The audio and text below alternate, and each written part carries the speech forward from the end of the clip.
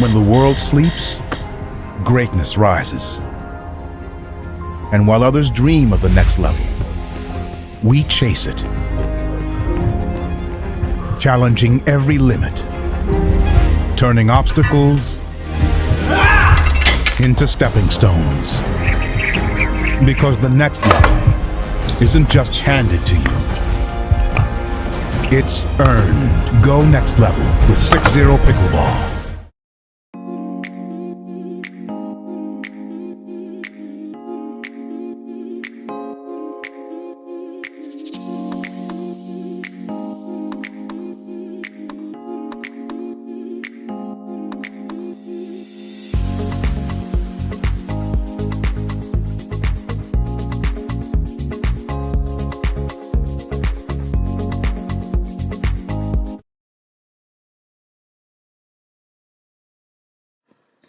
Good morning, everyone. Dylan Kimlin here, live from DinkFest 2025. Oh, we've started with someone immediately running into my tripod. Oh my goodness, it's going to be one of those days.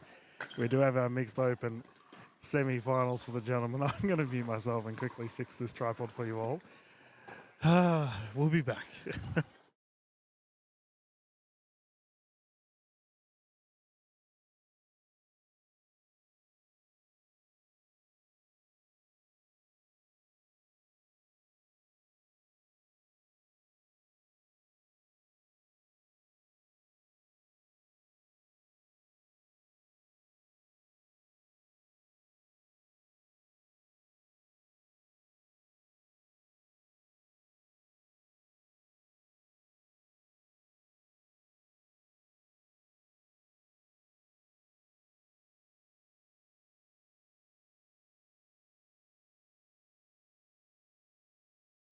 Okay, we have things back in order.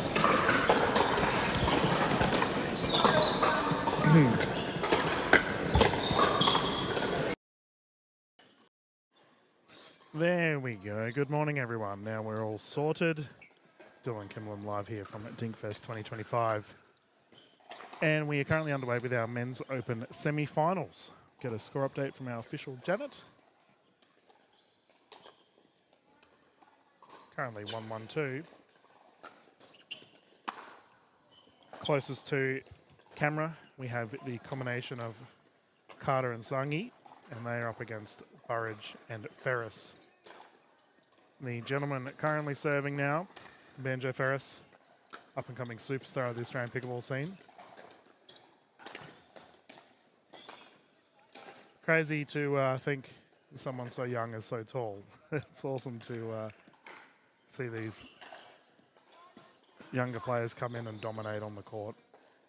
For their opposition of Carter and Sangi, I was watching these gentlemen yesterday, and they know how to swing a paddle, that is for sure. Imagine this will be a great game. This will be 1 game to 15, rotating at 8. And then after this, we'll go straight through to the gold medal. Ooh, Ferris unable to capitalise on the pop-up. Terrific defensive effort there from Carter and Sangi. Catch all the footage on the Dink Collective Facebook page as well as the Pickleball Australia YouTube channel.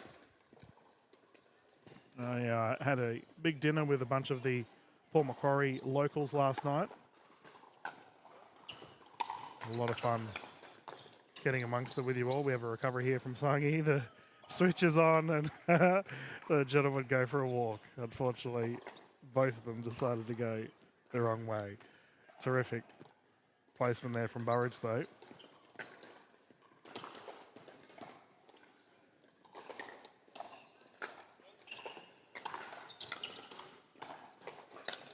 Ooh, Burridge unable to capitalise. And these, you can see already the two young fellas have had 2 opportunities to put smashes away and tried to smack the ball. But it is the first game of the day, so I imagine everyone's still getting their eye in, if you will. Terrific speed up there from Sangi.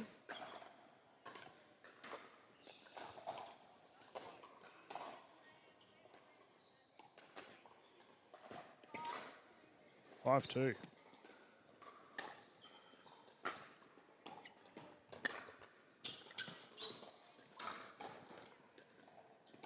Both teams do have 2 timeouts and 1 medical.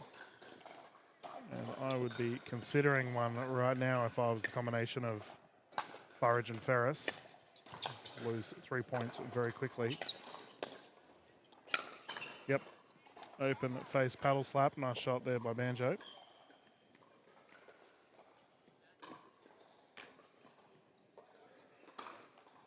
Terrific tournament thus far. The general community has had an absolute ball. And that's a great drive. I think the mood was awfully high last night at the dinner and everyone having a great time, talking pickle and getting to know each other a little bit more socially. It's always a nice thing attending events like that.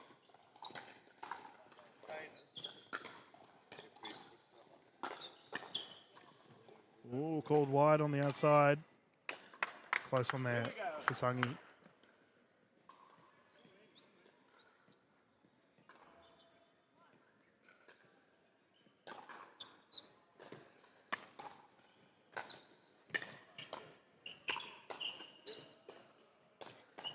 Nice speed up. And momentum is a funny thing in pickleball. It's already turning in favour of Ferris and Carter. Ferris and Burridge. And that there would be the commentator's curse. First one out of the day immediately.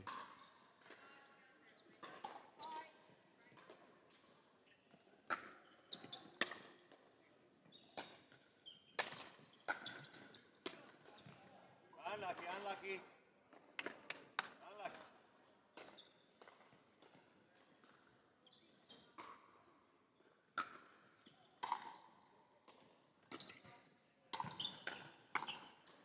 Oh, unfortunately there for Carter.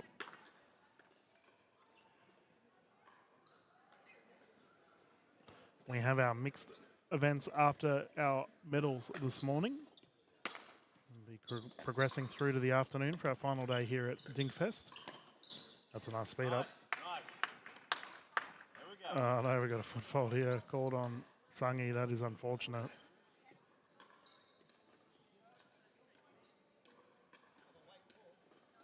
It's a common discussion last night is that a lot of players are figuring out the playing with an official or getting called for feet faults and service faults for the first time. It's all part of the experience as the gentlemen are rotating sides now. We have an 8-6 game. And playing with a ref can be tricky at times, especially if you're, I guess, figuring out the tournament play style. These gentlemen seem very experienced, however, but yeah, especially when a referee calls you on something early in a match, it can throw you off. But the best players know how to bounce back. We've completed our rotation. We can continue once more. Ferris to bring it in, currently 8-6. Second server.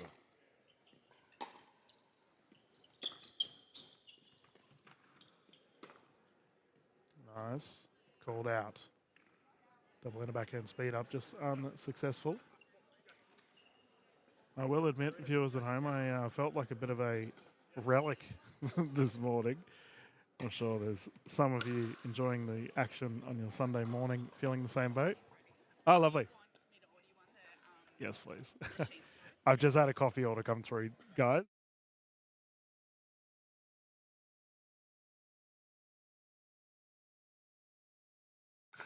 There we go.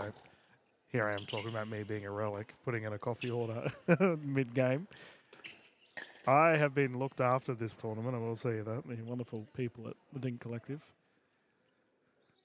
have worked tirelessly, Aaron and Jade, and we have to give them a big thank you for the efforts they've put in. Tied game 8-8. Why I felt like a relic, though, is because I'm actually wearing a 2019 Australian Pickleball Championships shirt. And I've had people come up and ask me if pickleball was even a thing back then.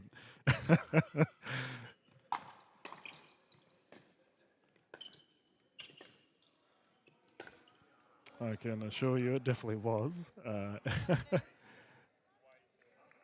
But what a wonderful sport we have and how it continues to grow here in Australia.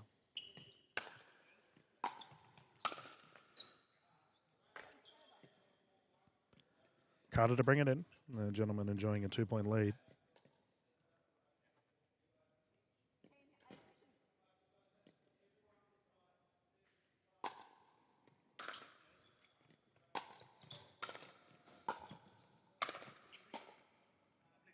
Still live.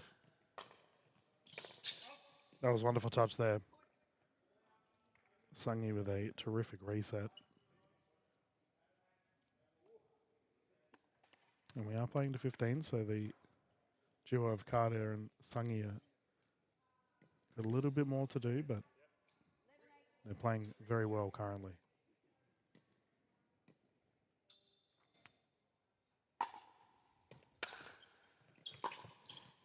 And you're probably wondering what Ferris was just signalling to us all at home. I can assure you he wasn't flipping us the bird.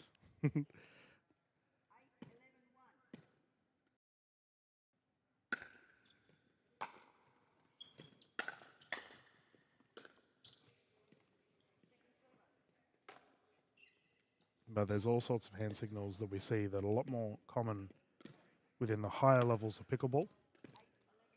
Players indicating where they would like the ball returned to.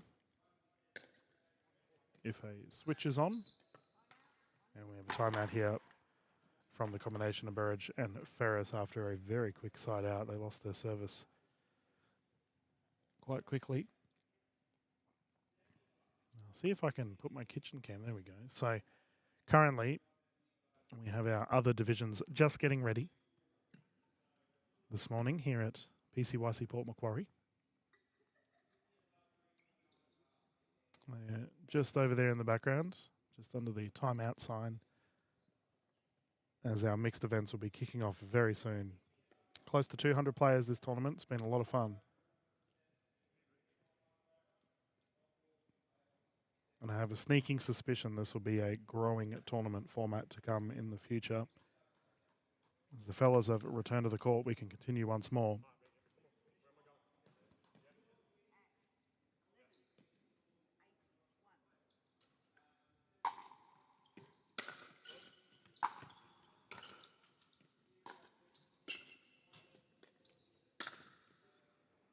Speed up unsuccessful.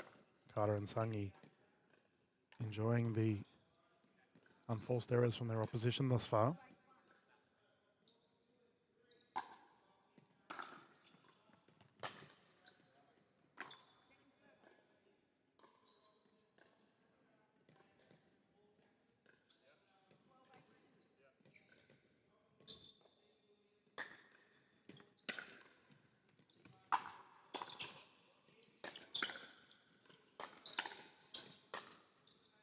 There we go.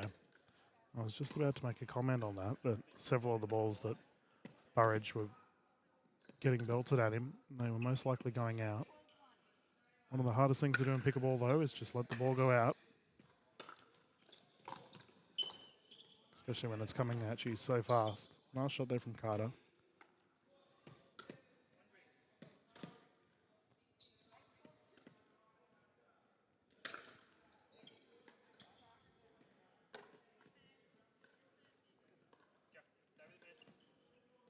Sungi and Carter really have an opportunity here to put this one away.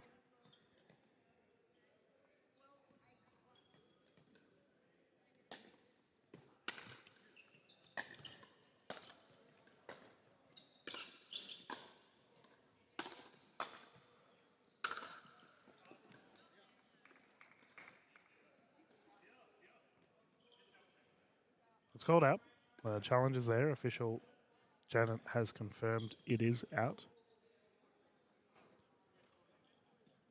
Ferris and Burridge need to bounce back here.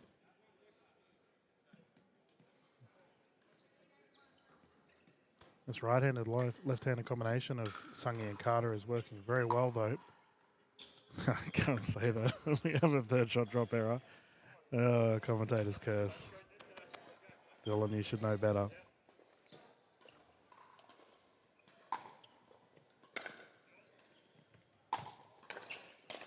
Beautiful. That's a great shot. Sungi's firing himself up as we move to a game point situation.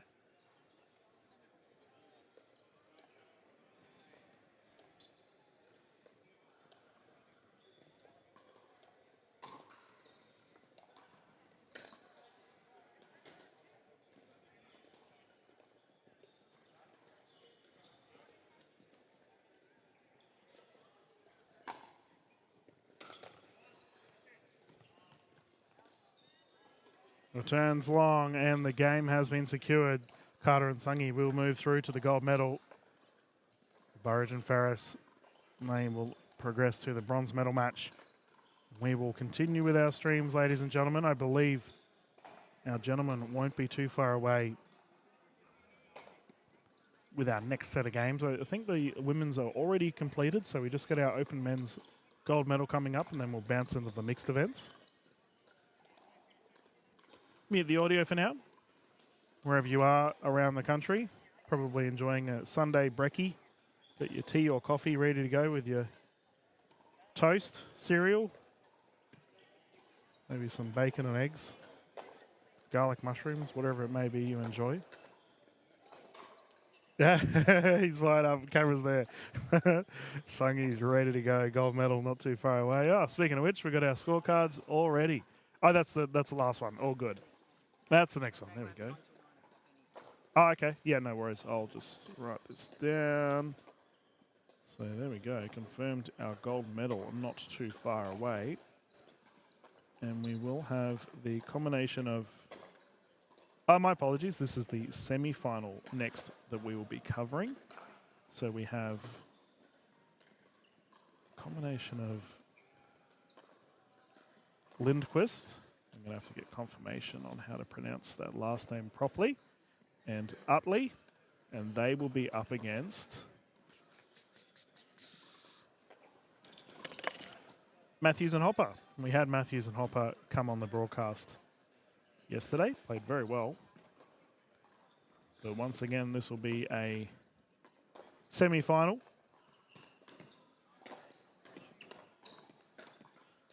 One to 15. Cool. Because they'll probably play here, Yep, that's okay. and that'll be at 9 o'clock. So obviously, not till 9 o'clock. Cool. So I've just been notified by our referees that this is actually till 9 o'clock. So I might just go and have a chat to the tournament desk about what we'll be doing, because that is quite a large wait.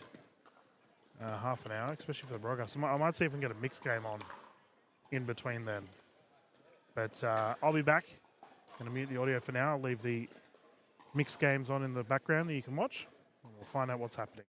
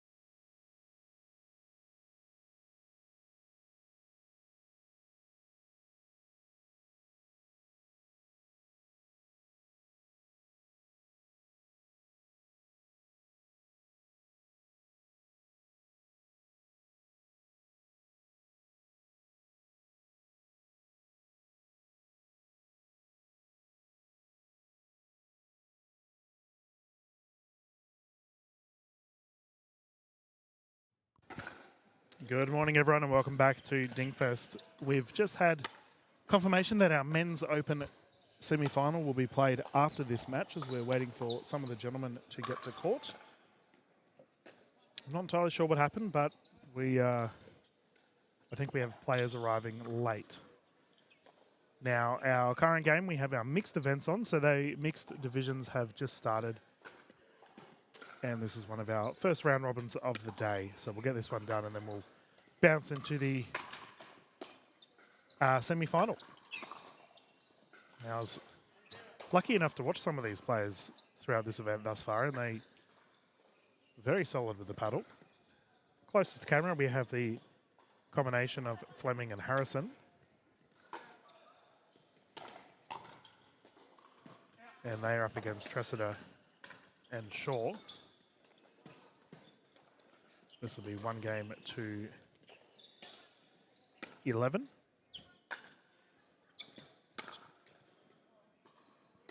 Just getting the scorecards ready for you all at home.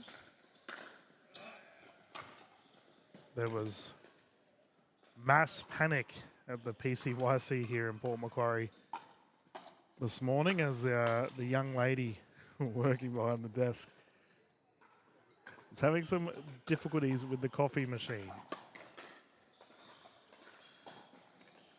But calm has been restored and she's now being treated like a hero as she's dosing out caffeine to all of our players. To be fair, it is a Sunday morning, so...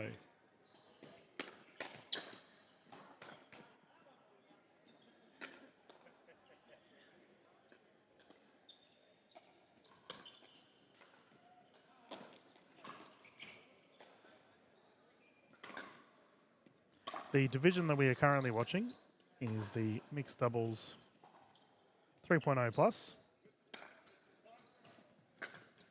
50 plus division.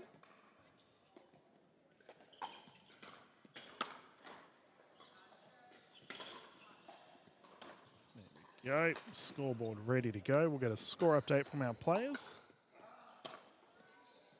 And we have a ball on court to get us started.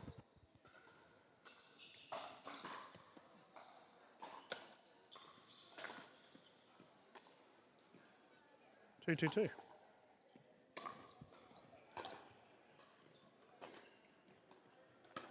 Oh, just gone long.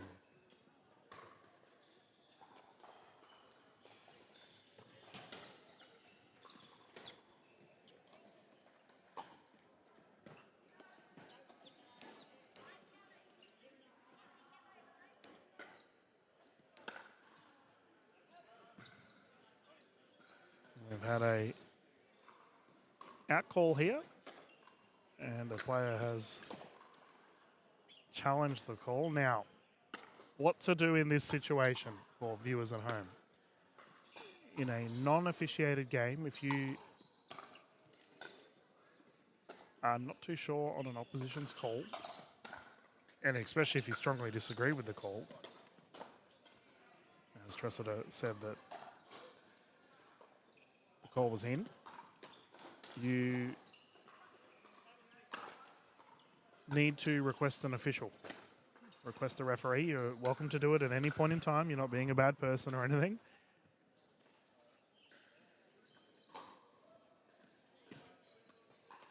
And we do see this happen a lot, especially in round robins, where there is not typically an official present.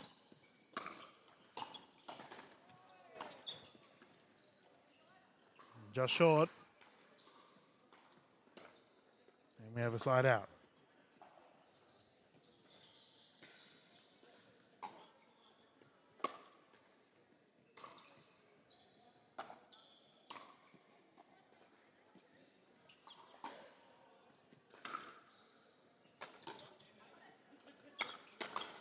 Yep, put away.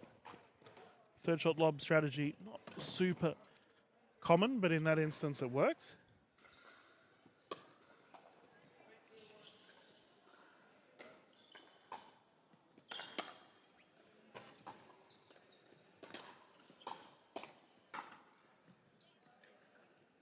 I'm curious, viewers at home, as we have a 6 points, so we're swapping of sides. Typically, every year, the referees pick one particular thing they're going to be panicky on. So at the start of last year, it was illegal serves. They were pinging everyone for it. And then at the end of last year, it was paddle throwing. There were many tournaments I went to where cards were given out for players throwing their paddles when they're not happy after a missed point or a lost game, if you will. So if there's any referees watching, that's a great speed up. If there's any referees watching who may have a bit of an inkling of how the white sleeves will be dictating the course of our game this year, please let me know.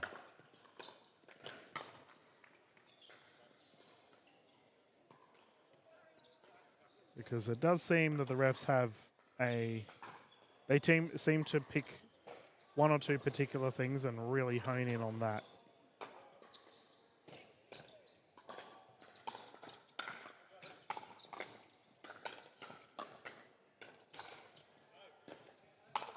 Oof. That is blasted down the left side. Goodbye.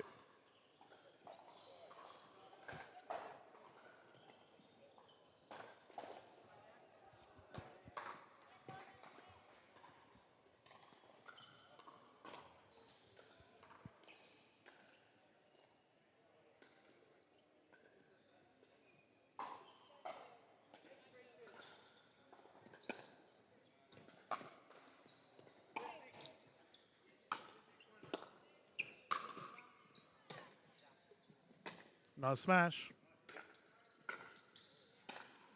Definitely been the common theme of the event here in Port Macquarie is that there is a lot of hard hitting going on. These players can blast the ball, that is for sure.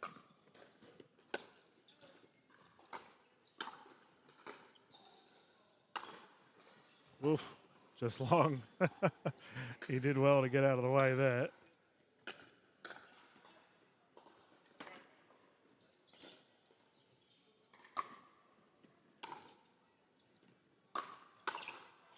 Oh, by the way, for all of the Port Macquarie viewers that may be tuning into this, I was very surprised. During our dinner last night, there was about 40 odd people present at the dinner, or they were in a different function next to our dinner, and they were all dressed up. And I'm talking like heavily dressed up. They were all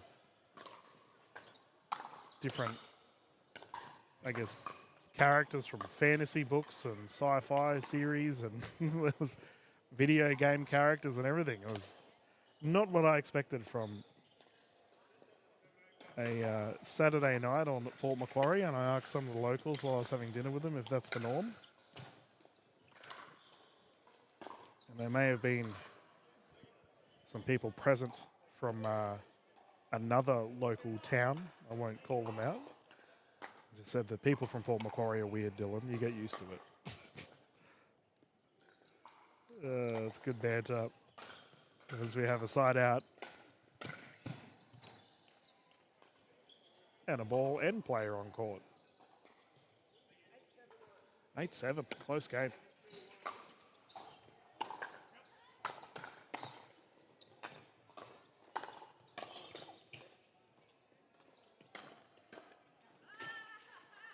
Did the clip the paddle? We will see. Looks like it didn't.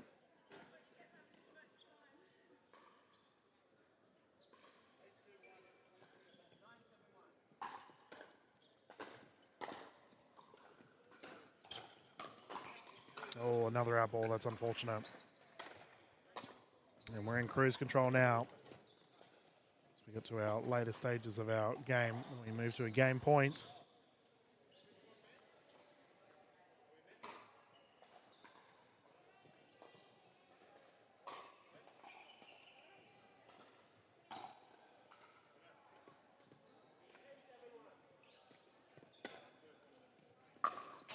Oh, unfortunate. Service return into the net, and that is the game for our first round robin here. We will have plenty more mixed action as the day progresses. which is awesome. Congratulations. There's your scorecard. Now you need a pen. Oh, that might be for the semi-final? Yeah, I'll hold on to that one. There you go. There we go. As I mentioned on the broadcast earlier, that we have multiple, I guess, scorecards that have been left on my commentary desk.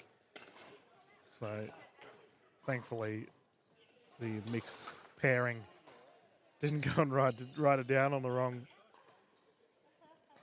one, because that may have caused some trouble, especially considering I have a semi-final scorecard on my desk currently. We'll find out what's happening. It looks like our gentlemen are heading over to the court so we can get started on the semis for our fellas. So we have, once again, the combination of Hopper and Matthews.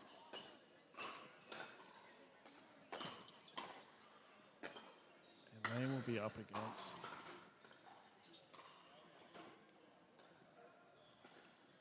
Lindquist and Utley. The white sleeves are heading over. I'm going to ask them, actually. I was talking to the viewers at home. Do you guys have like a particular rule that you're honing in on at the start of the year? I know at the start of last year it was like incorrect services and stuff. Actually, right now, the service action Yeah. is something that we are keenly Okay. Yeah. And what should I refer to you as for the broadcast? Some refs like their last name or their first name. Scott Scott, cool. So I got official Scott here with me. Cool. Well, that is good to know. I will notify the viewers, and that is your scorecard, by the way. So we've just heard it from the horse's mouth that it'll be the service action at this particular tournament. The referees have been really honing in on, which is a good thing. I mean, the overall service across the scene probably could be cleaned up a little bit. There are definitely some illegal services. Oh, here we go. We've got one other thing. And yeah. that is that there's a couple of paddles that, so we also check paddles quite Yeah. diligently. There's a couple of paddles that, which I won't name, but that are due to go out of circulation as of July. I know exactly what you're talking about. Yes, so that's something that we're also keenly aware of. That is a very good point, and I will make that known to the viewers. Scott has also just notified me that as the Pickleball Australia, we adhere to the rule book of the USAPA, but also the approved paddles list, if you will. Now, some of you watching may not know this, but there is an approved paddles list. If you play in a sanctioned tournament within Australia, you must have a paddle that is allowed. Now, the reason for this is, if this wasn't the case, you could turn up with a tennis racket or a frying pan, cheese board, and play with that. Obviously, the approved paddles list ensures that there's a general, supposedly, fairness with paddles across the board. So, in keeping that in mind, some of our paddles that are currently approved, I guess being sunsetted, I guess that's the correct terminology. I don't know what the rule book officially says, but they will be no longer applicable after a certain date in the middle of the year.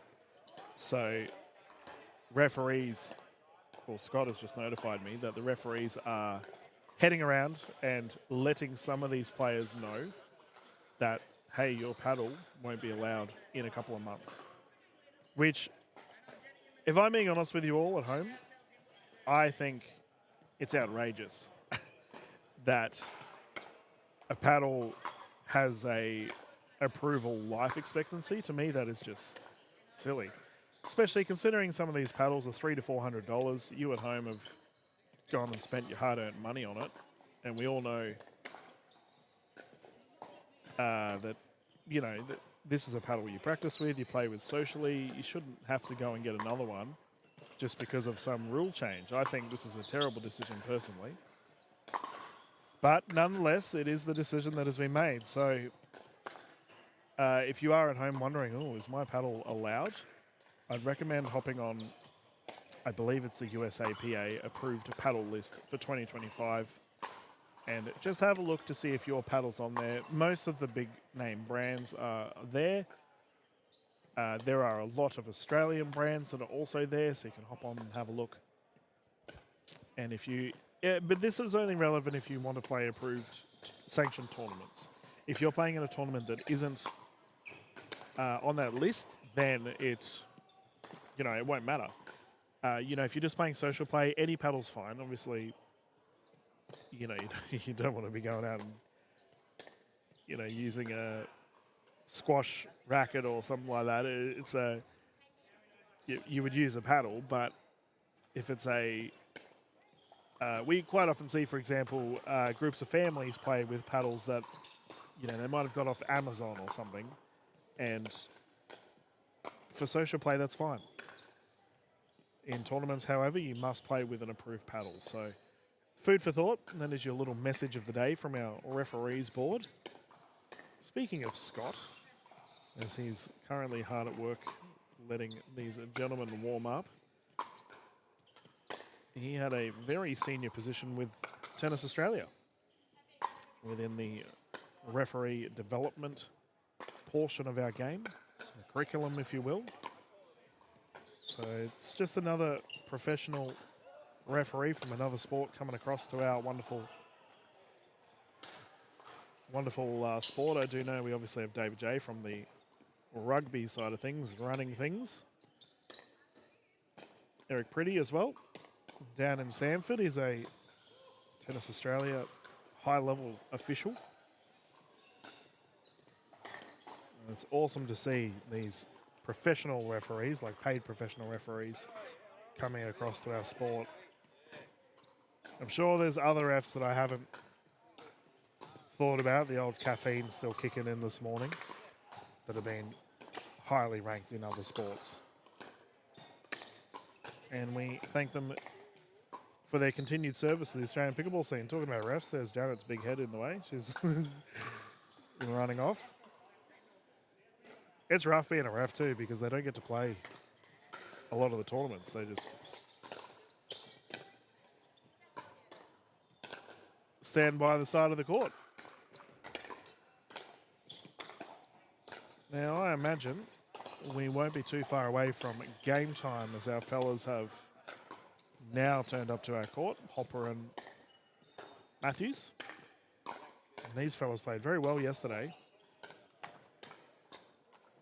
We were supposed to finish the finals yesterday evening, but I believe due to the venue not being available or something along those lines, we had to transition it to this morning instead. So all good on that front. It looks like there he is, Mr. Scott. I was just talking about him. He's there in the middle of screen. And he'll be leading the way for our gentlemen, having a chat to our players. And then we have one more men's event. We will do the gold medal for this particular division. And then straight after that,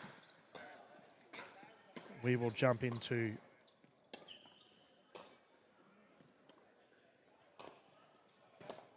all of the fun of the mixed events.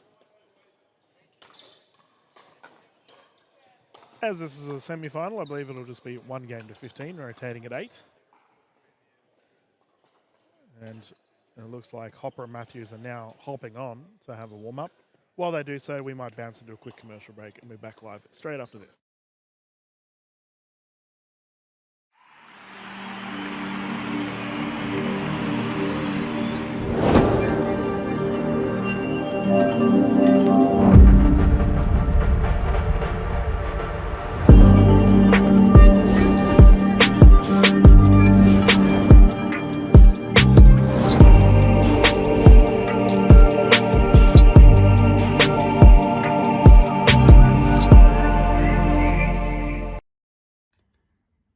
Hey guys, Simon from the School on Purpose, wanting to say good luck to all of the participants at DinkFest 2025.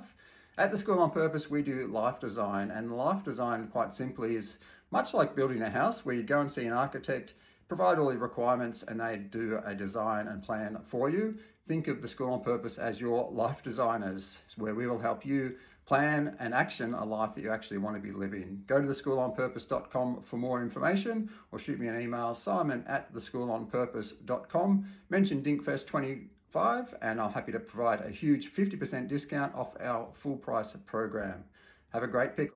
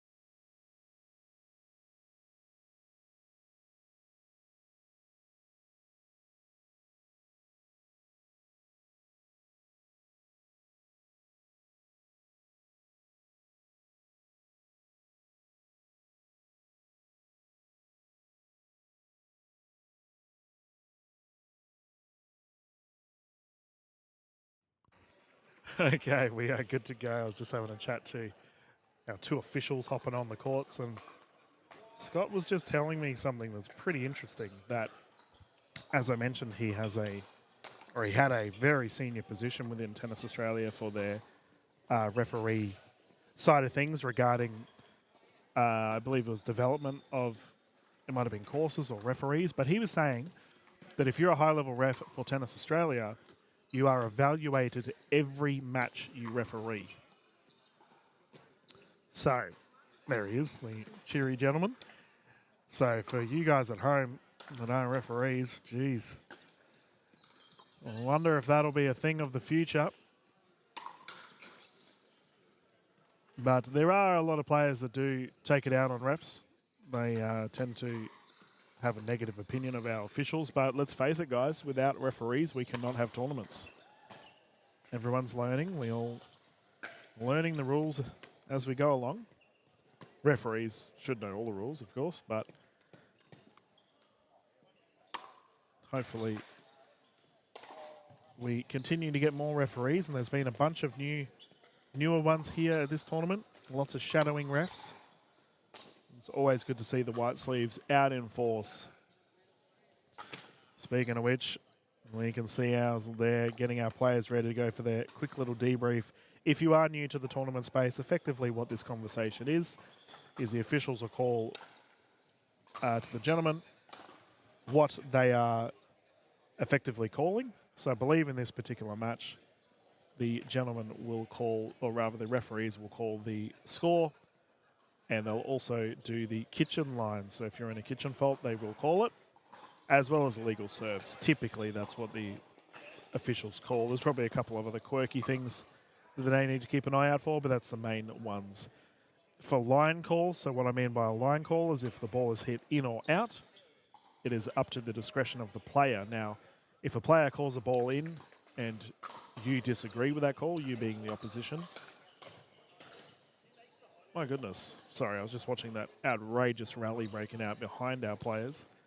If you disagree with that call, you can do what's called a challenge, where you ask the referee, hey, do you think that was in or out?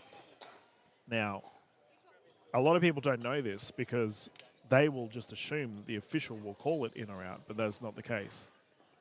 So you have to ask, hey, ref, is the ball in or out?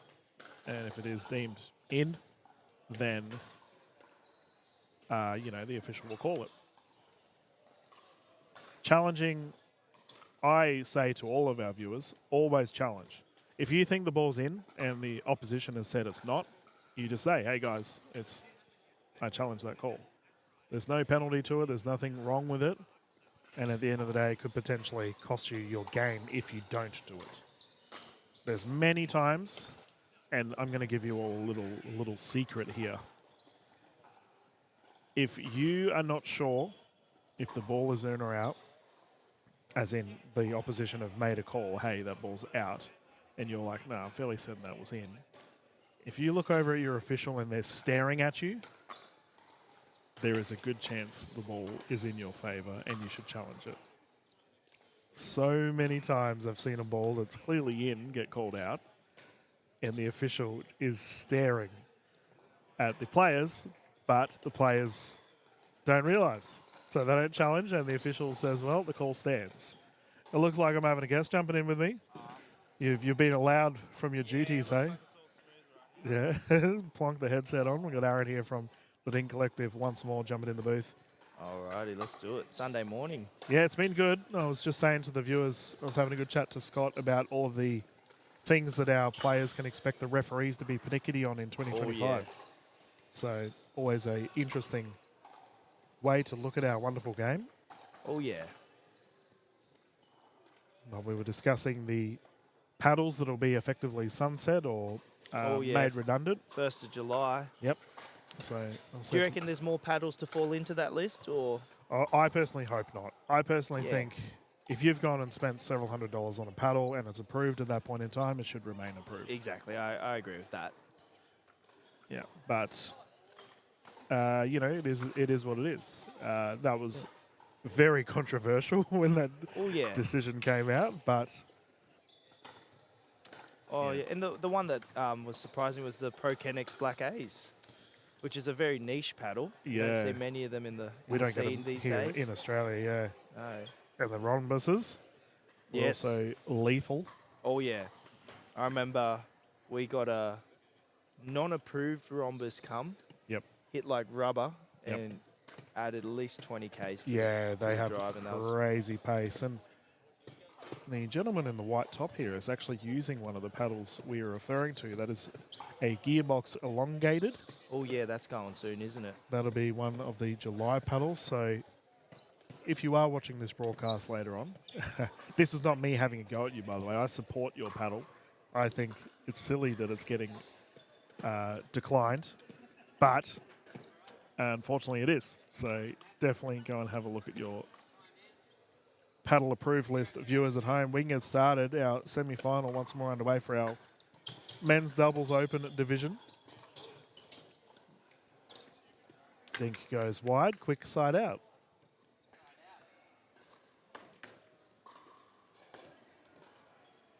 Dinner was a good time last night. Yes, it was great. 30th birthday around us. No, that's And I overheard some people around us talking about it. It's a fantasy theme. That's why the dress up was the way it was. I already said to the viewers at home, I was like, is this a Paul Macquarie thing? This is just the average Saturday night in town. A lot of them stuck to that theme, and there was a few outliers, weren't there? They went hard. They did. Some of their costumes were crazy. I was like, geez. But that's always good to see when a group really gets amongst it. Oh, yeah, you have to go all in or all out. Yeah, There's no middle ground. No, they were having a good time too. Oh, yeah.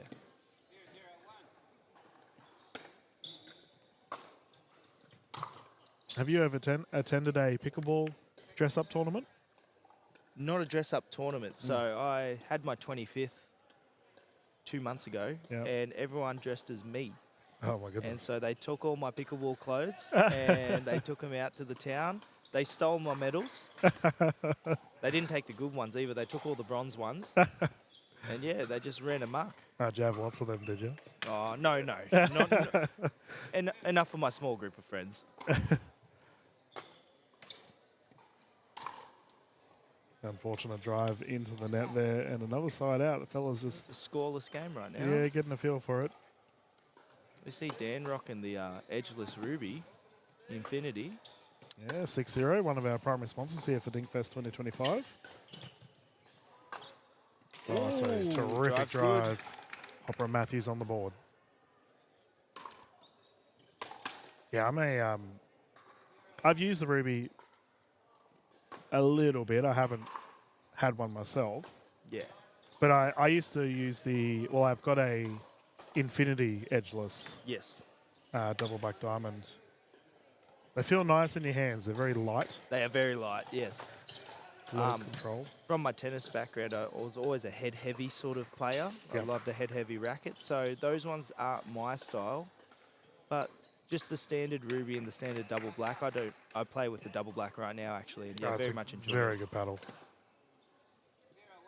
If they ever do like a paddle Hall of Fame, it has to be there. double black diamond has to be on the list. Yeah. It's such a good paddle. Oh, Diving effort. Unfortunate. Terrific. But yeah, I think that paddle has to be one of the most sold paddles of all time. If not, the most sold. Yep. I still remember when Dale was making it. I was playing with him at KT Academy and he was going through all of his prototypes. That is a good Australian success story. Oh, yeah, 100%.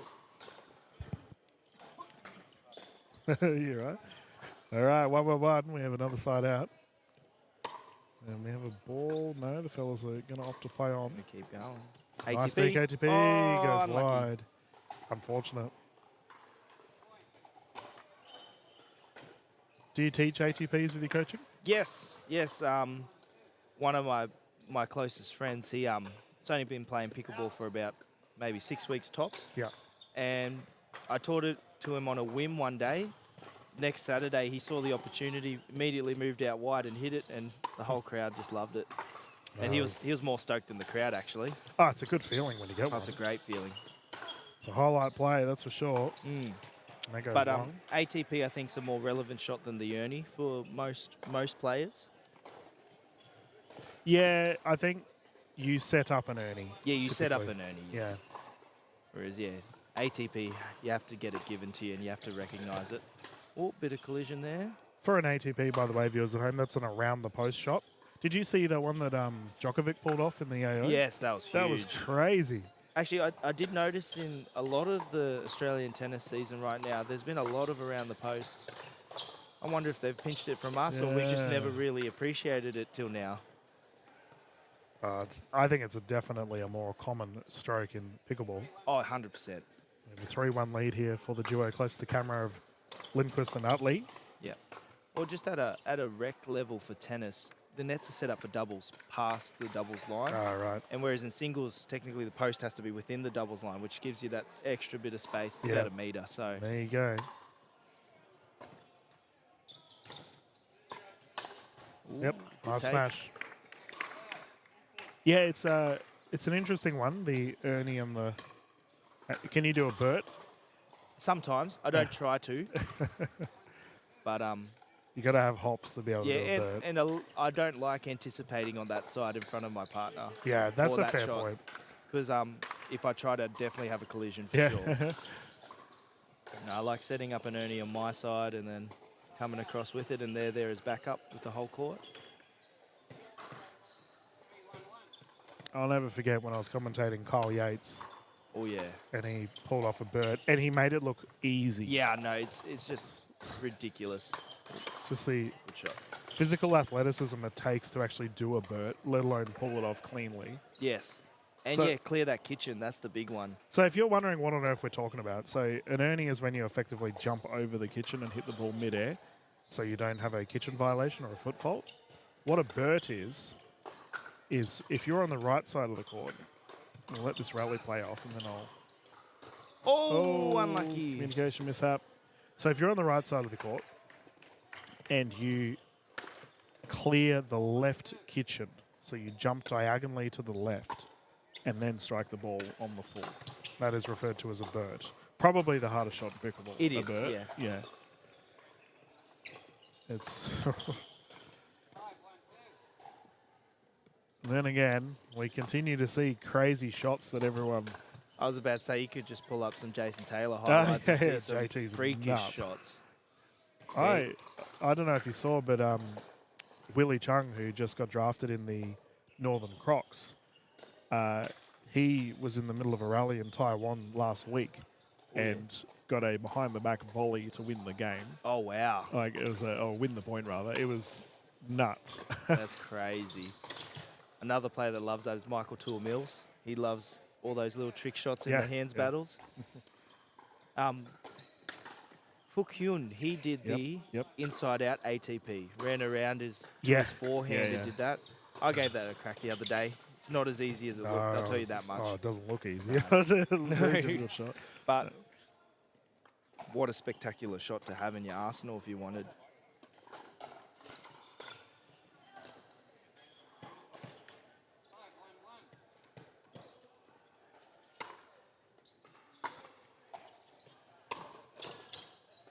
One lucky. Yep. Nice speed up. The gentlemen are flying along right now.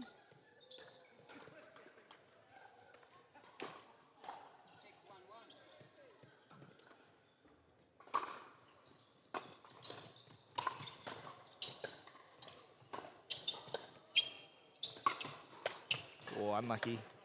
So, got a funny story for you. Yeah. No doubt I'll probably cop it for this later on. So, a gentleman on call, Utley, he's very good friends with a gentleman that I work with by the Yeah. name of Josh Northeast, who's top videographer in Australian pickleball. He notified me that Utley's not a fan of my commentary at all. Oh, really? Yeah. Now, I'm a professional. I don't care. I just do my job. But Yes.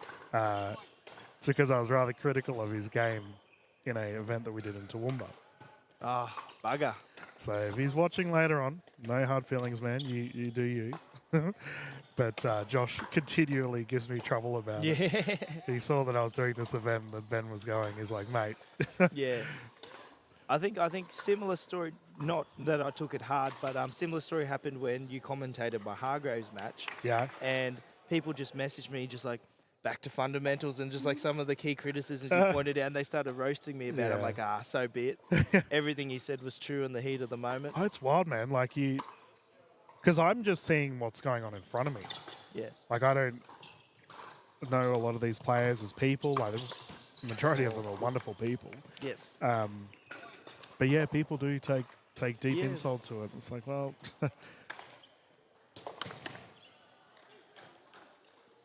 either way, Either way. it's been a great event thus far, and the players have had a good time. So we are enjoying it. Oh, yes. Been a great weekend of pickleball. We get a score update from our official Scott.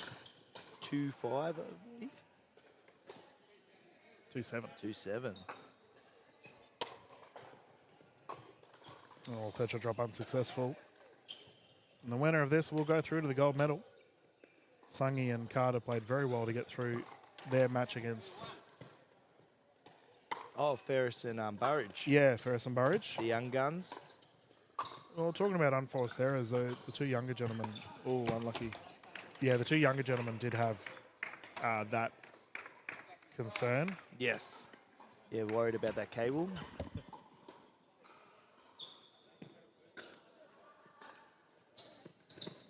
Everything still seems alive. It didn't disconnect. We're good.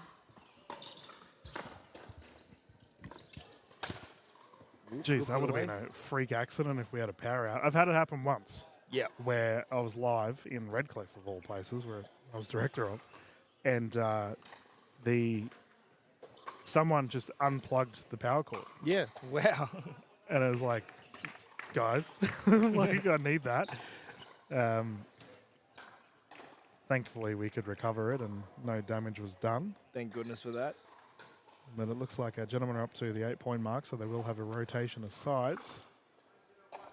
Do you prefer a game to 15 or 11? I like a game to 15. You like the longer If there's game? multiple games to 11, I'd take that over the 15. Yeah, traditional but- format. Yeah, Yep. traditional format. But if I had a choice, always 15. Yeah, fair call. It is a different thing, right? Like you have a little bit more time. Yeah, it's a bit more of a slow burn, isn't it? Yeah.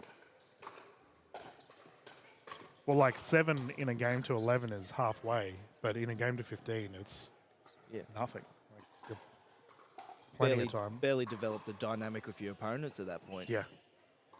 So, and I think I'm a slower player. Like I'm slower to start. Yeah, okay. So I do like that extra time to really get used to what I'm doing and Well, how that's the opponents play. probably something for, we were talking about Ferris and Burridge, that's probably something for them from a learning perspective. Yes. Because it was the first game of the morning, Yes. straight into a semi, and it did look like the gentlemen were still,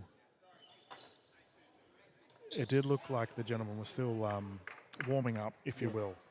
So there's always little elements to this in tournaments that you must keep in mind. Oh yeah. I think the big difference is the discipline from Carter and Sangi. Oh yeah, they played very They- well. Very, very structured warm up, very structured intentions with their points. Mate, you wouldn't believe the messages I received last night Yeah. from people talking about those cakes we had. That's unfortunate. He was on a tear there into the net. Yeah, everyone was like hungry for cake after Yeah. that. So I can confirm, viewers, they were delicious. Yeah, a bit rude at supper time to be showing that off to them. But That's all right. There's probably people baking cakes right now. Here's a Sunday morning watching yeah, watching if the our weather's stream. like this, nice Yeah. cozy day to do it. Got some scones going. Ooh. Mm. I always bring up scones. Yes. I was commentating with Matt Hansen at the Melbourne Grand Slam, and we were in heated debate about scones. About whether they're good or not, or how to approach just them. how to approach them and what to put on them, and Yeah. Backhand tomahawk there. yeah, not an easy shot. Not at all. Nearly a Sterling special. Rob Yeah. Sterling was the backhand shot, but yeah, that's one of those elongated pros for Gearbox. Oh yeah. You can see it nice and close to us here on camera. Oh, it's a body. I haven't seen too many body bags this weekend. No. Actually, it's been a pretty friendly competition. You know what's crazy, right? Like, we're looking at these, talking about paddles.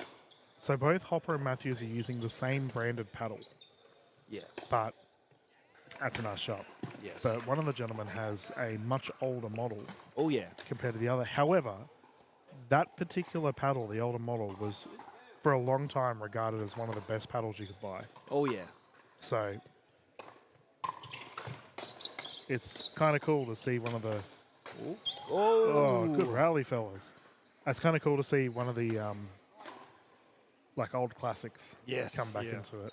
Bit of nostalgia there.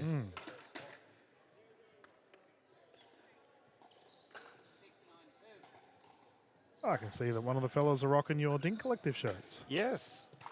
Good bit of merchandise available this weekend. Nice. Oh, there we go. They are on a tear, and that is a good Yep. time to call a timeout. Oh yes, good timing. We have a 2-point deficit now, and Hopper and Matthews are tearing along. 8-2 lead turned to a 9-7. Yeah, pretty What a wild. good comeback by the boys here.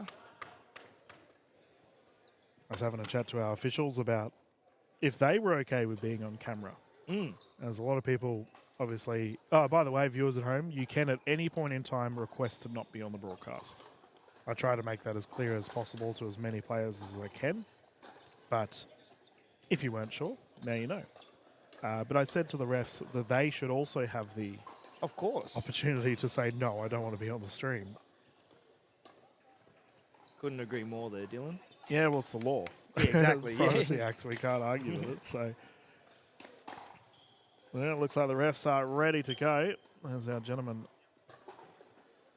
in their positions.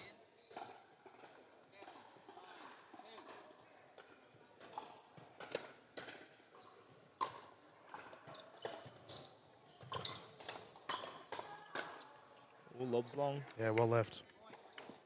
I can see he's rocking the Salming shoes as well. The bright yellow ones here Yeah. on the right of screen. They sponsor a ton of pickleball tournaments, Salming. It's good to see. Good to see some representation out Yeah, here. yeah. Oh, another good lead. Okay, the time is now for Utley and Lindquist. They had a terrific lead earlier on in this one. They need to bounce back.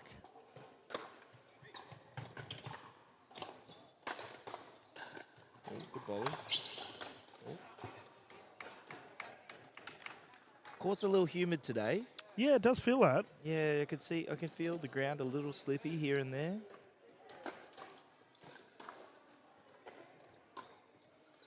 Oh, unlucky. Yeah, Quick drop change. attempt doesn't go to plan, and the duo of Hopper and Matthews get it back.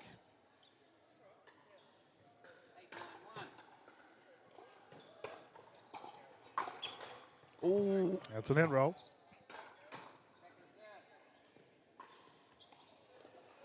I wonder if Hopper's related to the AFL player. ooh, might be a good Hopper. question to ask. It's not the most common last name, is it? No, not at all. Oh, great serve. Oh, what a waste of a great serve. Well, we got a out ball and a ball on court called. We'll see what the decision is here.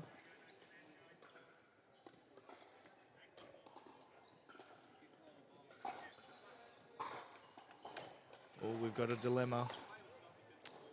So what has occurred, ladies and gentlemen, is the ball has been called out on the service.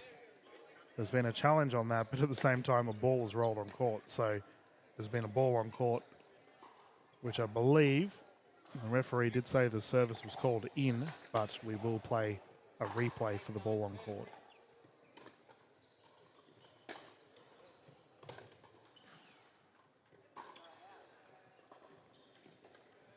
And we have a side out. Oh, yeah. Hopper and Matthews locals, I'm assuming?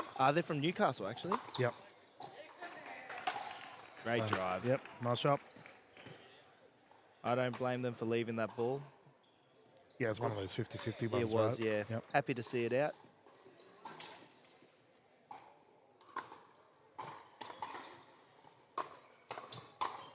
Oh, happy to That see that one's one definitely left out, as yeah. well. You can see Carter and Sangi watching this one with interest. They'll Oh, be yeah. versing the winners.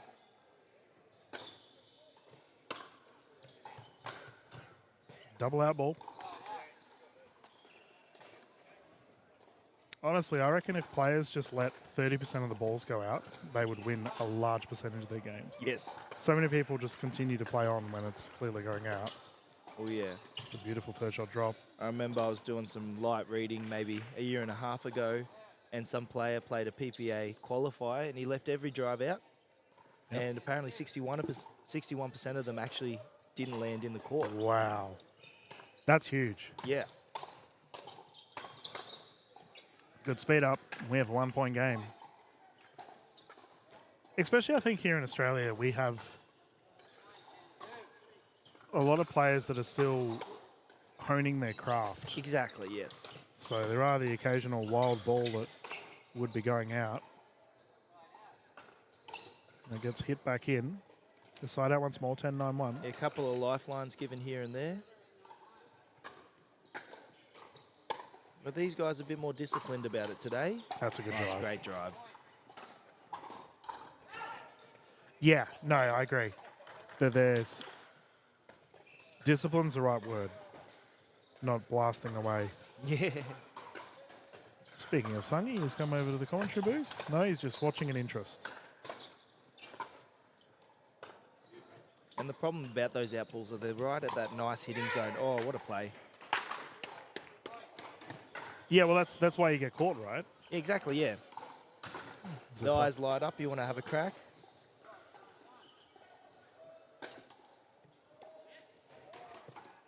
Oh, confusion with the lines Yeah, today. That's it. That ball will Unfortunate count. error there.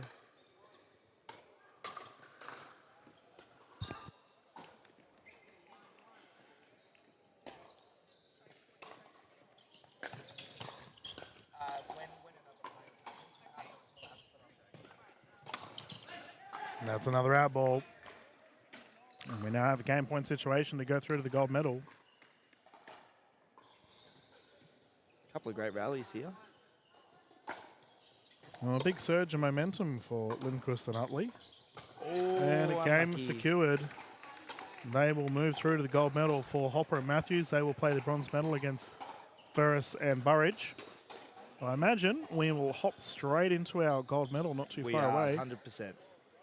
So it looks Right, like... I've got to get that paperwork ready. No, you're right. I just realised our scoreboard had the mixed 3.0 to 5.0. That's not the case. That was the mixed open men's doubles. Gendered doubles for the men's. My goodness. Thank you, Aaron. He's legging it back to the commentary of the tournament desk. And we will get ready for our gold medal here for the men's doubles.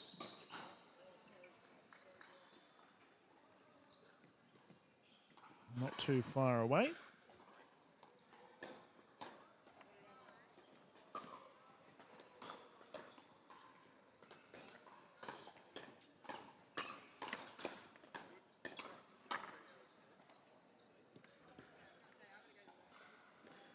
Okay.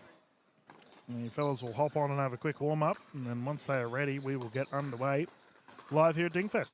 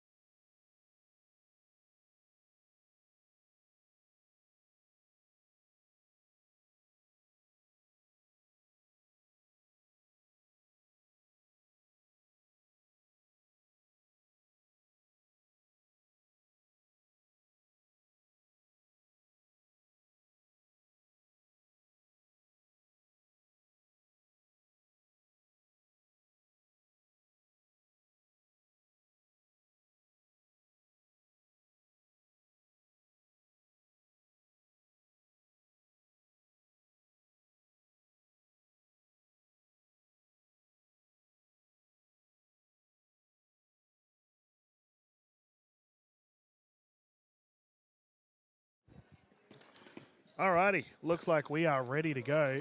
And good morning, everyone, and welcome back to DinkFest 2025. About to get started with our gold medal here for the men's doubles open division. We will have the combination of Lindquist and Utley closest to camera, and their opposition of Carter and Sangi furthest away. This will be 3 games to 11, win by 2. Should we get to a third game, the gentlemen will swap at 6. We've got the ladies calling this game. Thank you to our referees. Head ref Janet taking the lead position on the right side there. Let's get started, 0-0.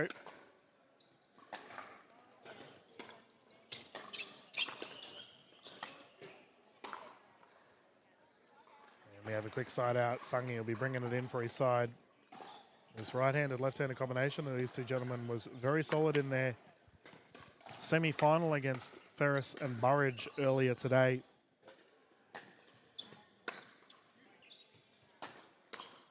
I'm going to take a wild guess and assume that Sangi comes from a tennis background.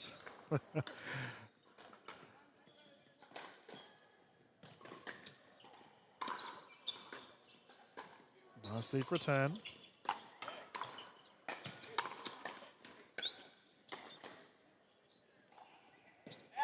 Lob called long.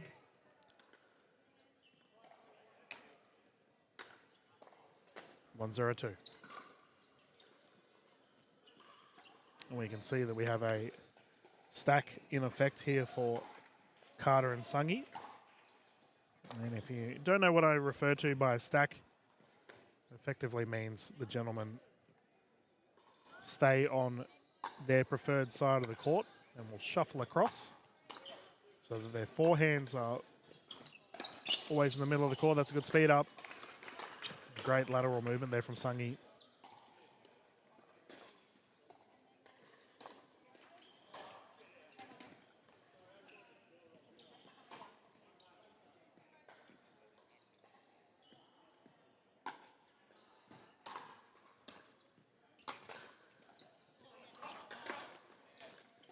See if that's called in or not. If it's called in, that is an outrageously good shot. Yep, confirmed. Oof. Placement there from Carter.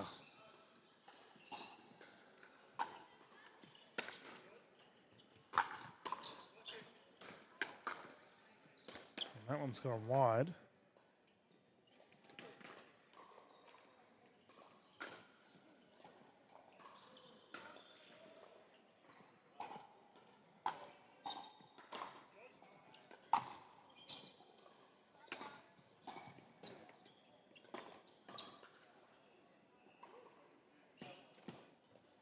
Quick side out.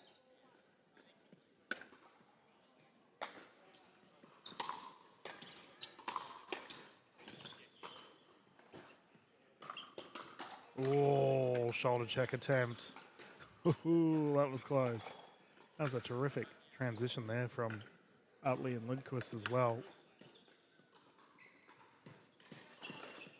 Now, what I'm referring to with a shoulder check is where you deliberately strike the ball at the shoulder of the opposition. Nice speed up, first points on the board.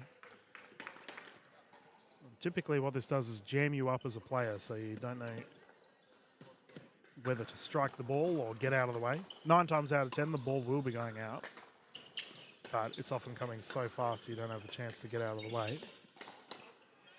Load of high speed up there from Sangi is good, and we have another service opportunity for the gentleman furthest from screen.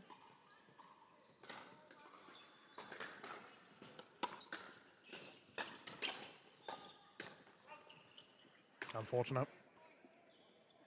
Carter and Sangi are just striking the ball so well at the moment.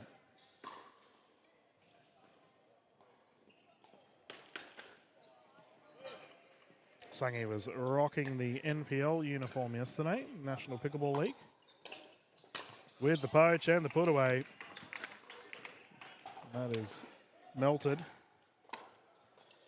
We saw him play, oh, he's gone and falconed himself twice. That is a good effort, sir. Don't know how you quite managed that. I was about to give you a compliment, but we'll leave it at leave it at that.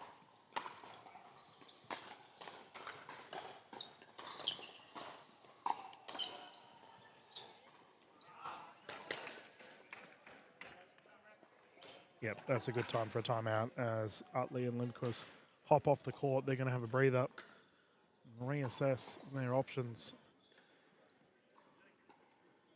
For Sungi and Carter, they are striking the ball so well, and when you do face that right-handed, left-handed combination, any balls down the middle of the court will be going to one of their forehands. And if we purely look at percentages within the realm of pickleball, the majority of people prefer playing on their forehand, and as such, the center of the court is where Sungi and Carter will be getting balls that they prefer. It's interesting though, as you get higher up in the ranks, we see professionals changing things up all the time regarding this particular strategy. But the stacking formula is working here for Carter and Sungi, and we can return to play. 7-1.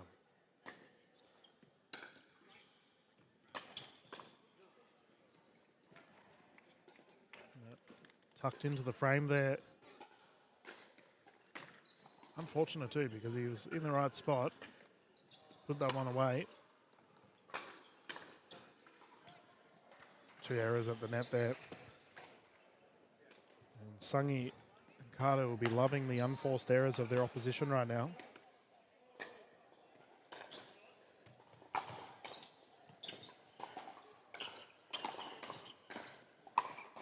Oh, clip the paddle.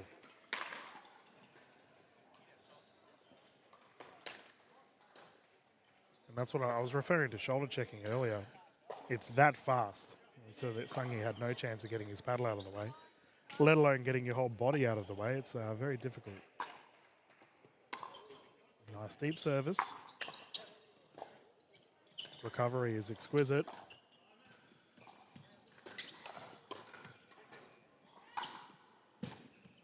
Oh, down the wide side. And that brings up a game point situation for Carter and Sungi. They have come out red hot for this game one.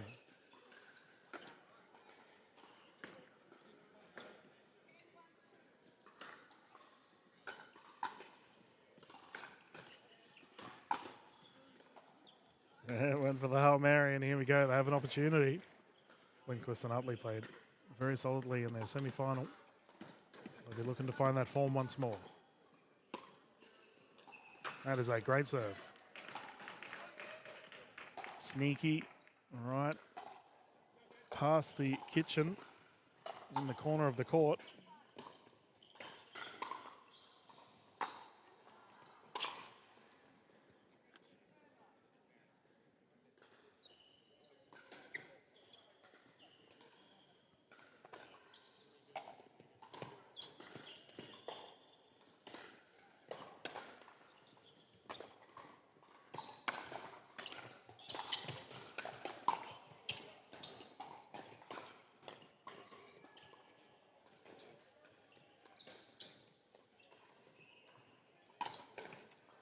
Terrific hands from both teams there. That was a good firefight, good volley.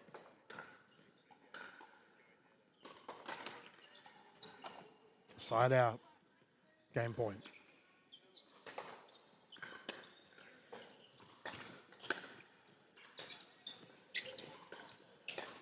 Sungi capitalizes, and the game one will go to the duo.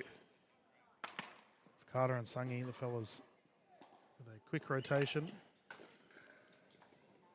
They are allowed a minute or two here to have a breather. We'll see if they do so. For our viewers at home, I hope you're enjoying the stream thus far. Remember, you can catch all the footage on the Dink Collective Facebook page and the Pickleball Australia YouTube channel if you want to watch the games later on. It's a little bit easier on the YouTube channel as you can go to the time frame that you would like to watch, and it's also in a higher resolution. Better if you're watching on like a television.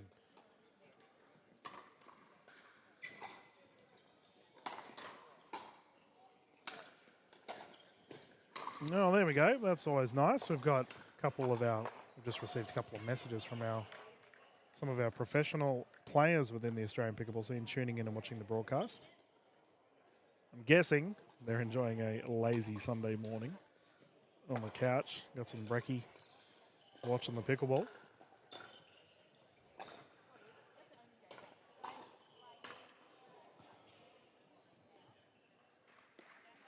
But keep that in mind for all of you players that play on the live stream. There's always an opportunity for some of the best to be watching your games. I hope that doesn't make you nervous.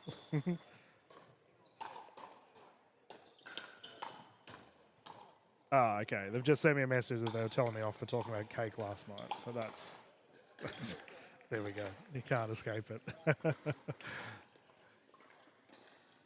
Now the players are allowed it's up to the referee's discretion. Usually it's a minute or two with a next game start.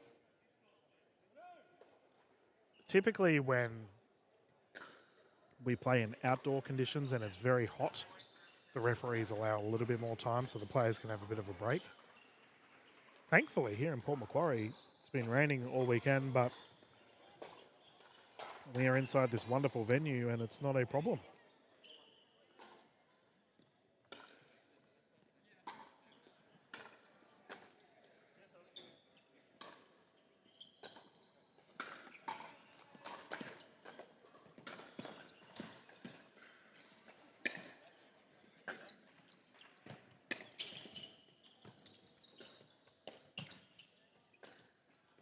And there we go. We've started with a cracker of a first rally.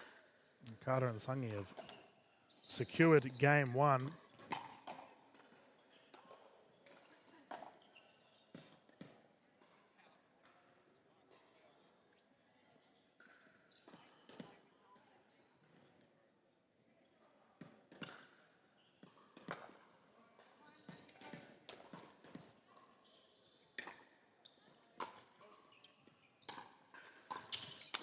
Yep.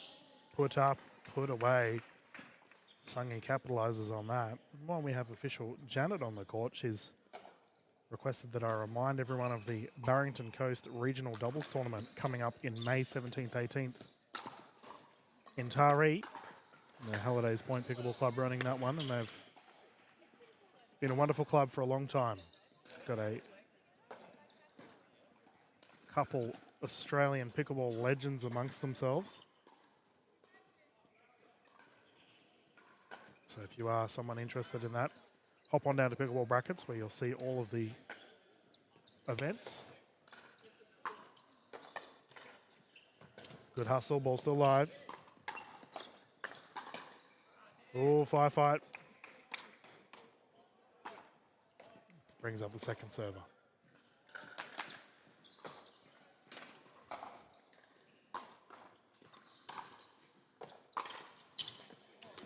And as Aaron and I were talking about in the broadcast earlier, a large percentage of drives are going out. Just got to get out of the way. Sungi does well there. Not a short man either, so moving a lot of body. Very nimble. Yeah, case in point.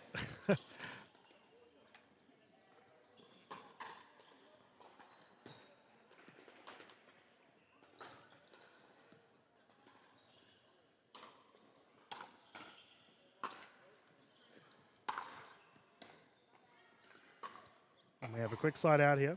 We know that Lindquist and Utley would love to have a solid start here after their game one loss. They're looking to make amends. It's always interesting after a game one loss to see how teams adapt, what their strategies are, and if they change things up.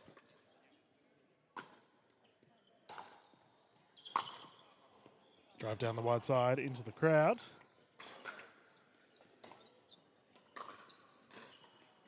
We've just got next to the commentary booth the combination of Matthews and Hopper. They'll be jumping on for the bronze medal after this.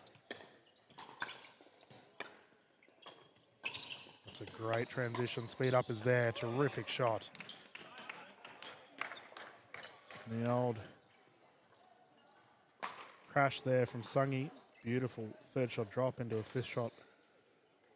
A volley into the belly.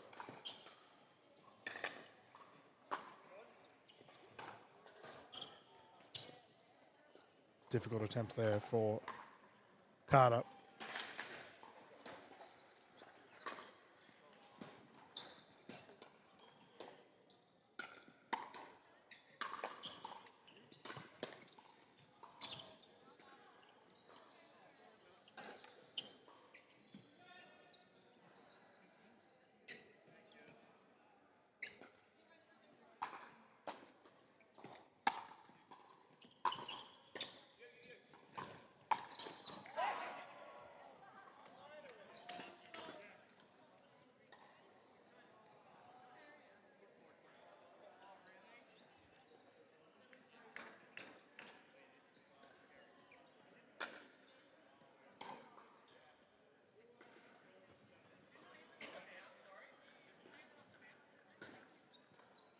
We've got a discussion here regarding the call from the official.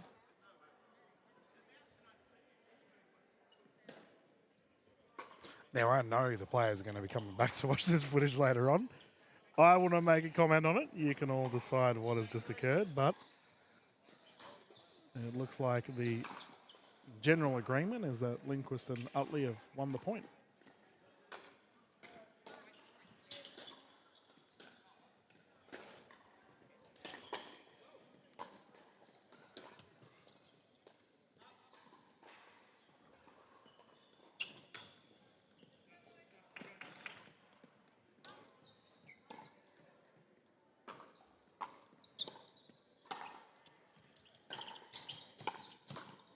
I'll speed up down the middle.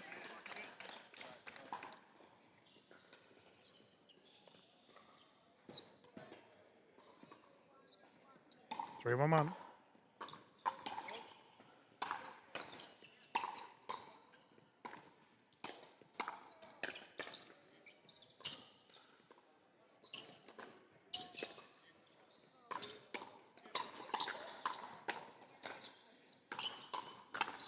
Oh, what a rally is long. Terrific hands from both sides.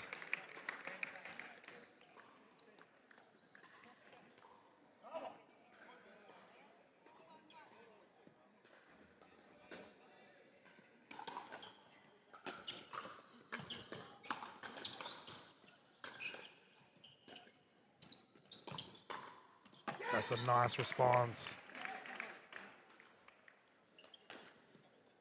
And Carter was in great position there for another cross-stink rally. Opted for a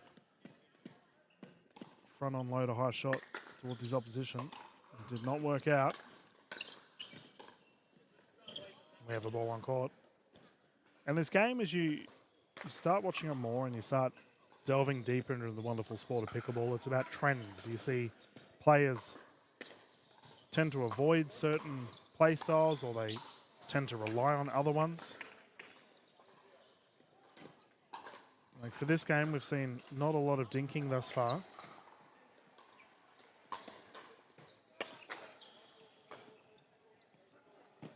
Yeah, it looked like it bounced a little bit funny there. Second server, 1-4-2.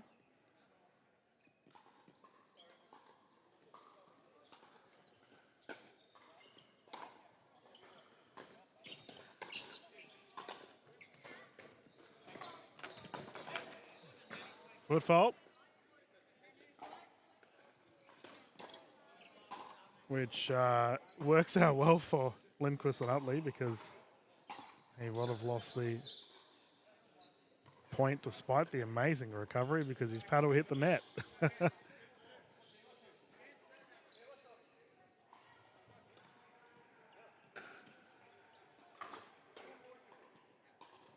2-4-2. Let us continue.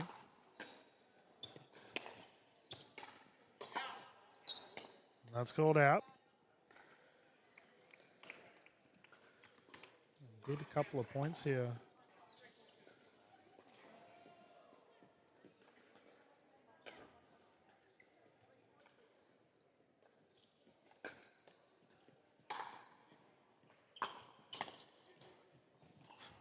Man, these fellas have been throwing themselves around the court all day. Putting it all on for our crowd. You're being allowed out of your dungeon. I am. The tournament director Jade sitting alongside me, enjoying the men's open doubles event. Net roll, good recovery. So there it goes again. We talked about trends earlier today. I think Carter has a wonderful cross dink. Double-handed backhand to the right side, but it seems that he tends to go front on instead. Here we go. We'll see if it happens again. Front. No ATP. Lob is still good. Recovery there. Ball is good.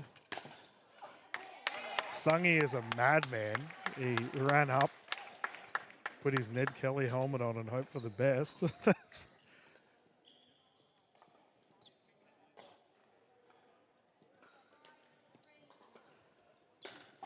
5-3-2.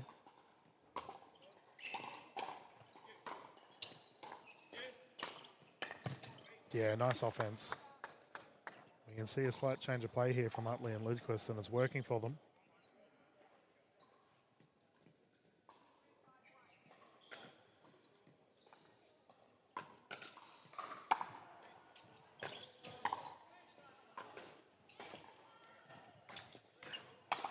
Sungy returns the favour. And we have a half stack at the moment from Sungy and Carter. They're opting to not stack on the defensive end of the court. Nice serve. Drive attempt unsuccessful. Side out once more. 5-3-1. We'll see if they go back to that stacking position. Yep, Sungy's immediately moved across. A half stack is very common for players that would like to use a stack, but still sort of understanding the numbers of it all, where you should be standing, etc. Pop up, put away. That is a great smash.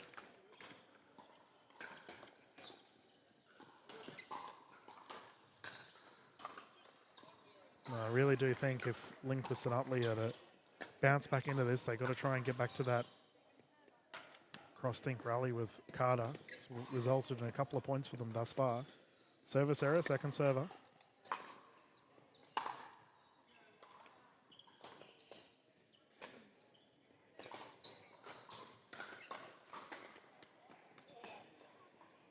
Any special promotions or anything like that I should...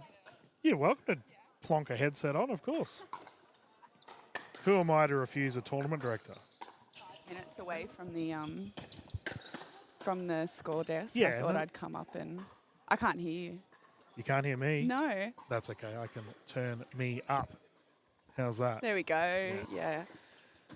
Yeah, no, I thought I'd come up and watch this for 5 or 10 minutes. I just That's can't what I miss thought this. This doesn't get much better than this when it comes to local pickleball. I thought you were going to enjoy having a breather, but...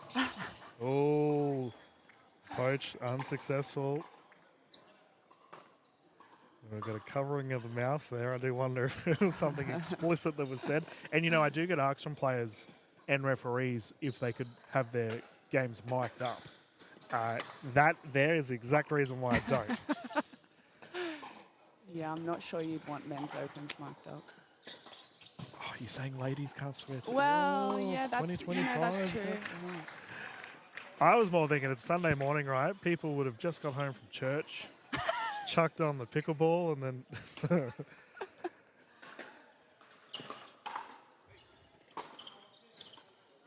But what a wonderful match we're witnessing right now. We got tournament director Jade, by the way, in the booth. I probably should have introduced everybody. you. I think my brother's watching. Hello, You Matthew. and your family members. What did Kylie reckon earlier? Did she? Oh, she was so proud. Yeah, I think she left a cute little message on there. Oh, that is a body and a half. My goodness. Strongest ball to ever live. Thankfully, I think it hit his shoulder. Poor Dan, he's been in the wars. These gentlemen have been throwing themselves around the court all day. That's just his style of play. Hey, he's all over the court. And for, you know, he's not necessarily a small guy. He's so agile. It's unbelievable how quickly he gets around the court. Yep. Yeah, no, mother-in-law loved it. I think she watched it all day yesterday. Hopefully I didn't bore her talking about cake and No. having Aaron and I talking nonsense. No, she loved it. I'd say my brother's probably a bit hungover today, so he's chucked it on the TV and we'll get a few hours in. Yeah, I do wonder if there's a few headaches going around after our dinner last night. Yeah. I left early for that exact reason. Yeah. I had to prioritise sleep over Oh, I needed it a few too. extra drinks. I got home and in about 15 minutes later I was out of it. Yeah. Good snooze. Yeah, it was a huge day yesterday. That was a good venue last night, the Bowls Club. Yeah, shout out to Port City Bowling Club. Good feed.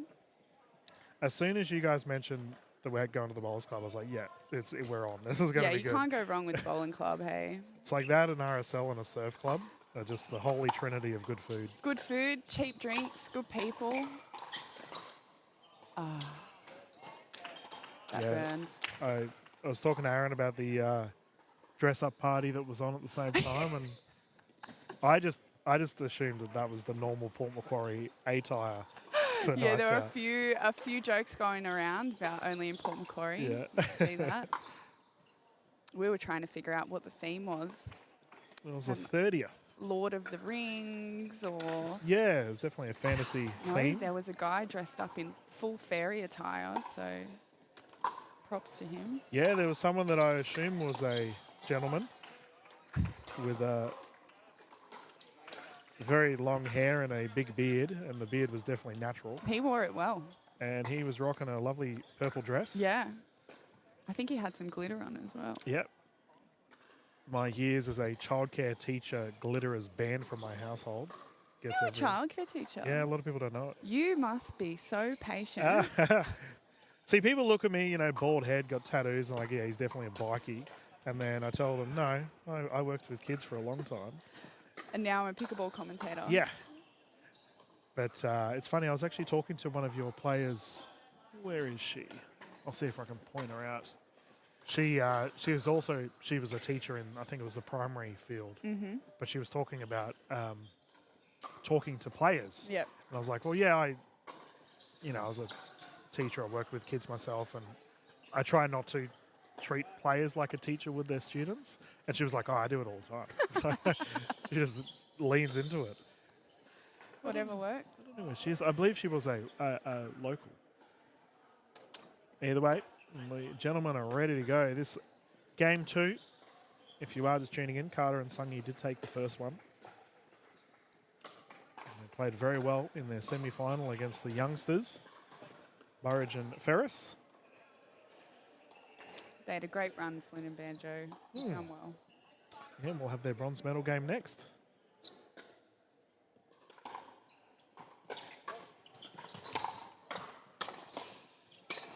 Oh, he got out of the way that time.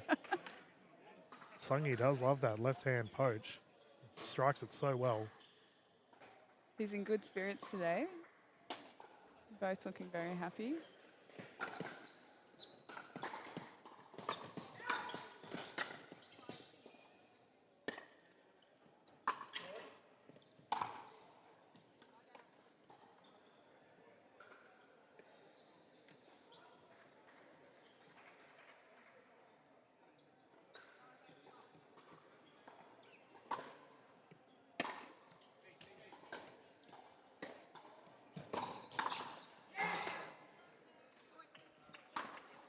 Terrific shot. 6-8. This is a close one.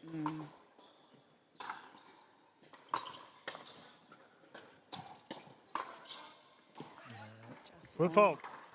Point will go to Lindquist and Utley. We have had a couple big toes in the kitchen. Yeah, Janet, our head referee, she's fantastic. Yep. Over it like a hawk. She does not miss anything.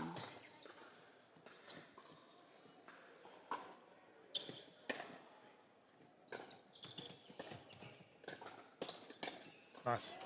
Yeah, well, she's I mentioned in the broadcast earlier, she's promoting her Barrington Coast tournament That's right, yeah. in May as well. I reckon you guys might head on down for a whack.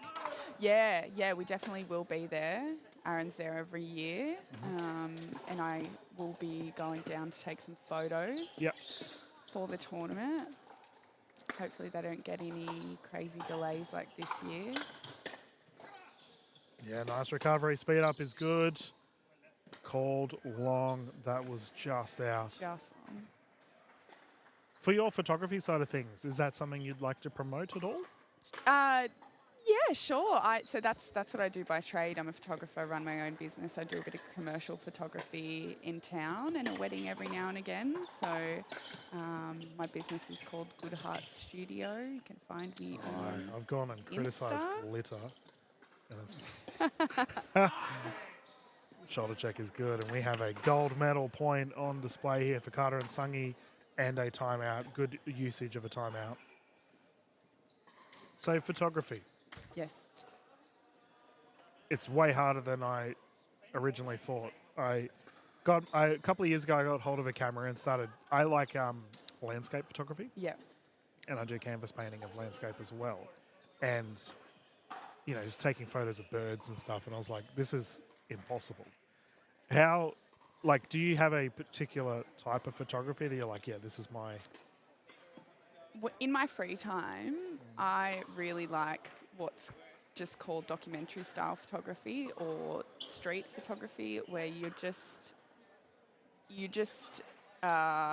shooting life as it is. Like an ambience. Yeah, that's cool. Yeah, people out and about. Yeah. And it's a bit strange, but I do like to photograph people that don't know they're being photographed. So this is your cover for being like an FBI agent of taking random photos of people. I feel like that's when the best photos are taken, is when people have no idea that there's a camera on them.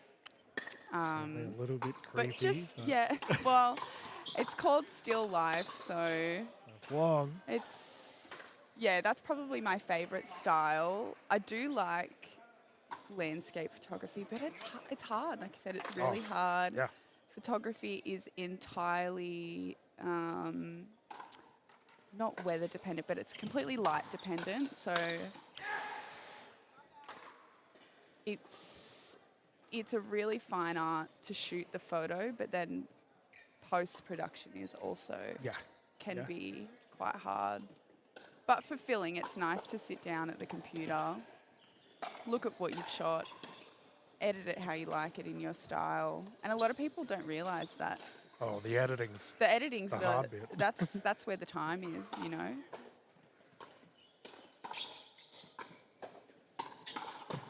Oh, lunging. And we have a gold medal point once more. Yeah, I do quite a lot with Paul Foxall, who does all the photography at PPA. And Yep, I've seen Paul's work. yeah, and he spends a lot of time on the editing side of things. Poach is good. Gold medal secured. Congratulations to Jeff and Sunny Manu. and Carter have locked it up. Lindquist and Utley will take the silver medal. We have a bronze medal not too far away. You can run back to your desk. I will go back to my score table now. Thank you for having me. That's all right. Bye. Thank you.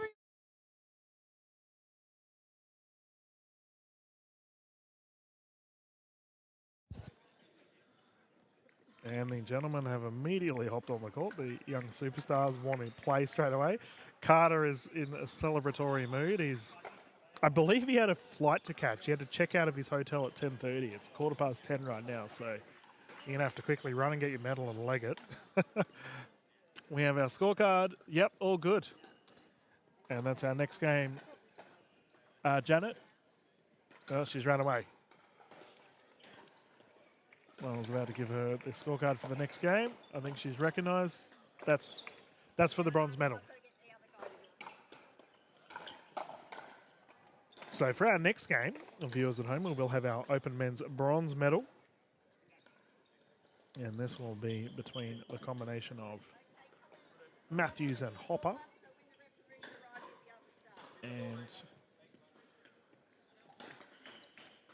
Burridge and Ferris. This should be a fun one as well.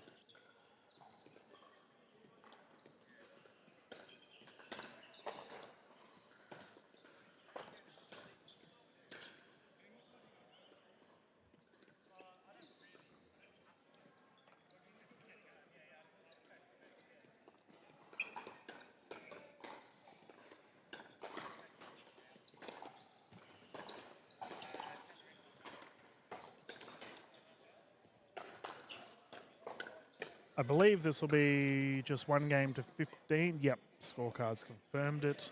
So we're just waiting for our officials, and then we can get cracking with our bronze medal here. Slungy's coming over, the gold medalist. He's looking very happy. Well done, mate.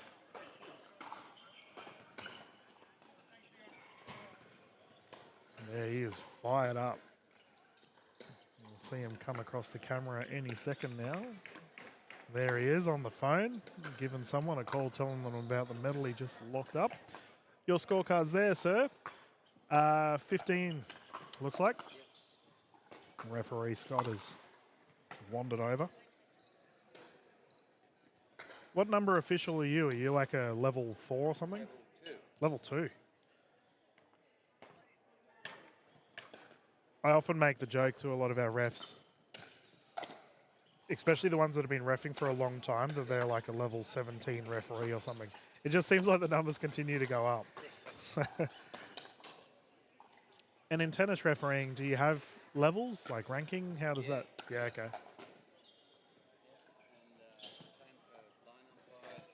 Yeah, cool. Well, there you go. It looks like Scott will be calling our game.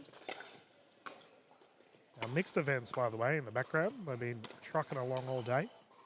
You can see Tressida and Shaw on the right side. We had them earlier. Slungy's still on the phone. Hello to Slungy's friends and family if you're watching the broadcast.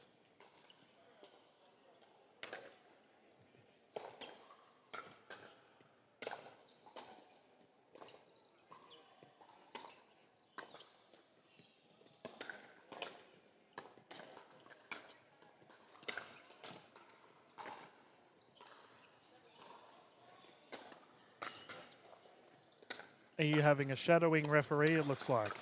Yeah, nice. If you are someone at home that would like to get into refereeing or learning about the wonderful officiating side of pickleball, it's available on the Pickleball Australia website. Sorry, mate. You can find out all of the info there, as well as all of their courses. Now, I highly recommend everyone should do the level 1 at minimum. It's a great course. You learn about the rules. You can referee in events, but you don't necessarily have to. If you're someone that's in a committee position on your club, whether it be a general committee or a treasurer, secretary, president, whatever, in my opinion, you should have a referee's course in your belt. Not only will it improve your own game because you know the rules, but it's also very beneficial for new club members when you have people that sign up to play and they want to learn the rules. You're giving them the correct advice. We've had our officials have made it abundantly clear. This particular tournament, there's been quite a few illegal services and also foot faults in the kitchen. And it could just be simply that players don't fully understand the rules. So take a look at the website, get amongst it. The more refs, the better. Pickleball Australia website has all the info you could possibly require, as well as the 2025 sanctioned tournaments list. My goodness, this year is a doozy.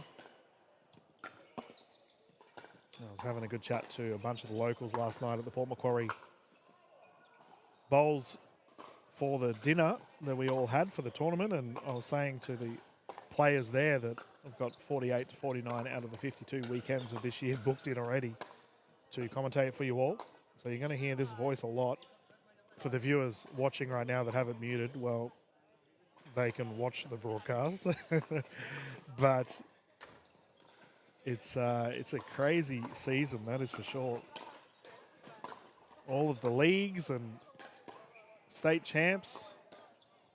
Australian Pickleball Championships last year was ginormous. I imagine this year will be even bigger. I think it's pushing something close to 10 days, if memory serves me right. I have to pull my calendar up and have a look. But if you're someone that's considering a pickleball holiday or you're going away and you want to know if there's a tournament on in that area, please hop on over to the website and have a sticky beak at the 2025 sanctioned tournaments list.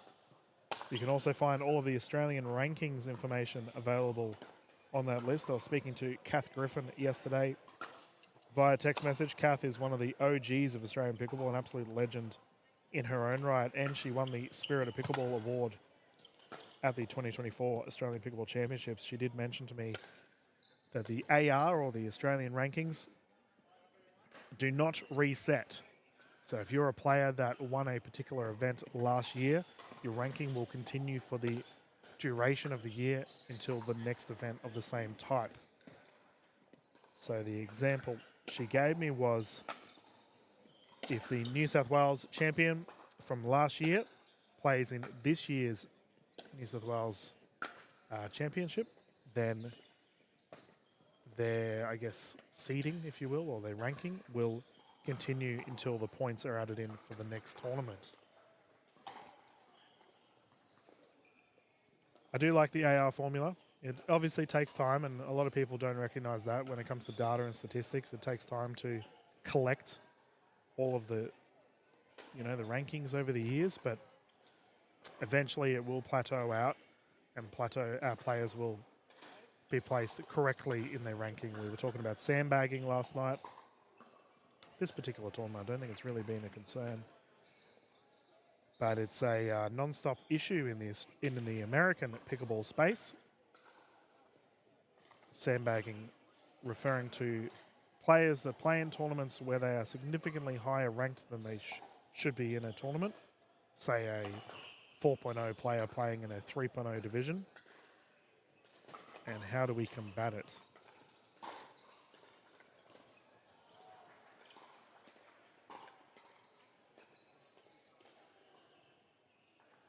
This should be a great game. I think it looked like Ferris and Burridge were a little bit, I think they were still warming up, or still waking up, if I dare use that term, for their semi-final earlier. But now, hopefully they can fire a little bit as they move into the gold medal.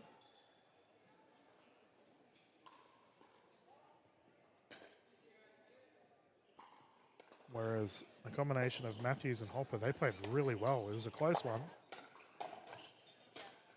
Just in the end, they went down against Lindquist and Utley, who have just secured the silver medal.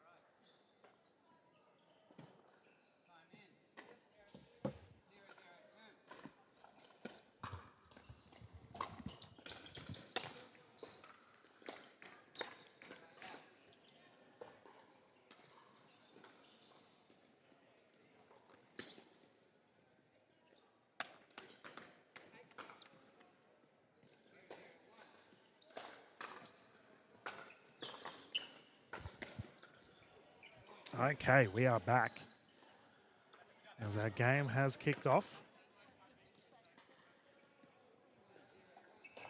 We have the combination of Matthews and Hopper furthest from screen. They've secured the first points of our game. Ferris and Burridge closest to us. Fascinating, right? The last game we saw, confirmed in, minimal dinking. And this game straight away, straight into a dink rally. That's what I love about pickleball. Everyone has different play styles. The more you watch, the more you recognize different strategies that come into play. That's a controlled shot there from Banjo.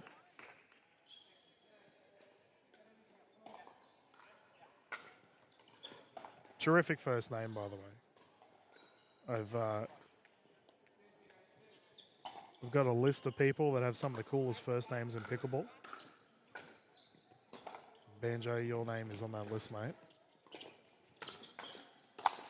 Oh, double paddle clip there. Unfortunate. Side out. Ferris and Burridge will get it back. Very much excited to see the pickleball careers of these two young superstars develop over the years.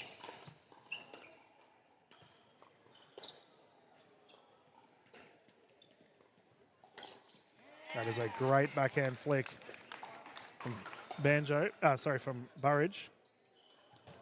I first met Ferris in APC last year, I believe.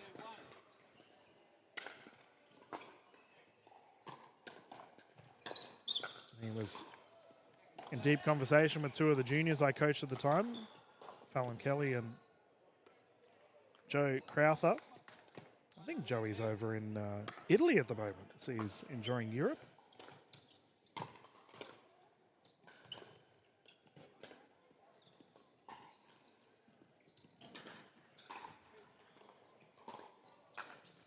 Lovely backhand dink here from Ferris and good movement. Yep. That is very solid dinking from Ferris. Opened up the gap, put it away, and these two, I mentioned the change of the Australian pickleball scene in 2024. The double-handed backhand became so prominent in our professional space. And if we watch these two young fellas, they've obviously been watching the pros because they both have very strong double-handed backhand shots.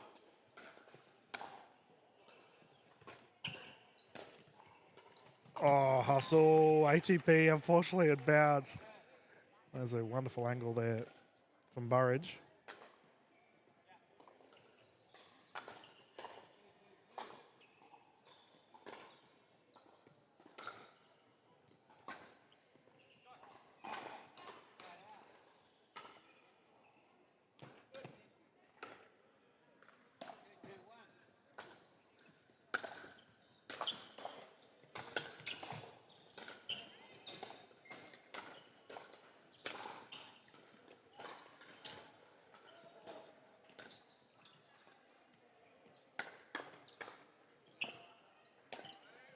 Oh, flick of the wrist down the right side, goes wide. You can see Burridge rocking all of the 6-0 gear. 6-0 primary sponsor here of DinkFest.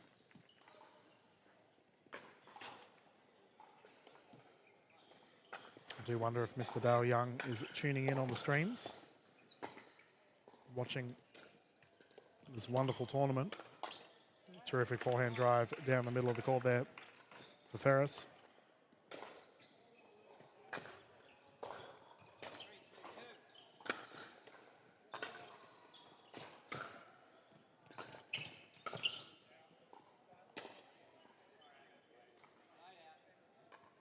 That one's gone wide. The poach attempt from Ferris unsuccessful.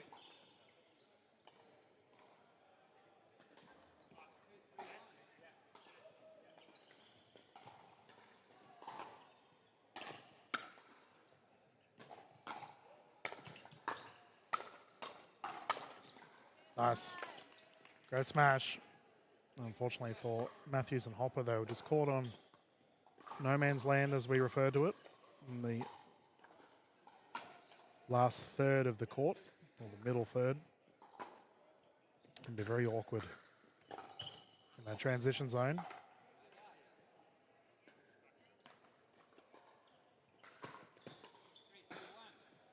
Stacking effect here for the gentleman closest to the screen. Oh, got out of the way. Well done there. Burridge.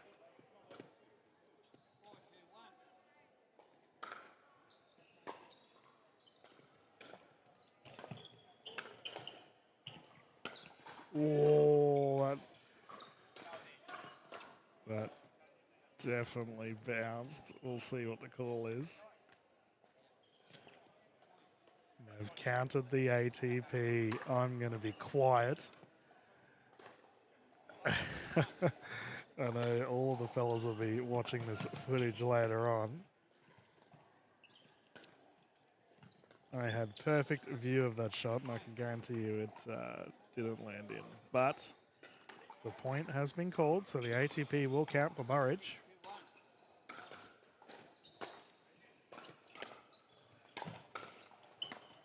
That was a great shot down on the knees.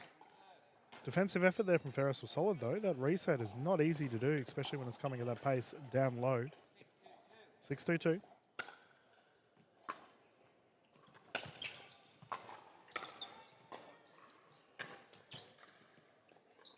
Unfortunate. And I mentioned earlier in the broadcast about noticing trends within our players. And I actually think a lot of the Port Macquarie players that we've seen throughout today, they have very strong backhand cross dinks. But for some reason, the players don't continue to utilize it. I definitely think that our players could use it a bit more, especially in the male division. So we do see when you start looking at the professional scene, which I think, you know, these fellas probably aren't too far away from potentially climbing into it. We do see a lot of backhand, double-handed backhand cross dink rallies, especially when you're playing right-handed to right-handed, or right-handed to left-handed. It opens up. Your forehand down the middle of the court.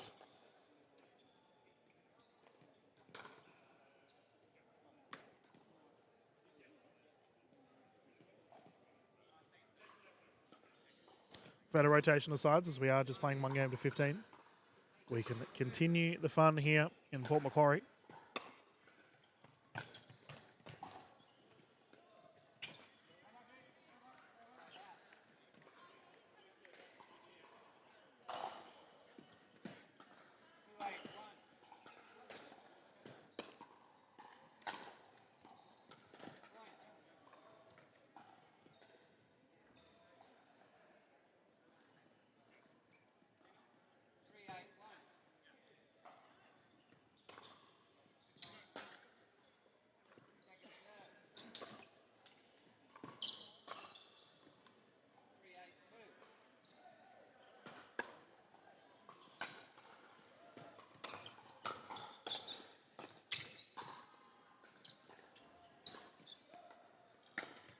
Oh, that's unfortunate. The pop-up caught him out.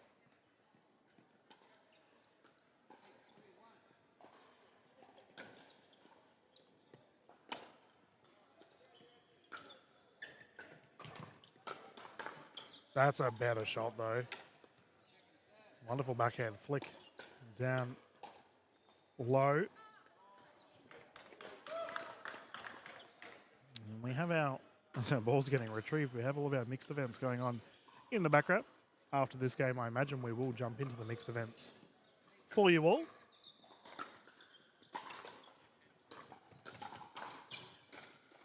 Been a terrific 2.5 hours of footage for you all thus far.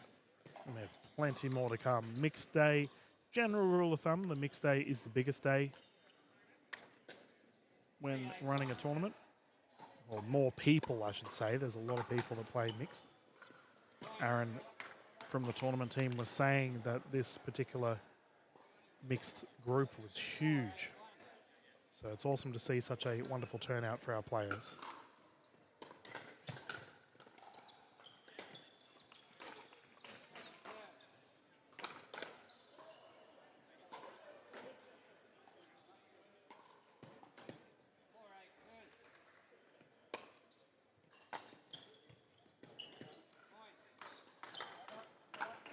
Dare I say it, but Ferris has a similar body build to a Lucas Pascoe or an Ollie Gray.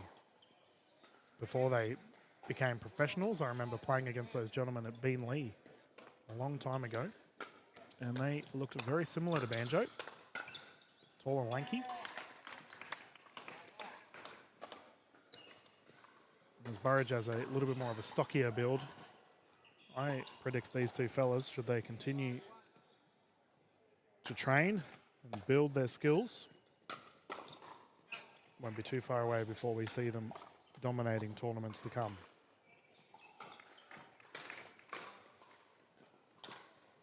In fact, I know Banjo was reaching out, or he mentioned earlier, he was reaching out to paddles for sponsorship, etc., which is the exciting pathway for our younger players.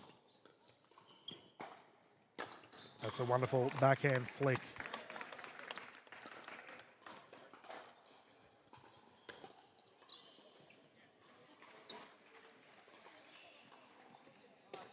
(10-5).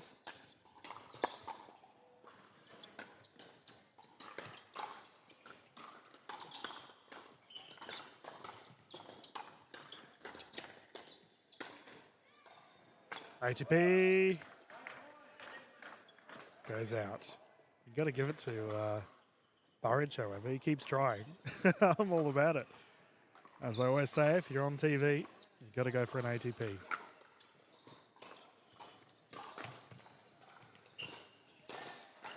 Yeah, well left. Got the paddle out of the way at the right time.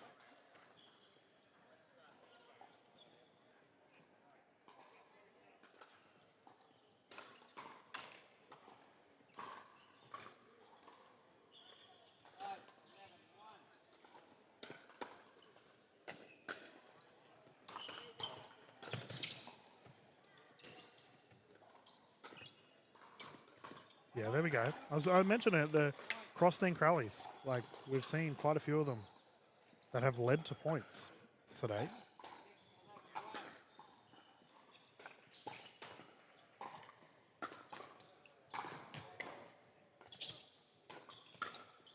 Oh, Ferris had the opportunity straight into the net.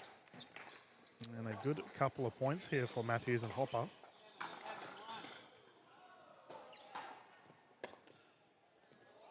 Ball on court.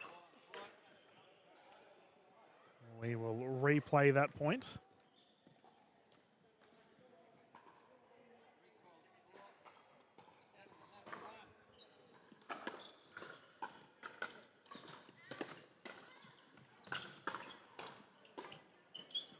Ooh, called out.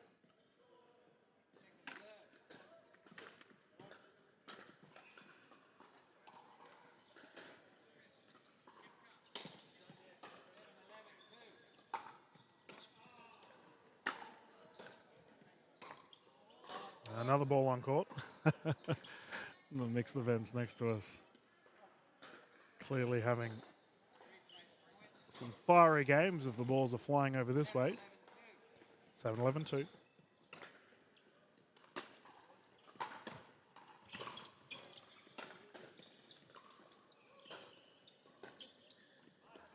Pop up. Good reset, take two. Oh, he went for it. That's unfortunate too. He did really well to reset that shot down at his hips. Not an easy shot to get it back.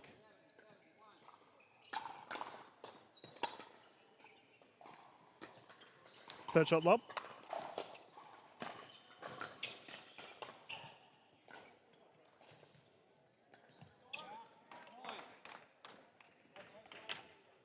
That was really solid there from Ferris. He recognised he was caught in no man's land and let it go.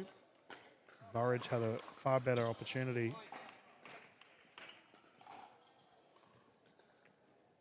We do talk about team synergy, or teams really working well together. The more you play with a teammate, the better you understand each other's game.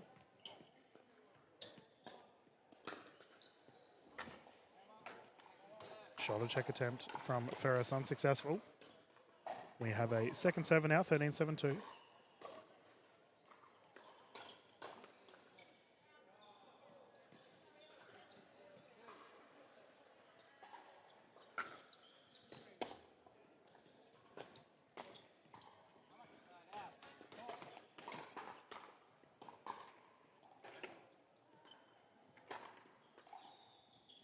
They've got to get some points on the board.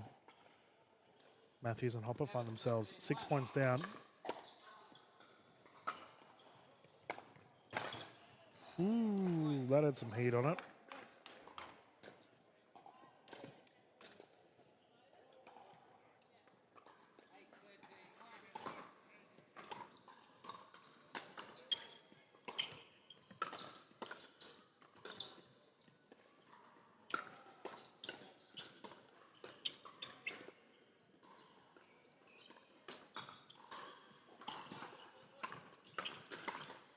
That's a terrific shot. Recognise that Ferris was in the middle of the court, walloped it down the left. Well played.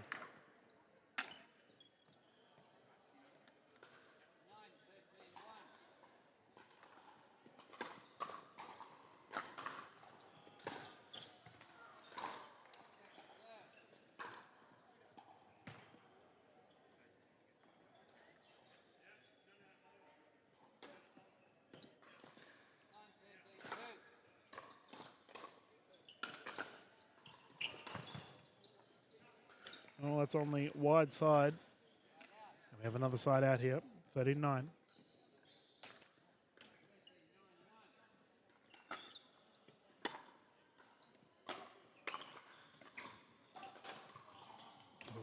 Drop attempt unsuccessful. The game seems to have slowed down a little bit. We had a barrage of points earlier.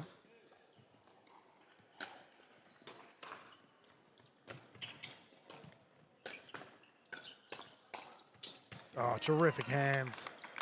Punch down the middle, and we now have a bronze medal point.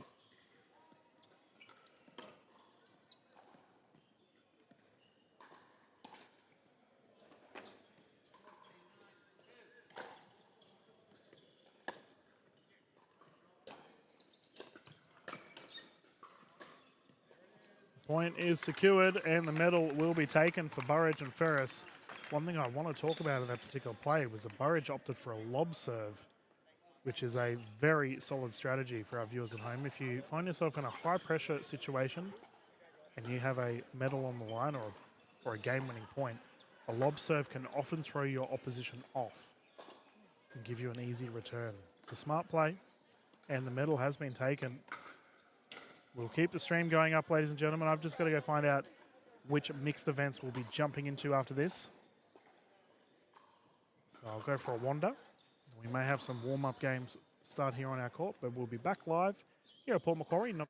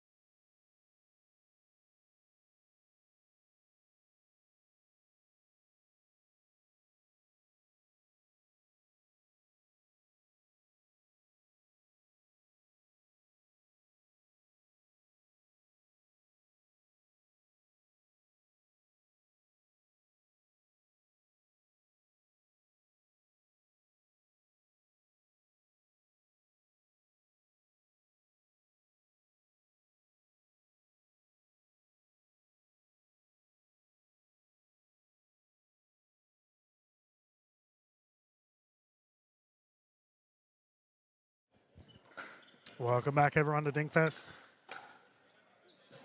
We've got a funny game on our hands here for our mixed events. We are kicking off all of our mixed events from here on out with the mixed 3.0 plus 50 plus round robin.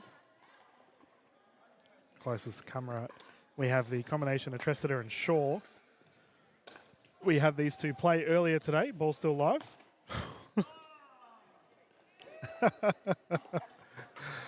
And you might notice that two of the last names on the scoreboard are the same. We do have a husband-wife combination going head-to-head. I'm going to be dead honest. I'm surprised that Karen didn't just flog the ball at Simon, considering she just had that pop-up opportunity, but opted to play it nice and unfortunately hit it out of bounds. Their opposition will be also Tressida, and he is playing with Robertson.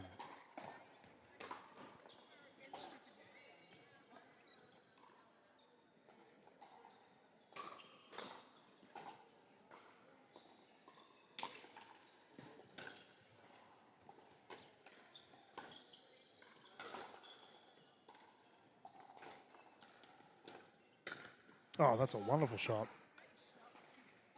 from Pippa Robertson, smacking that down low. I have to say, I was very impressed with Simon Tressida's games yesterday. Played a solid all-round game and did well in the matches that we saw, as well as the...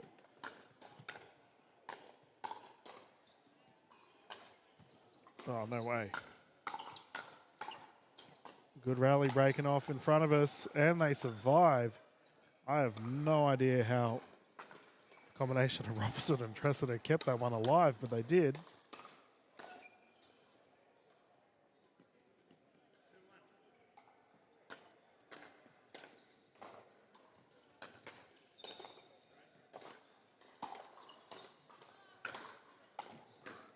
It's like a game of keepy uppy and it goes wide. That does tend to happen in games where teams just get excited and continue to hit it up and up and up.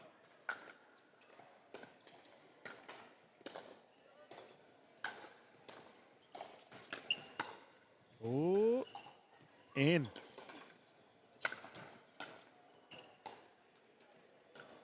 Terrific rally. Well played. Now I do wonder what's the go here. Is there a awkward drive home with whoever wins this game between both Karen and Simon? Do they, like, surely someone's going to be the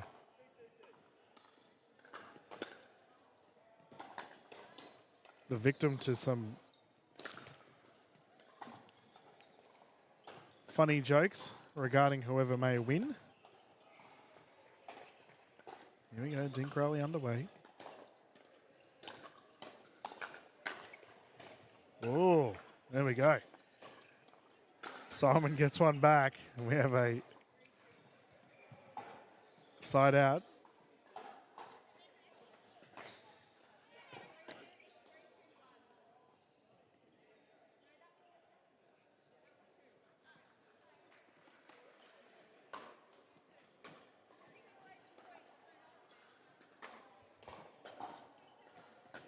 Okay, we're sorted. Let us continue.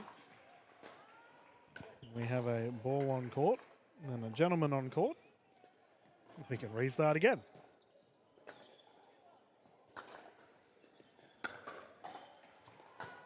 And we have a ball on court and a lady on court.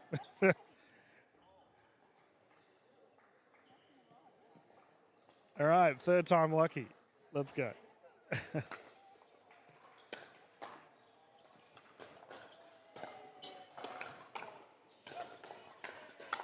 Oof. Okay. Fiery on the court. My goodness. Karen has blasted that at Pippa. She looks okay, though.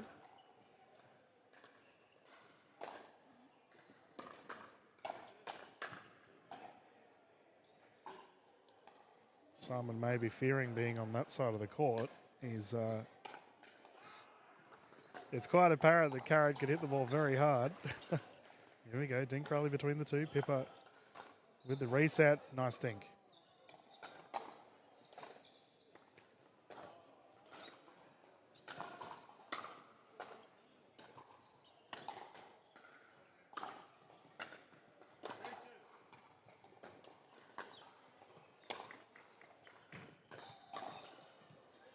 Special drop unsuccessful.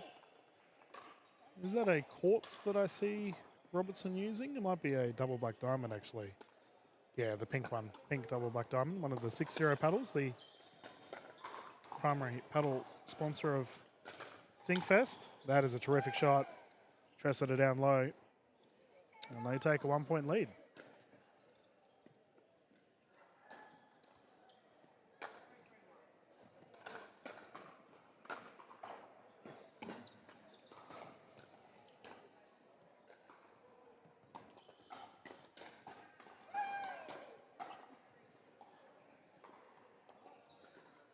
A lot of fan support here from the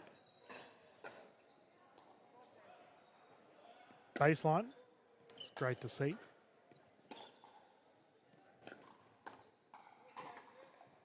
Oh, nice thinking.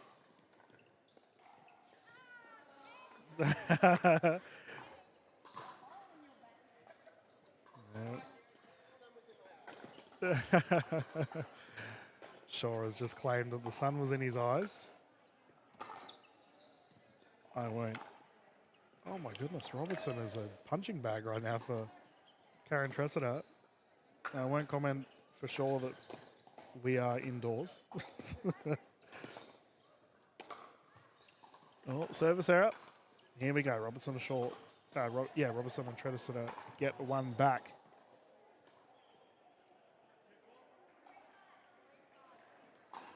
3-5. We're all agreeing on the score.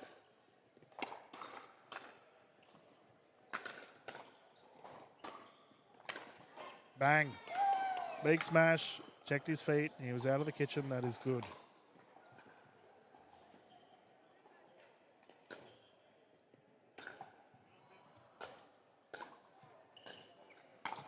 Nice.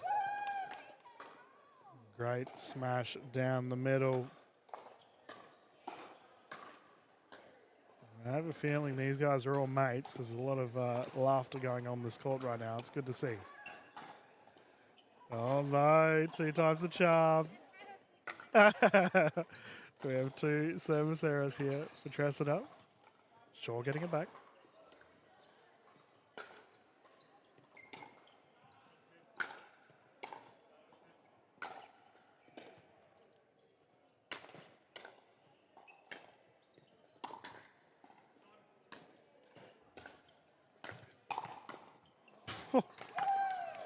I'm going to call her Concord Karen because she is blasting these balls left, right and centre.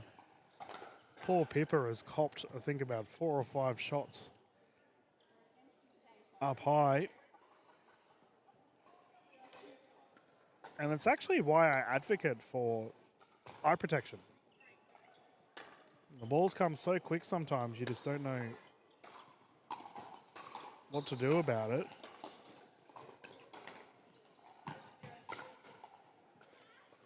That was a terrific recovery.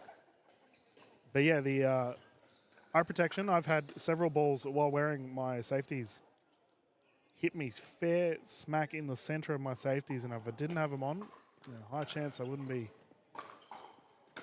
seeing my eyes or using my eyes as well as they could be, it's fair to say. That was a terrific shot there from Simon down low.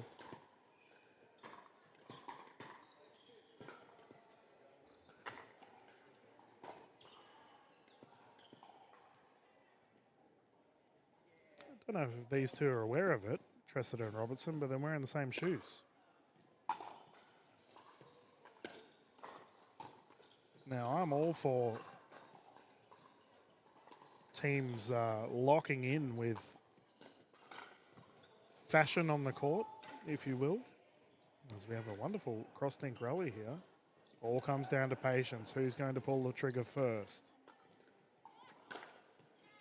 Shaw does, from a pop-up.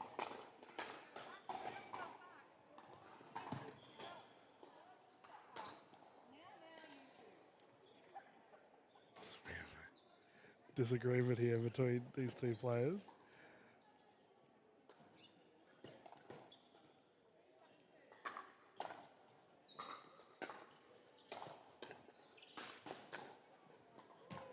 Unfortunately, there for short. Hit the top of the paddle. And we have a ball on court.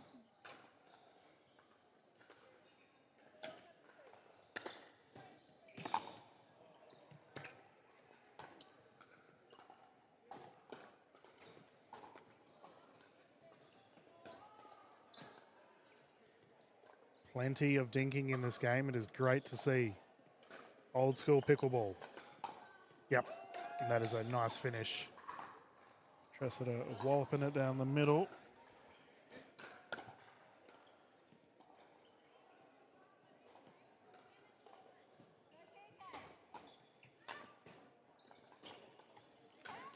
I have to say, if there was a nasty Nelson between a married couple, that would immediately make my 2025 highlights reel. That's very close, but not to be. And if we talk about service errors, not an illegal serve, like when you're serving the ball in or out, it tends to be from your grip on the paddle and also the way you're facing if you have a poor follow through.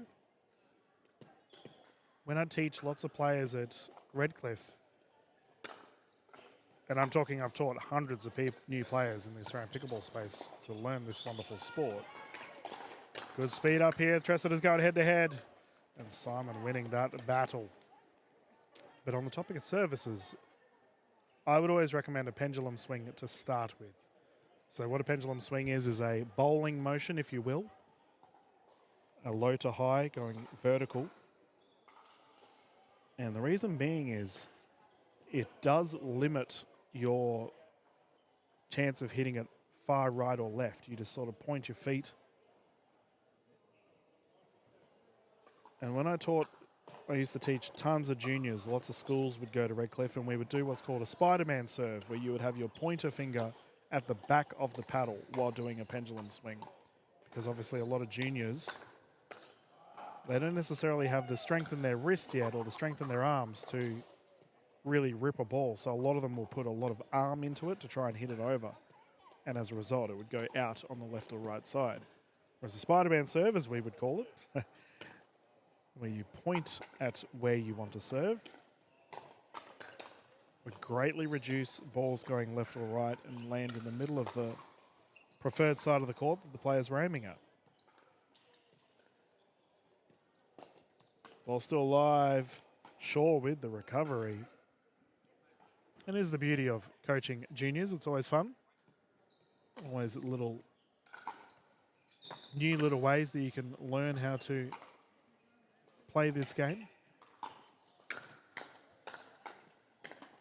Good hands battle. Whoa, it's gone wide. Pandemonium on the court.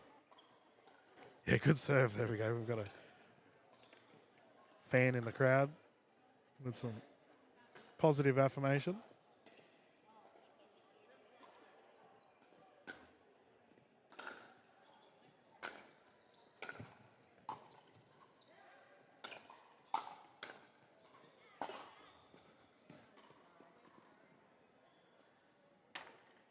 I have to say, Karen was winding up that drive there.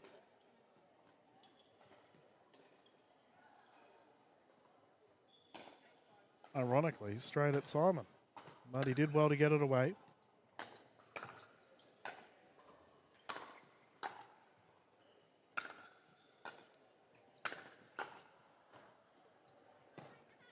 Ball still live. And the lob works. We have a side out here. Tressida and Robertson have an opportunity here to tie things up. 3-point deficit.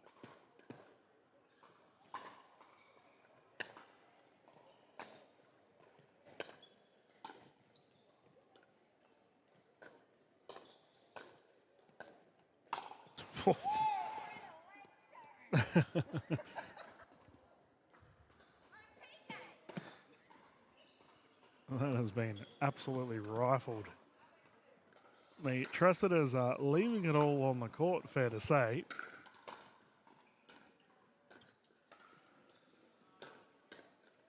Good hands, ball still alive, Dink rally underway. And it's good.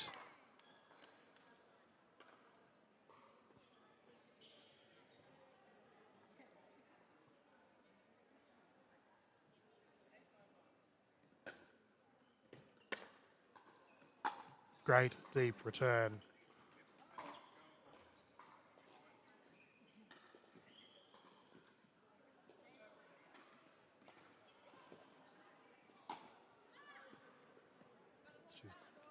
She's gone for the Nelson again.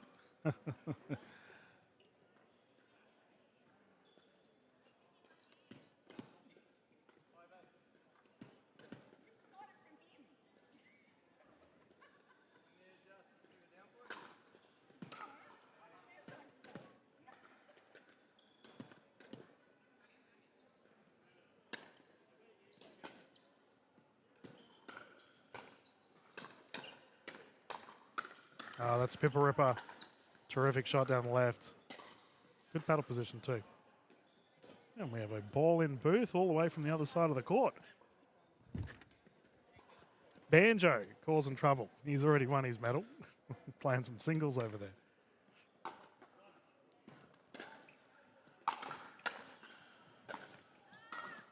Here we go, 1 point game. This one's really starting to fire.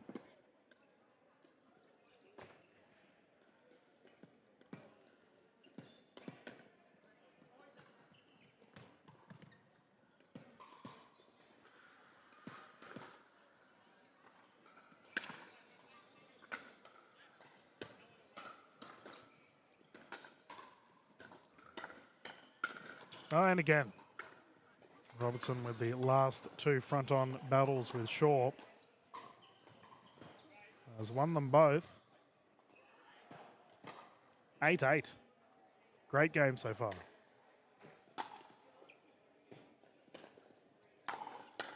Pick up. Tresidor putting that one away. She had a big grin on her face when she had the opportunity to smash that.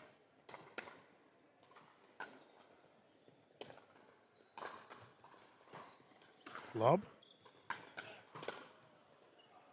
Long. I don't mind the lob there from that Dink attempt. Mix it up a little bit.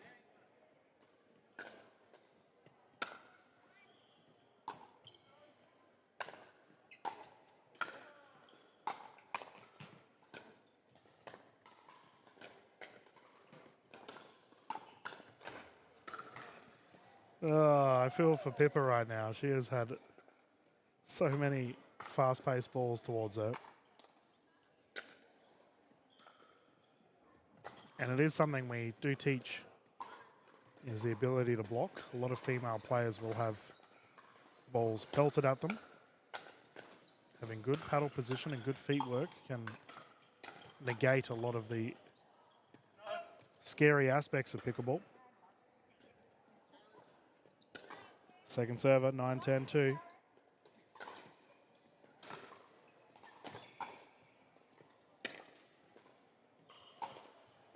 Third shot lob. Ball still live. Oh, sure. Unfortunate.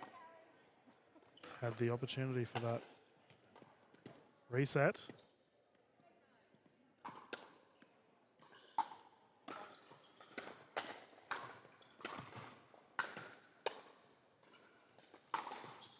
Oof. There's an absolute rocket down the middle of the court.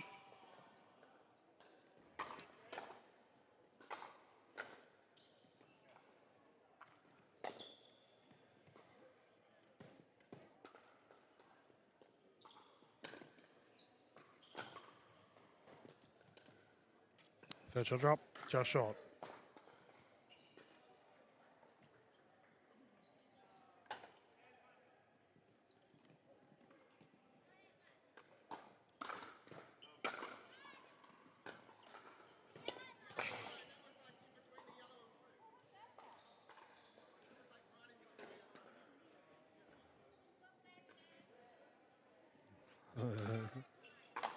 got a disagreement on the service. The teams have opted to replay it. Third shot lob. Tied game once more, 9-9.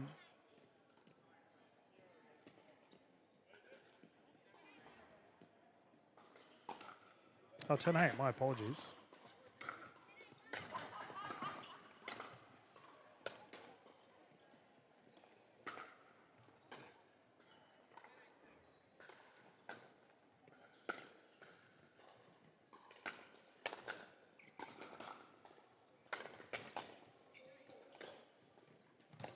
Nice recovery. That was so well played by Robertson. So that dink down the right side, pushing the line, open up the pop-up, but it also opened up the center of the court for an easy smash. Smart play.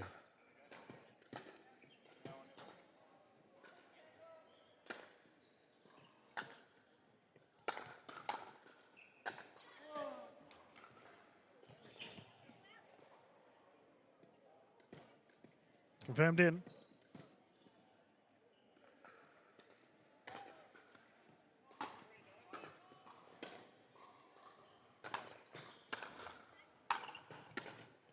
That is blasted once more. Garen Tressida playing in fifth gear at the moment.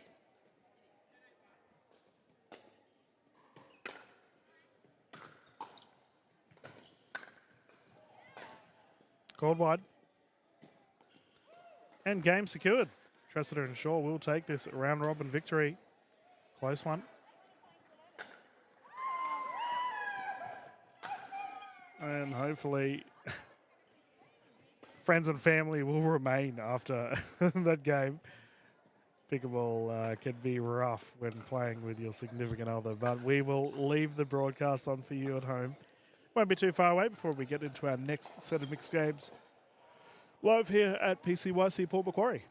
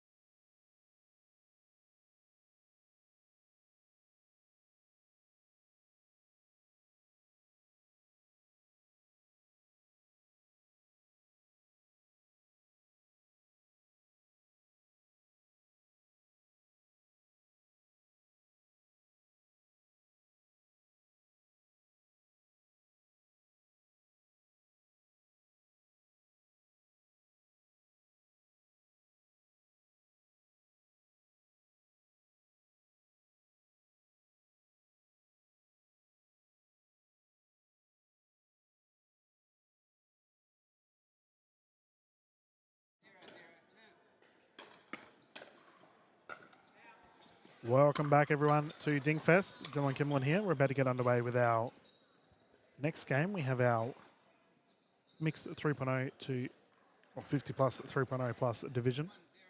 I believe this is not a round robin. This is a semi-final. So I'll change that for you on the scorecard.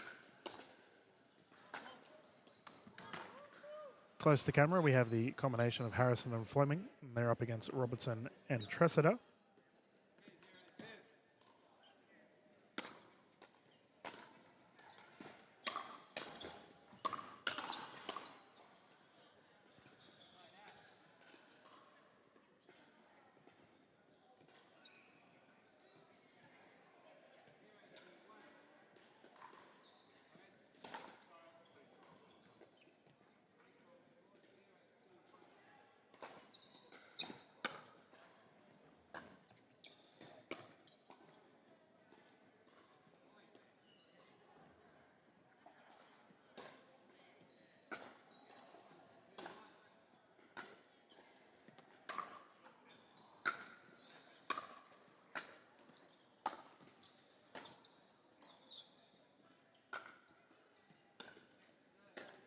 I'm going to, for our viewers at home,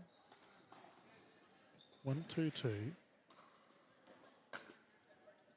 Going to have to quickly mute myself. I've just got to sort out some things regarding the tournament. I will continue the scorecard with you, however. I'll just mute the audio. So we will bring this down for you guys at home. But I will keep the score and the stream going for you all. No problems there. And then once this is done, we can continue with the gold medal for this particular division after this.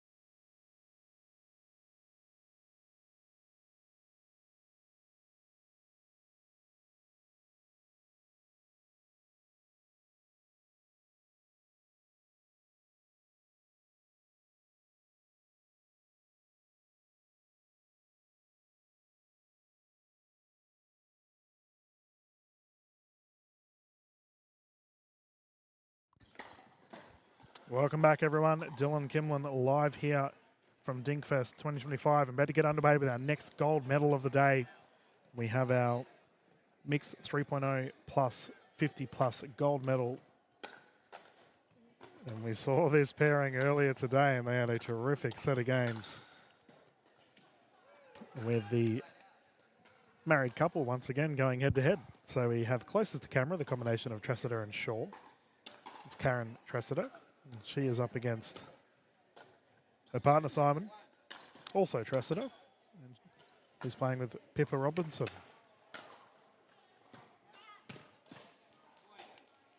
This will be 3 games to 11, win by 2. Should we get to a third game, the players will swap at 6.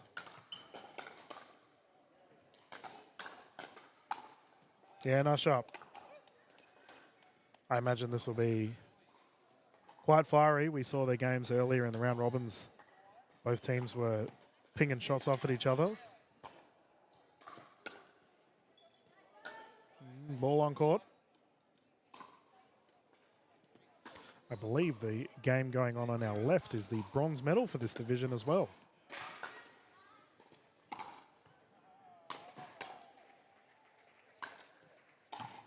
Ooh, unlucky.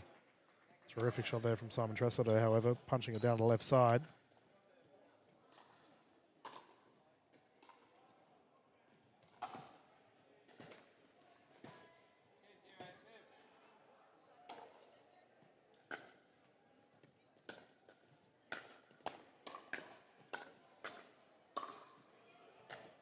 Ooh, called long. And that's one of those hold your breath shots and hope. We've got a side out, however, 0-2-1. Smash into the net.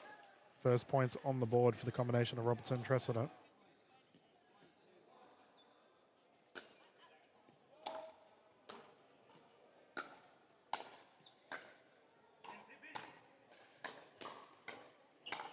Hands battle. Ball still live. Dinkrelli underway.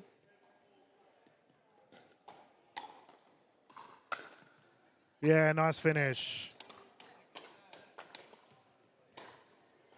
Big smash there to put that one away. 1-2-2.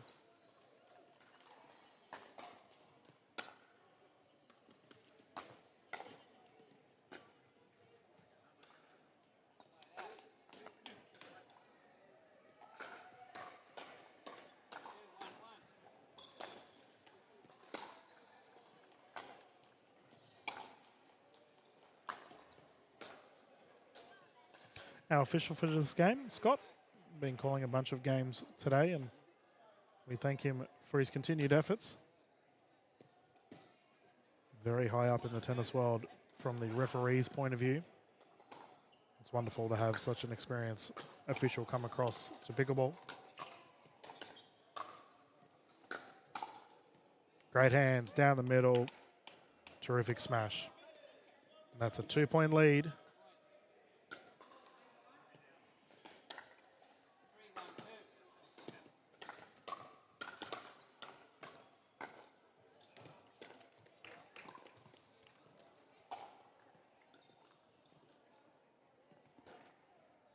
Cross Dinkrelli once more underway. And that one's called out.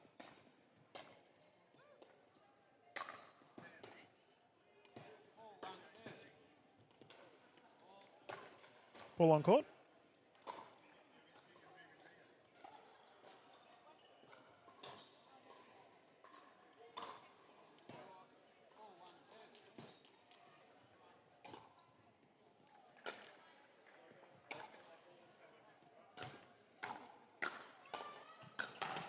That is a tumble. Hopefully she's okay. So that is a kitchen fault, and what we refer to that particular motion is a baby wobble. So when little ones, like myself, have a rather large cranium, they lean forward and the old wobble kicks in and they fall forward. That is exactly what has just occurred to Karen Tressiter. She tried her best to keep out of the kitchen, but ended up falling in, and after striking the ball on the full, that is referred to as a kitchen fault.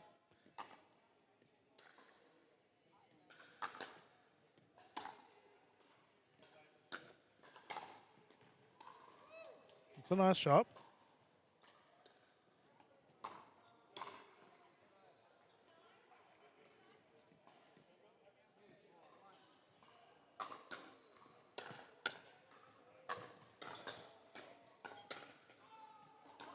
I'm not too sure what's...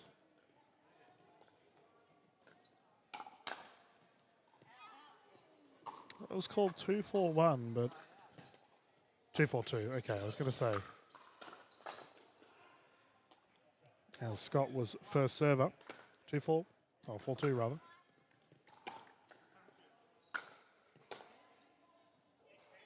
That's wide. Second server. You can see a big player grouping happening at the moment as the teams are currently discussing getting ready for their divisions, no doubt about to begin. Unless it's a medal ceremony, I'm not too sure.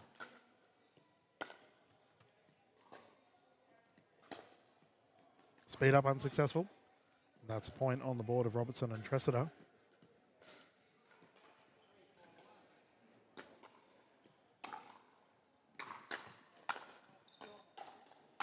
Oof.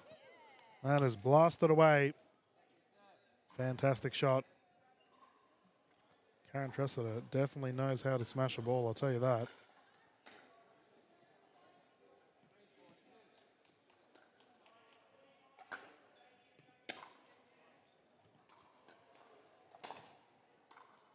Tied game.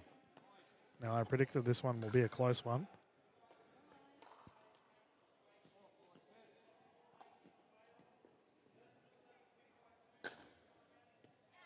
Service error, just went long.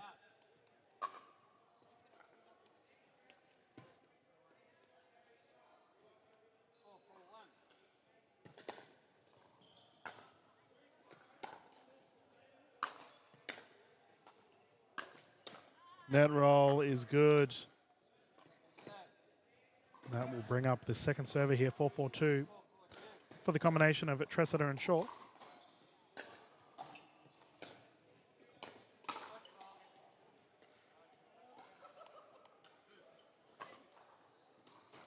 That is a kitchen fault. Tressiter and Shaw will take it.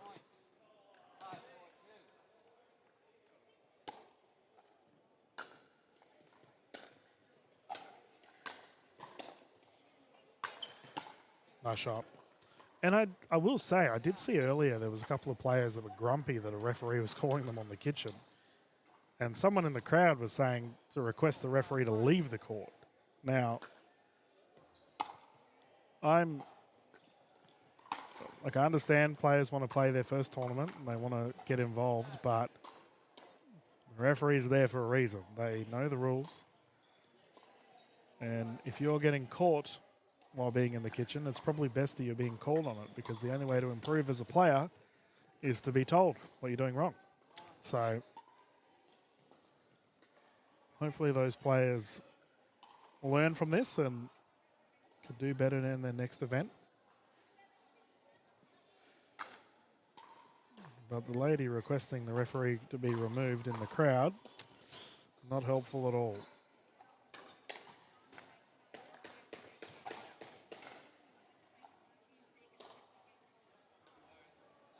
Speaking of referees, it looks like our official Scott has been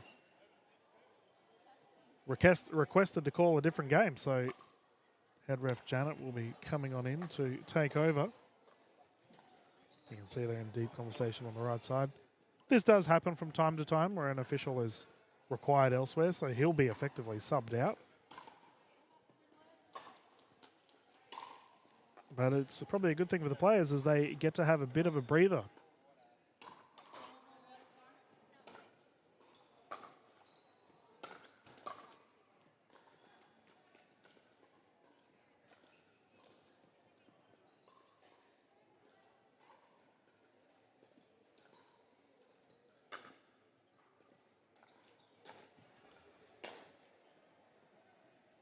See our other games going on around.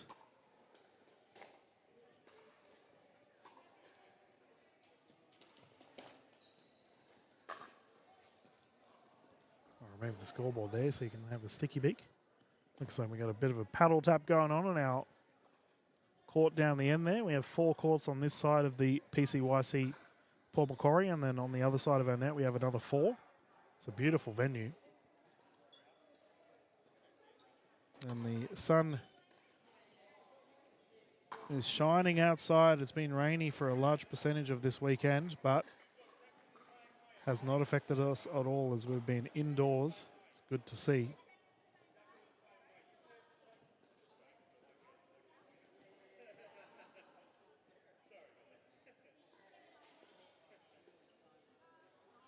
So our players are just figuring out where they should be standing, and then we can continue. Okay, let us re-continue.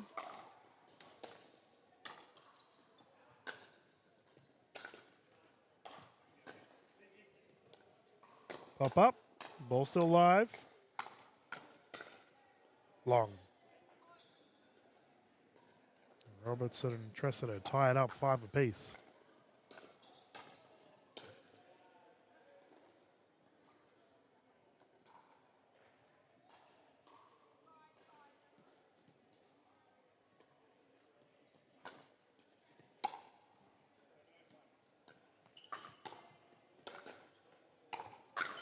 Ooh, just short. Had a big opportunity to blast that one away.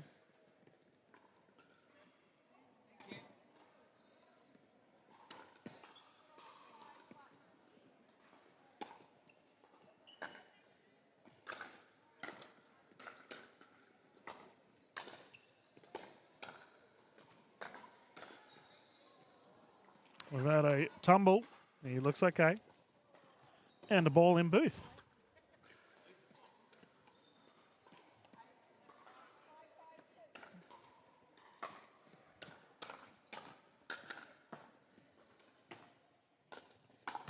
Oof. Good hands. And that goes down the wide side.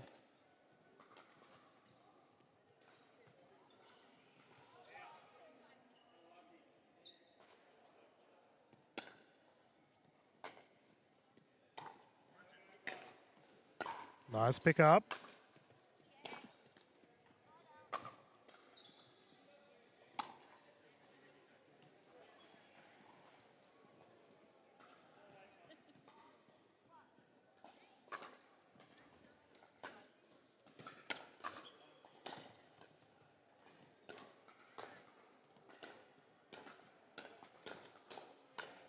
Oh, well played.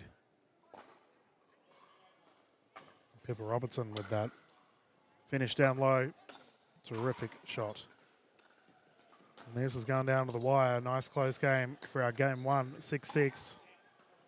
Ball on court.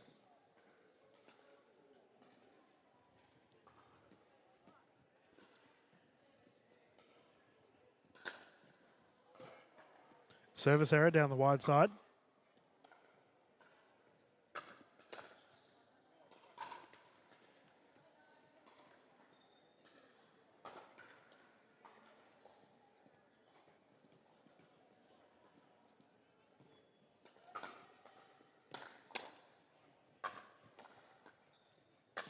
Nice third shot drop.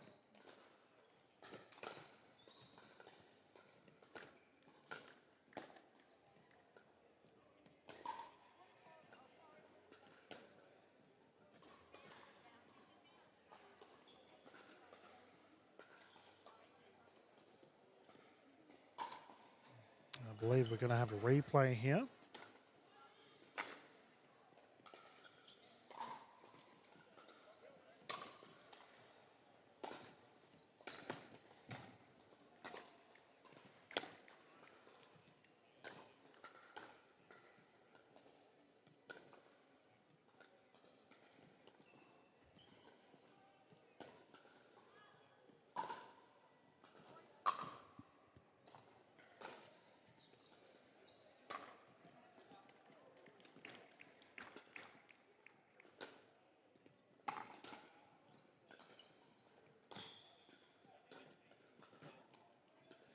back to the dink rally. These two have definitely opted to slow things down. Good old-fashioned pickleball on display here. Put away is good. I have to give credit to Simon Tressiter here. He's had 2 wonderful third shot drops in a row that have opened up the transition for his side to come in for a dink rally.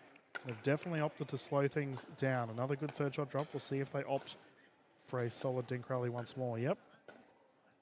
Pickleball's all about trends, and we're seeing one forming right now.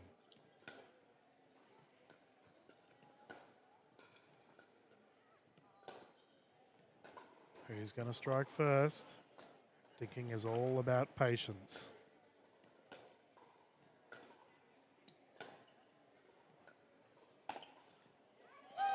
And that will work. Slightly unorthodox smash there for Karen Tressiter, but it works. And that is good dinking. It's good to see the gold medal showing some higher level of play with a cross dink rally. Nice smash. Put away with ease. Now the thing with dinking, and if we get into another dink rally, I'll get into a bit more of a deeper analysis of it, is you don't want to get caught in what is called dead dinking. So pop up, good smash. Dead dinking is when you're dinking back for the sake of it. You have no purpose behind it. You're just hitting it back in. If you can avoid it, you don't want to be doing this. You want to be constantly trying to move your opposition or making them uncomfortable, especially on the dink rally. We have players coming in from our other court.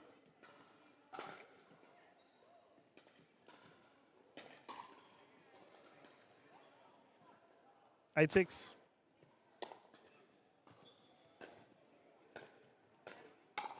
Oof. Oh, and she's in the kitchen. That was a good smash, but the points will go to Tressiter and Robertson. My apologies. Wrong score there. Brings it up to 9-6. Robertson very lucky she didn't get called on the service there. She was more or less striking the ball just as the official called the score.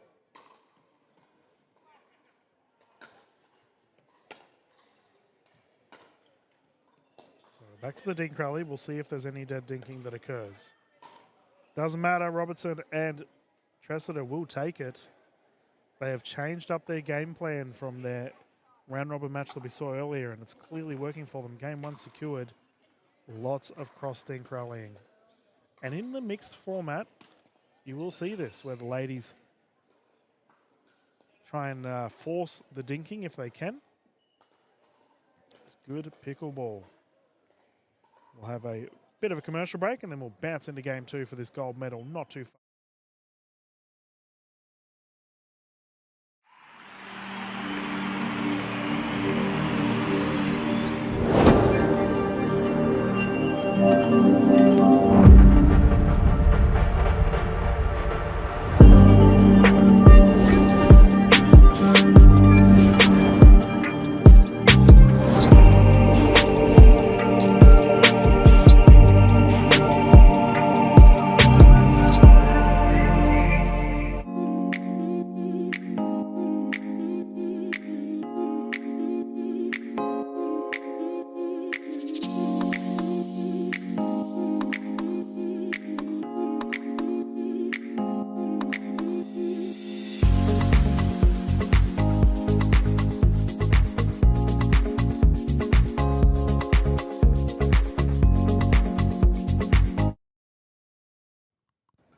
Welcome back, everyone, to DinkFest. We're about to get underway with our game 2 here for our mixed 3.0 50-plus gold medal.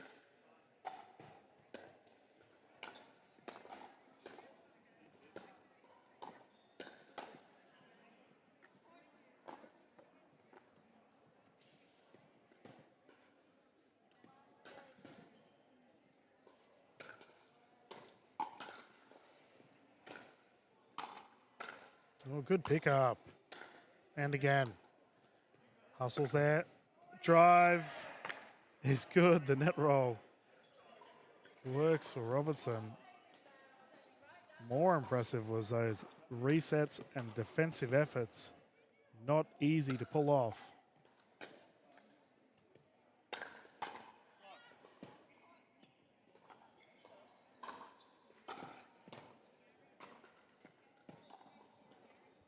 Three 0. Good start here.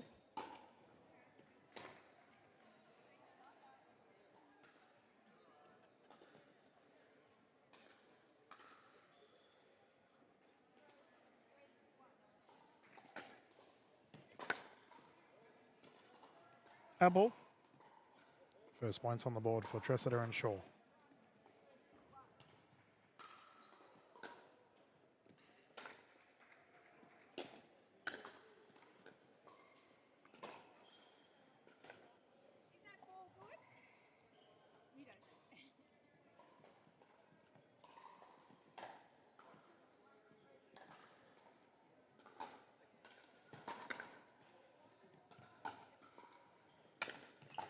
Nice. Good smash. A return to service for Robertson and Tressida, who did take game one.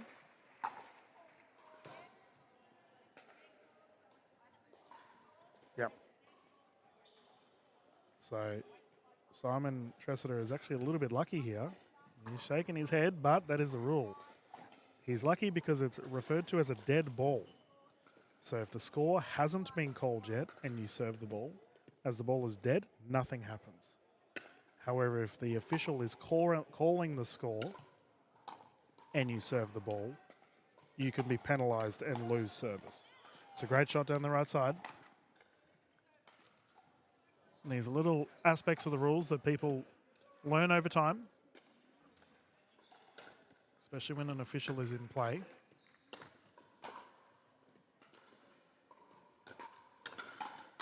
Oh, ladies going head to head, and Simon Tressida comes in and finishes it. Great shot.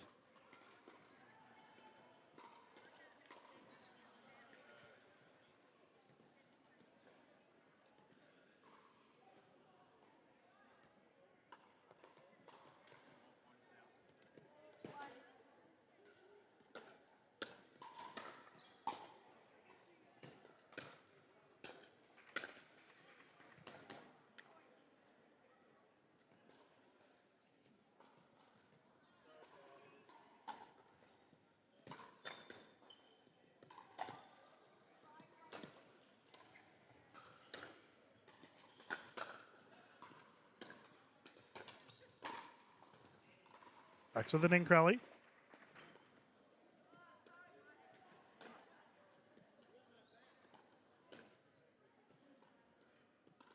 So we'll see if there's any dead dinking here. Dinking without moving your opposition around. Pop-up is there. Good shot.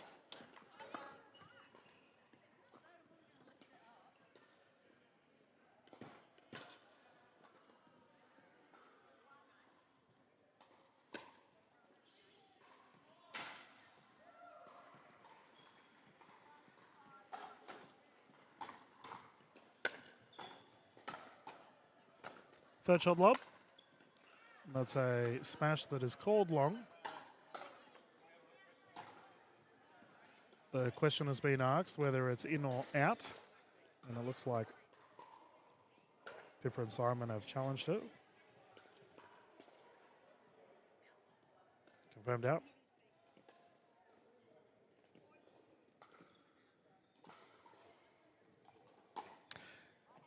Well, here we go. It's another example of a dead ball. So Karen, once again, lucky that the service wasn't beginning to get called.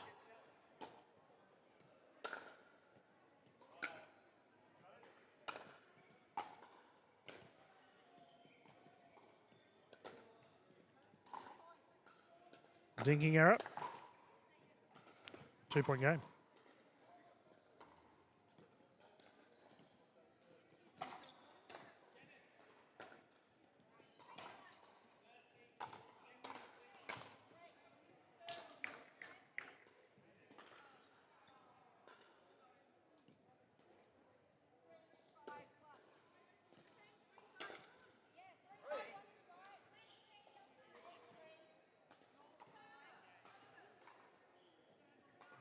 of a discussion here. Ooh. Players getting a little bit heated on court. We have people calling in the crowd.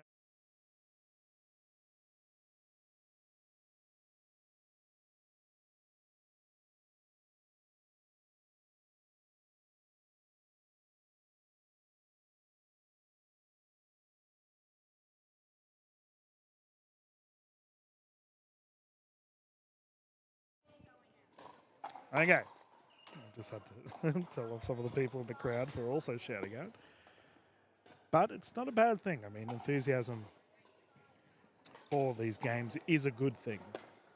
And everyone's getting their head around having an official. So we will continue.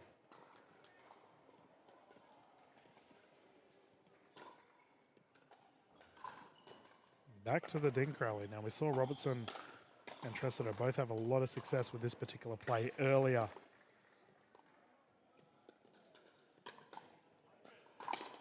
Terrific. I have to say, Pippa Robertson is having a tremendous game. She's really controlling the momentum with her dinking thus far.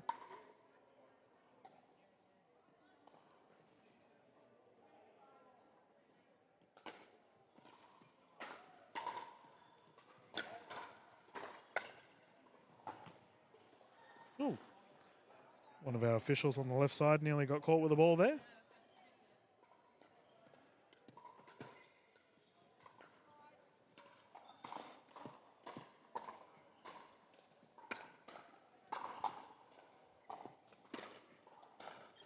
Lob is long.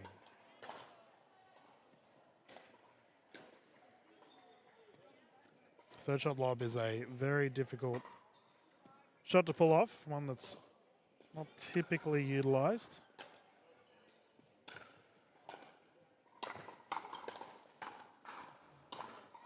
The lady's having a good chuckle.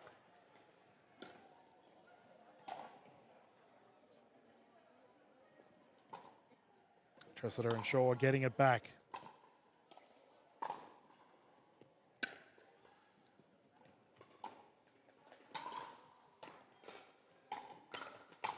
Oof.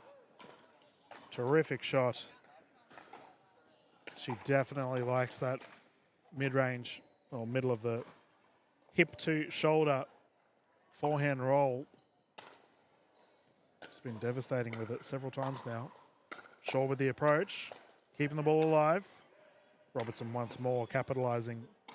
The ladies starting to come in clutch here in the middle of this game too.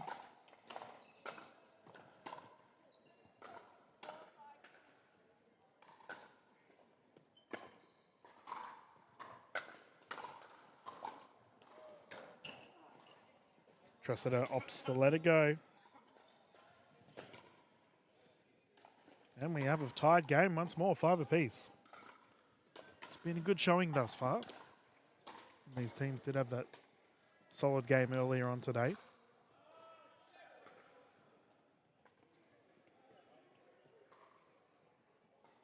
We have our TD Aaron running over to check on the teams. Or rather, tournament team member Aaron. I know TD of this event is Jade. Foot fault. Once more, feet in the kitchen. And it's a tough rule to really get your head around, especially if you don't use it at a social or a rec level. But players that want to play in tournaments often, they need to get very comfortable with utilising their peripheral vision on where their feet are at the kitchen line. Dink rally once more underway. Good forehand roll. And I keep talking about it, but sheesh, Robertson is playing well.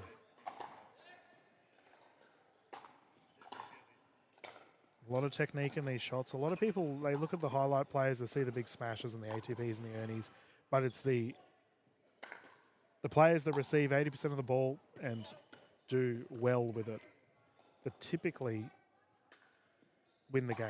They are pivotal, and that is Robertson right now. Recovery's good. Shaw keeping her back, smart play. Tressida thumping it at her partner.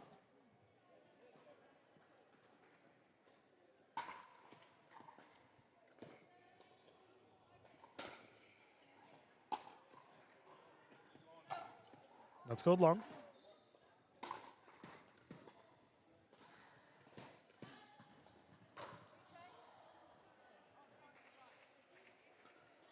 No swapping. There we go. We had a... Yeah, she's going to get done for it. So, two things have just occurred. All right, so the first one being is that the players thought that this was a game to 15 and then thus they would swap. And then Robertson served whilst the score was being called. So official Janet has just settled everyone down and called it as a replay, which is the correct call. And we can get back into our dinking.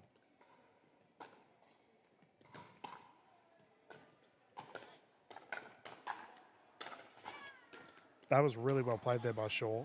So he opted to change things up. I talked about dead dinking earlier. He pushed the ball deep in the middle of Robertson and Tressida, which resulted in a pop-up. Now, unfortunately, they couldn't win the point, but they are the little plays that will secure you medals.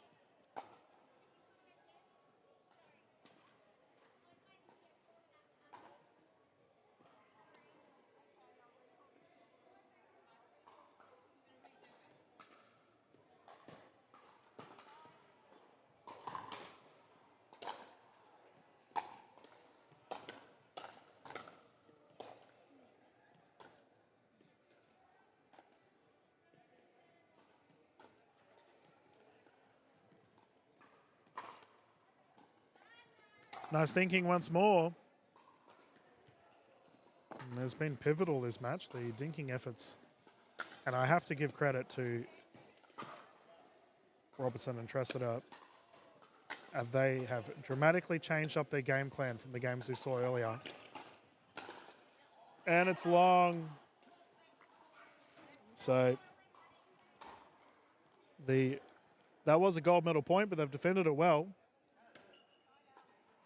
And we have a side out. And as a result, Tressida and Shaw. I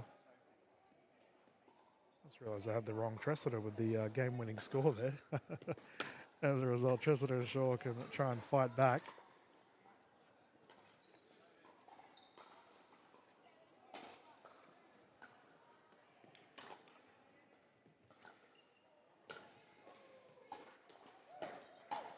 Ooh, that is ripped. Terrific shot down the left side. Moving single-handed backhand shot too, not an easy one to pull off. They're not done yet, A10.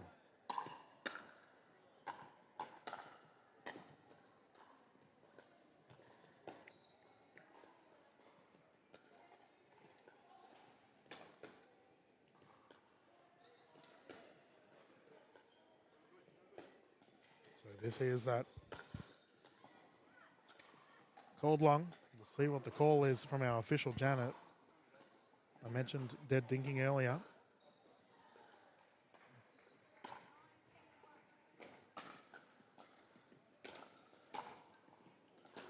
What a astonishing comeback here we have from Tressida and Shaw, those. We have a 5-5 breaking out, nutmeg, great shot.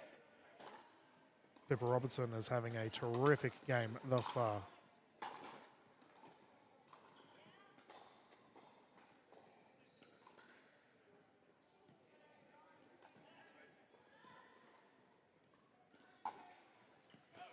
Service error at a critical time. Robertson and Tressida getting it back with a gold medal point.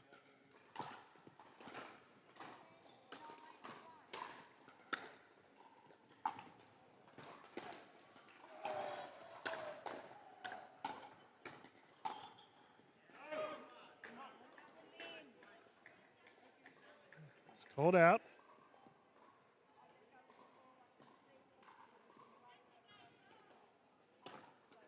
And the medal has been secured from Tressida and Robertson.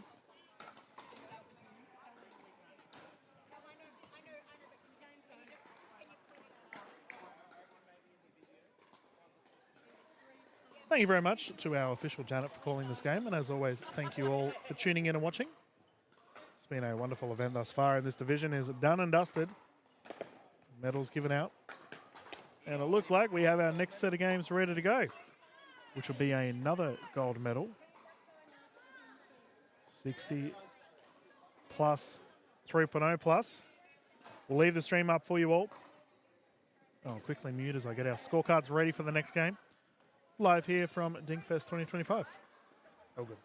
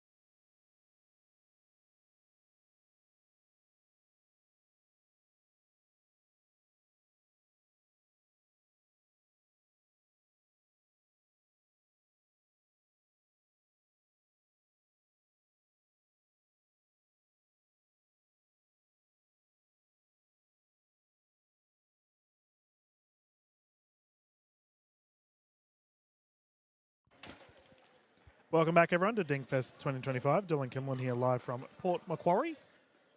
About to get underway with our next gold medal for the day. We have our 60 plus at 3.0 plus division. Just having a coin toss at the moment to determine who will be bringing the ball in first. This will be 3 games to 11, win by 2. Should we get to a third game, the players will swap at 6. Have the combination of Elvie and Leroy taking on Anderson and Benny. Elvie and Leroy will be closest to our camera. And it looks like our official is getting everything in check, and then we can begin.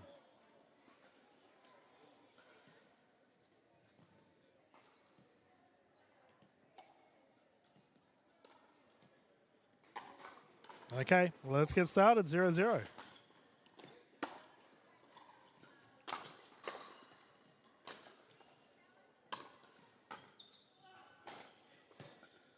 First points on the board.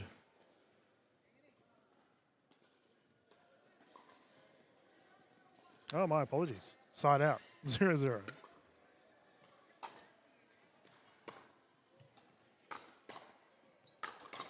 Oh, great hands. Can't put that one away, though. Terrific shot. Single-handed backhand down the left side of screen. Forcing the second serve, 0-0-2.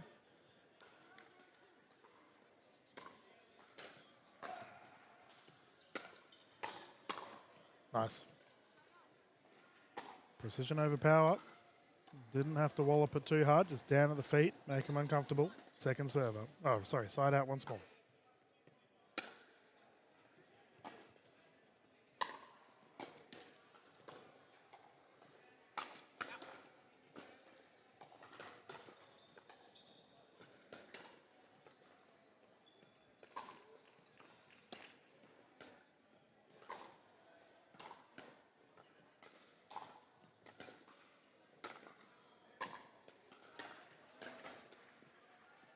We'll see what the call is. Was that in or out?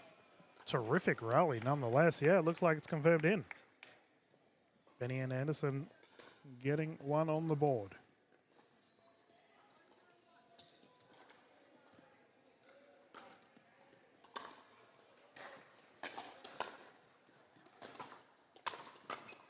Nice pick up again.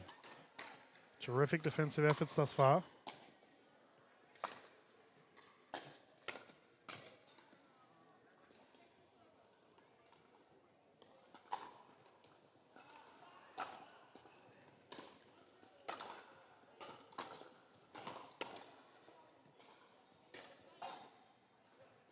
I believe we had a service error there.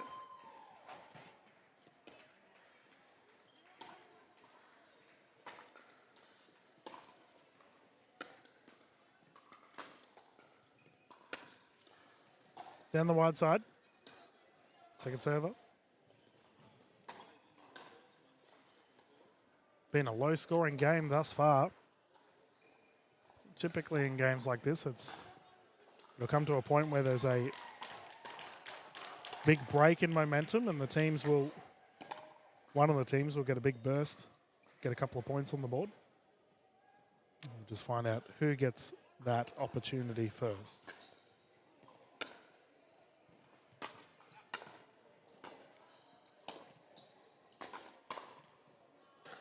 Down the middle, here's the riddle. Fantastic shot.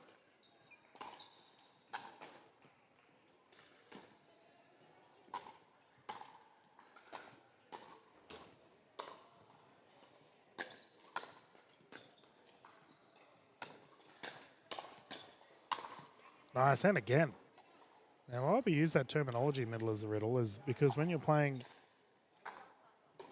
in a doubles event, and even more so considering we do have a right-handed and left-handed combination of Anderson and Benny, so both of their backhands are in the middle of the court as we speak. So what that means is there's a high chance they're both going to think their partner is going for the ball because it's on their backhand and not their preferred side. That's why we typically see, as that ball goes into the commentary booth, just over there. It's why we typically see right-handed, left-handed combinations opting to stack. A stack, of course, being when both players play with their forehands in the middle of the court. Speaking of stacking, we see LV and Leroy doing exactly that right now. Ball goes long.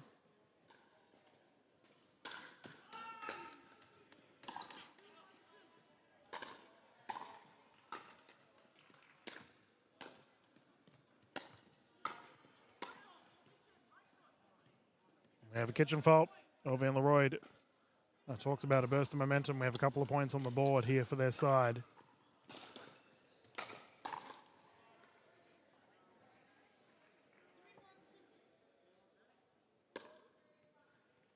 Service error, the commentator's curse. Very much a real thing.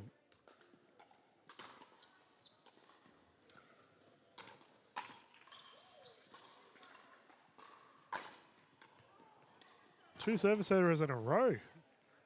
You don't see that happen very often.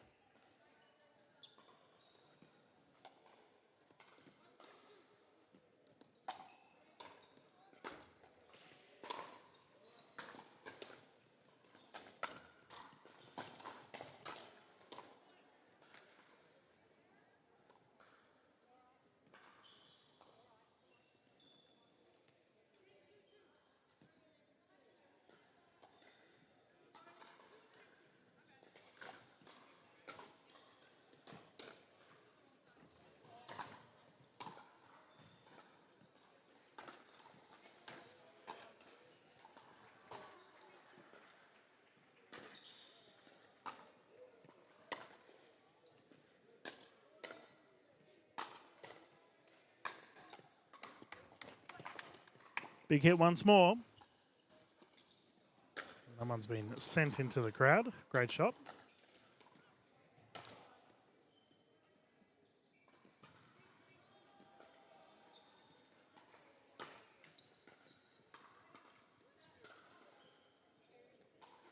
That's our third service error in about as many minutes.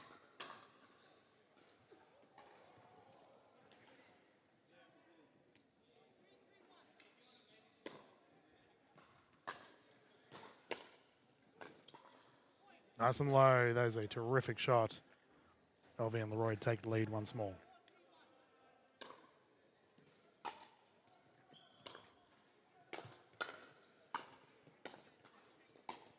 Ball still live. And that is put away with ease. Great shot.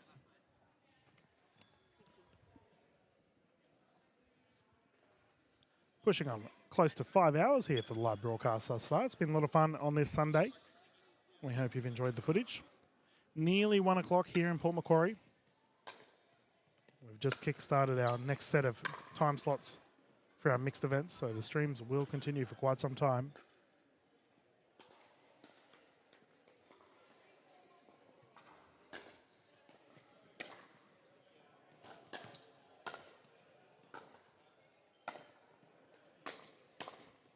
Nice drive. Tied game.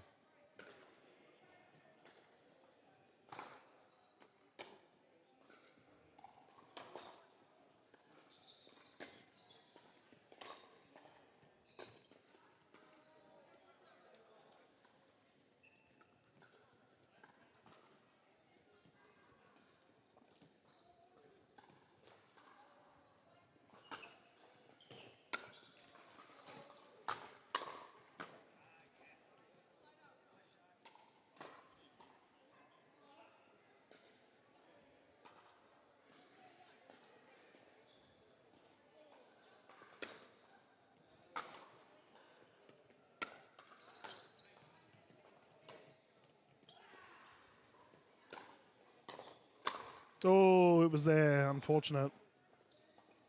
Leroy definitely had a chance to capitalize. But we've all done it before, right? You get a chance to put it away. Wallop it into the net.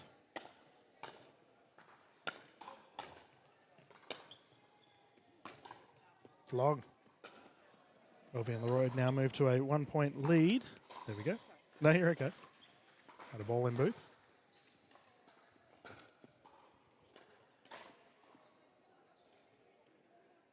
Oh, 4-4, my apologies. I think it's 5-4.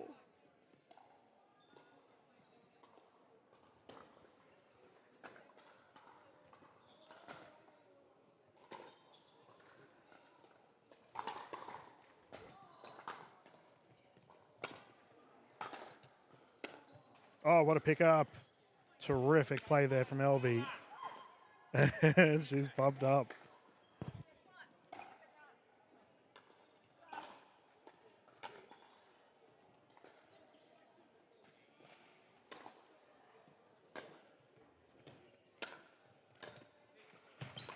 Reset is good. And the shot down the left, even better.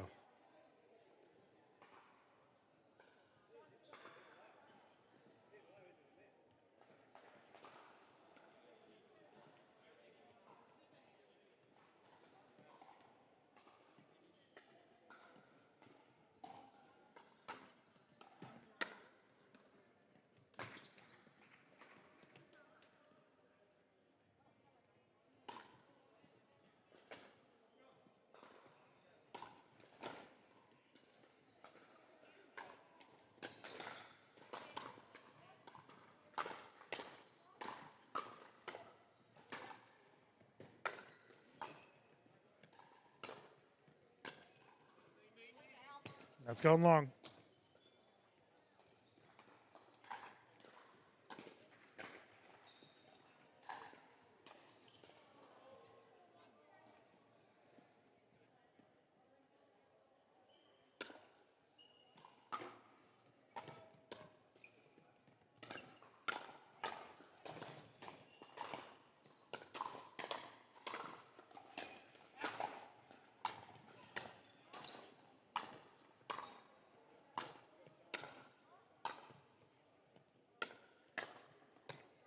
Well played. Anderson and Benny did really well there. They kept their opposition back in what we refer to as the no man's land. Very difficult to get shots back from that position.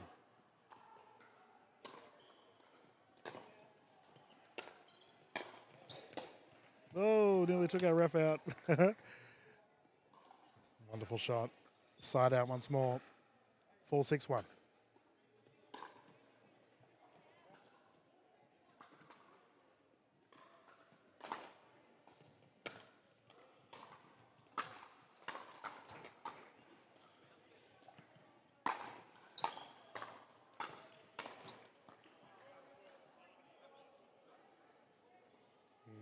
It's too late for this.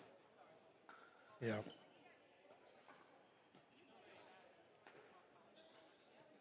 So there's been a little bit of confusion here for LV and Leroyd. What has occurred is they thought a ball was out on the right side, but they played on. Now, I think they assumed that the referee was going to call if it was in or out, but when you have one referee, typically here in Australia anyway, that's a great shot. Pickup is also good. Ball still live. Typically here in Australia, the official does not call the balls in or out. That is up to you as a player. They then can step in and change a calling if a player or the opposing team challenges that call. Terrific smash. Side out once more. Awfully close game for our game one.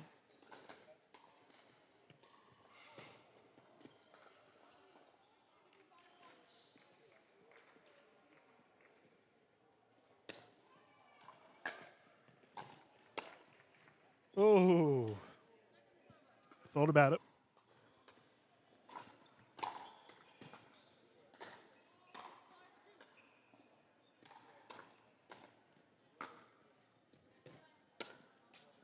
Drive just short once more, side out again. Anderson and Benny have dug it out really well thus far. They need to continue doing so, however.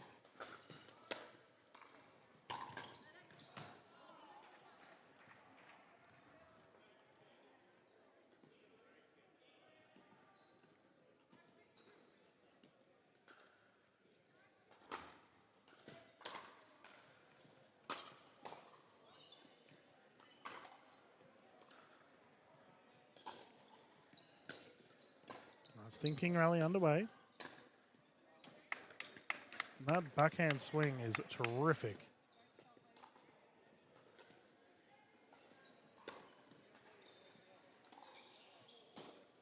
Opens it up well with the single-handed, well, the cross-dinking rally rather,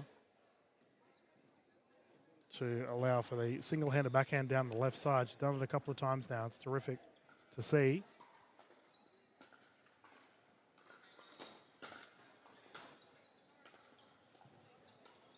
We have a discussion here regarding our score.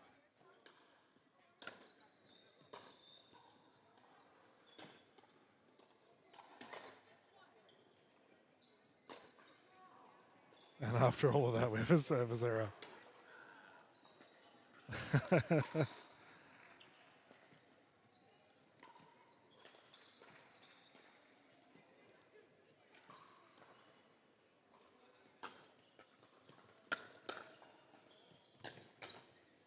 What?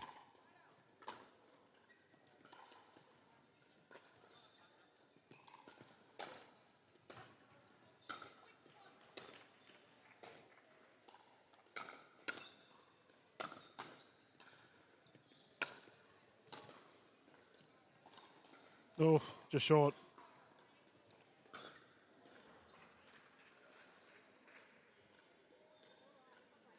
And the long battle continues. We're back to where we were earlier with neither team really getting a long run here. Great shot. Switch. No switch. Top of the paddle. Into the crowd and a catch. And we have a timeout. Anderson and Benny opting to settle things down, and they are well within their rights to do so.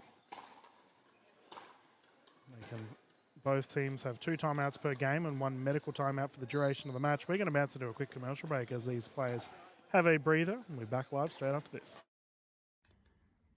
Hey guys, Simon from the School on Purpose, wanting to say good luck to all of the participants at DinkFest 2025. At the School on Purpose, we do life design, and life design, quite simply, is much like building a house where you go and see an architect, provide all the requirements, and they do a design and plan for you. Think of the School on Purpose as your life designers, where we will help you plan and action a life that you actually want to be living. Go to theschoolonpurpose.com for more information, or shoot me an email, simon@theschoolonpurpose.com. Mention DinkFest 25, and I'm happy to provide a huge 50% discount off our full price program. Have a great pickle. Welcome back. Welcome back, everyone. We can continue our game.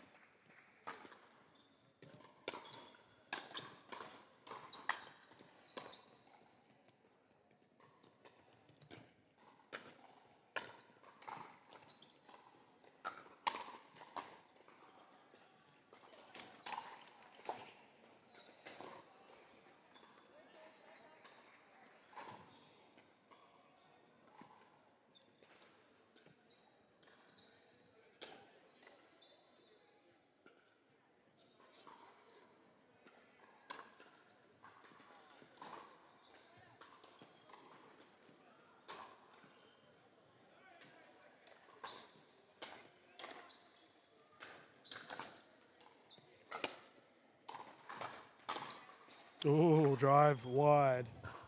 Bit of oomph on that one too. Ooh.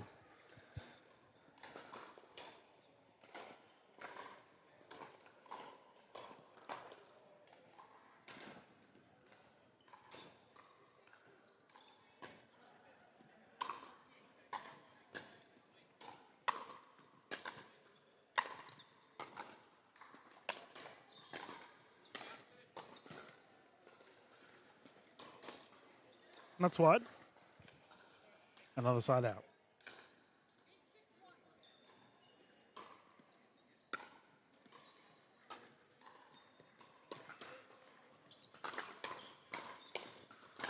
Nice. Down at the toes and away she goes. Terrific smash. Brings it up to a second server.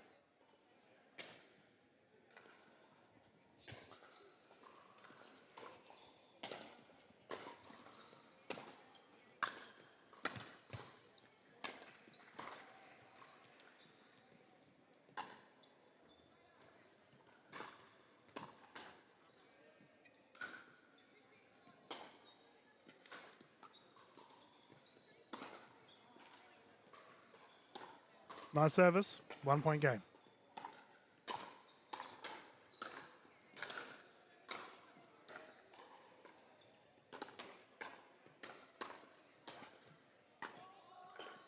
Ball on court.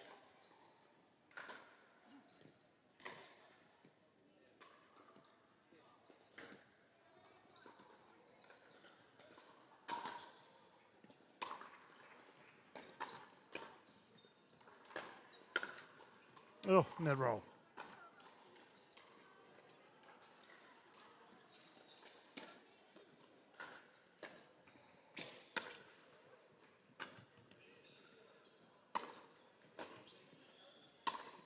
Nice footwork. Oh, it's in. The recovery's good though. Oh, and it's gone out. Jeez. Terrific defensive effort there from Anderson and Benny to keep in it. They were getting pelted at. And we have a tied game as a result. Nice smash.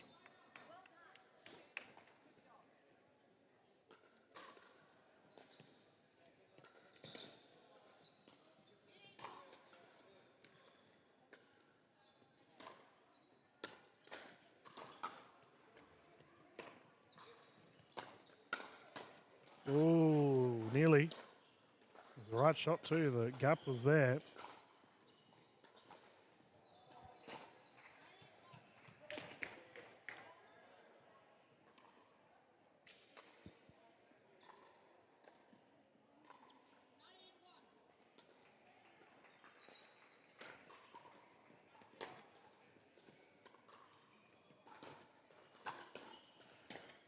Oh, nice shot.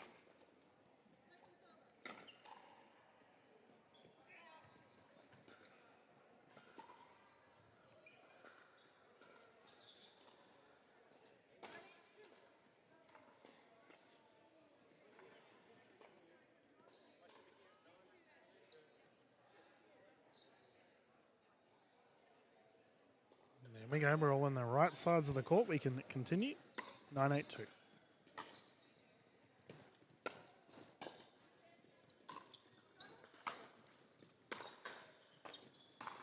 Ball's good. ATP, no, not to be. The smash is lethal. So LV had an opportunity there for what is called an around the post shot or an ATP. And if the ball is kicked to the side, then you have an opportunity to hit around the post.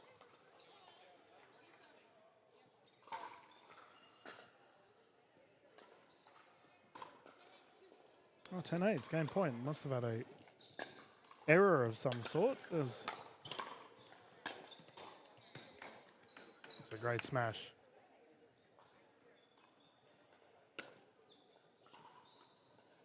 Anderson and Benny get another chance here to try and salvage this game.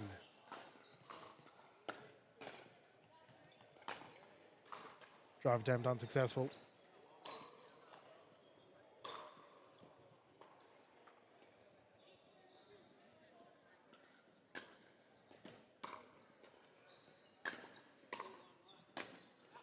Wide.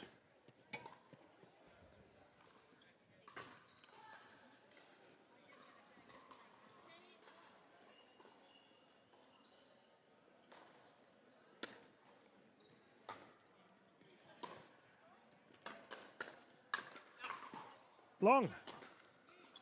And that brings up game one to the combination of LV and Leroy. Terrific game. Nice long battle of attrition. As the players will hop off and have a breather. And then we'll bounce into our game two here live from Port Macquarie. We're going to do a quick little commercial break. Be back live straight after this.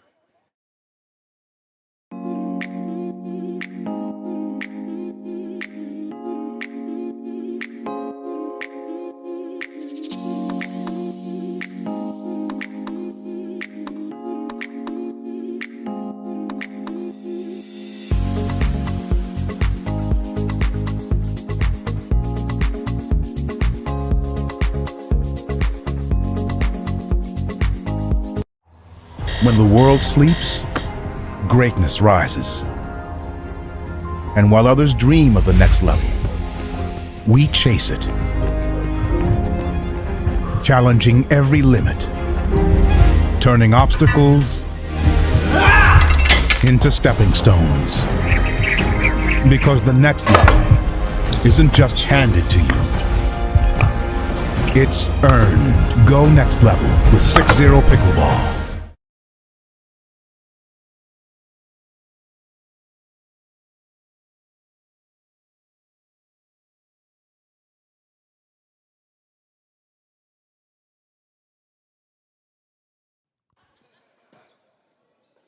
Welcome back, everyone. Let us continue this gold medal event that we currently have on display.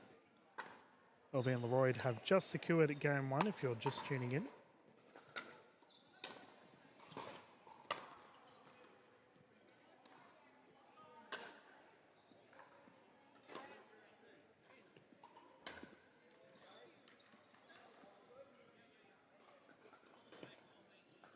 Remember, it is 3 games to 11, a win by 2. And we're currently in game 2.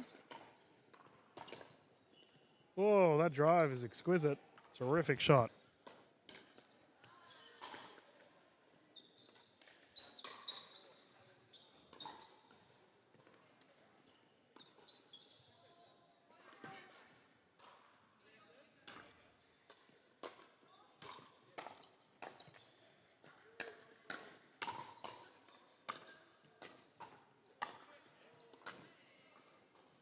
Oh, it's in.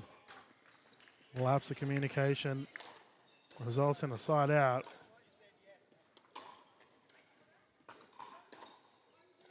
Sorry, a second server.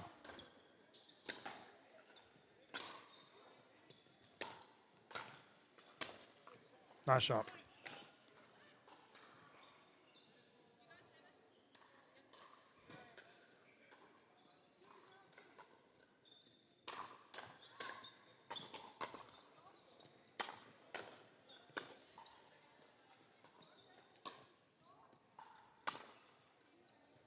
Side once more, 0-2-1.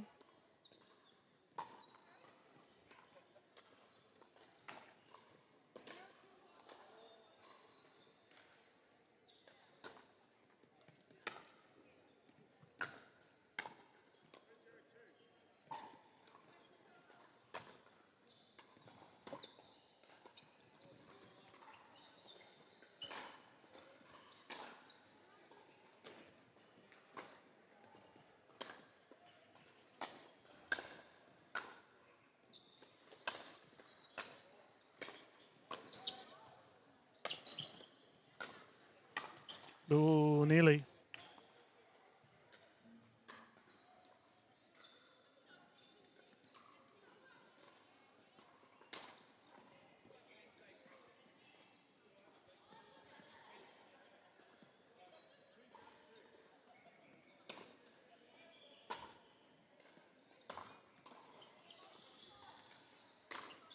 We're just having a discussion regarding scoring.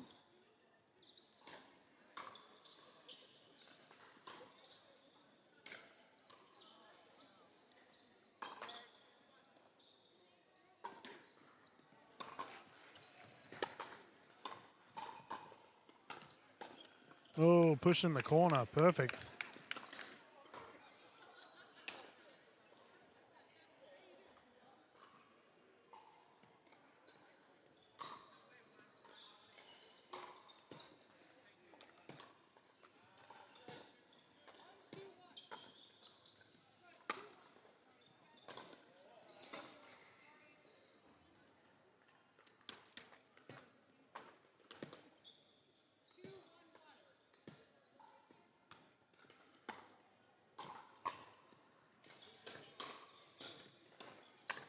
Yep.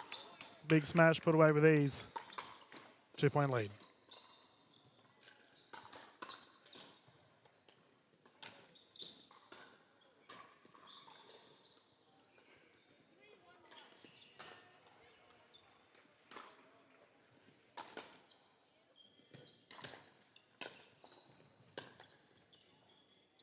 Yep, well left.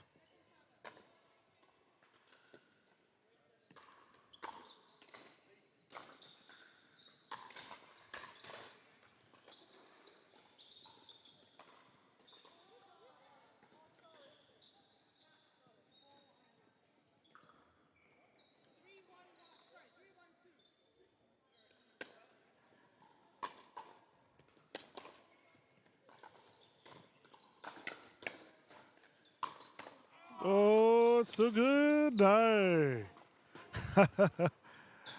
He couldn't get his paddle out of the way in time. That's unfortunate.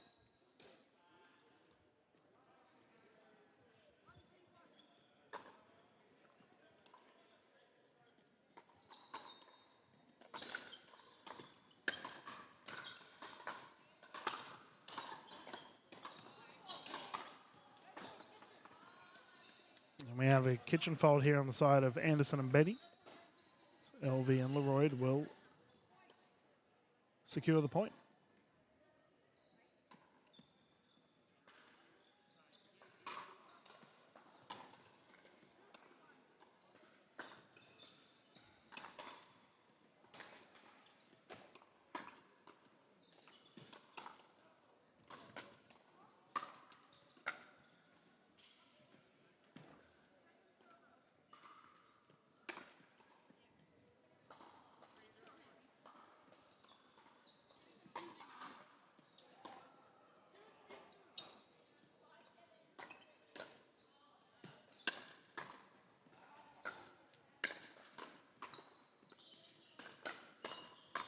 Nice.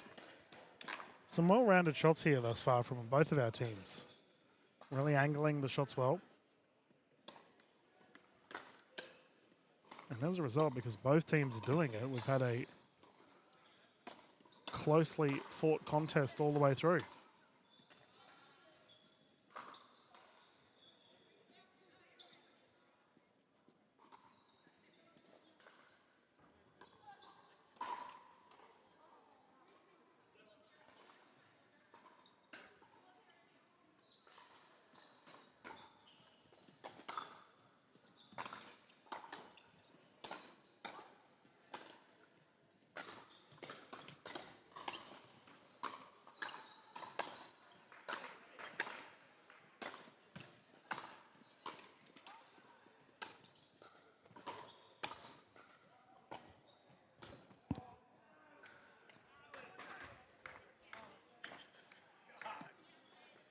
That was such a good rally. Unfortunately, I had to quickly mute myself as I had a different ball from a different court fly into the commentary booth.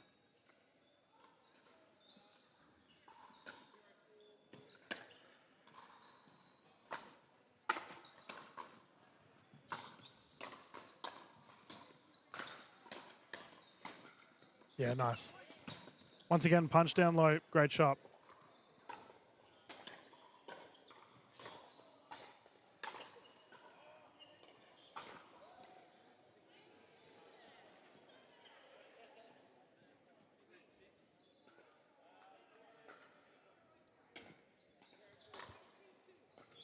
Six, 3-2.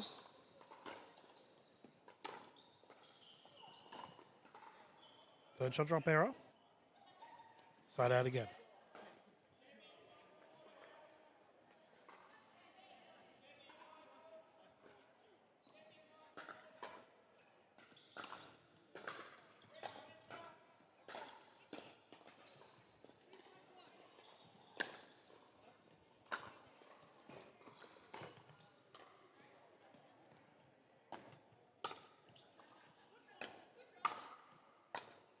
We have another kitchen fault.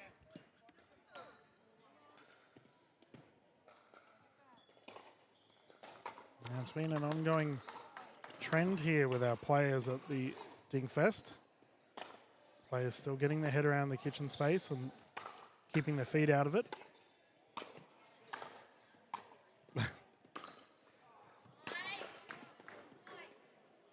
Side out once more.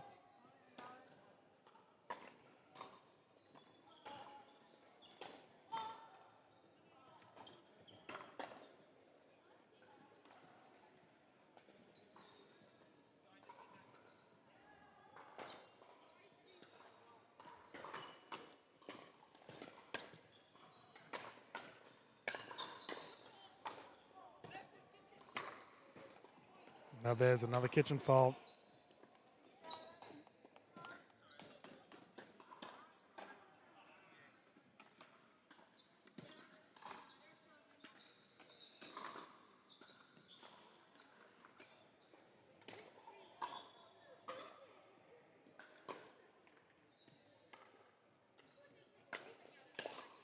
Oh, nice shot. Punch down the right. With ease, I might add.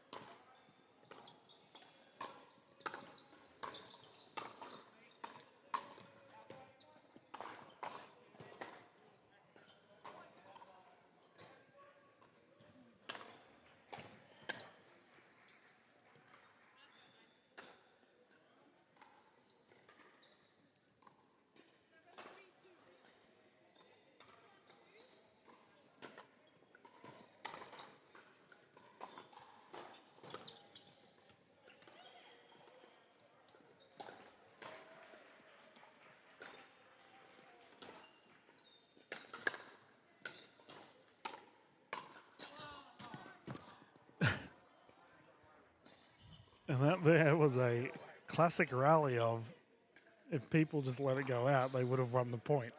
I think there was about 4 or 5 points that were balls that were hit that were definitely going out. 3-7.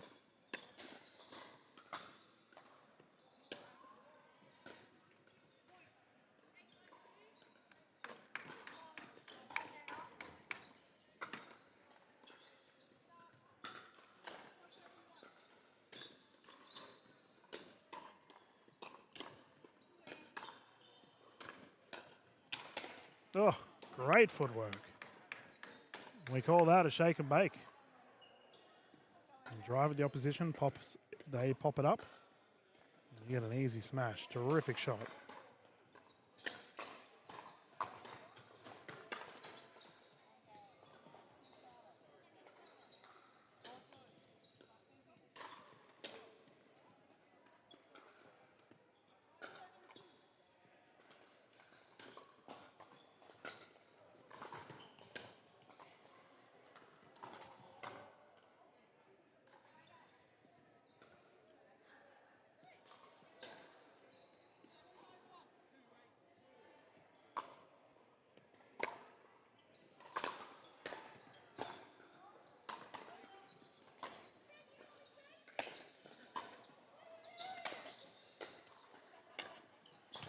Oh, the hustle's there.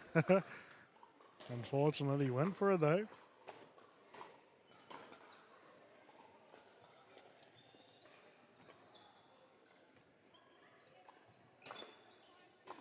Seven, 5-2.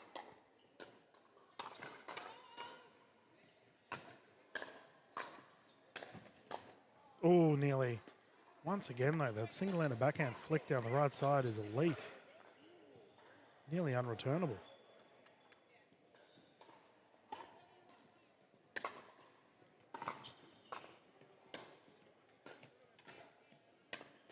Drive out the body.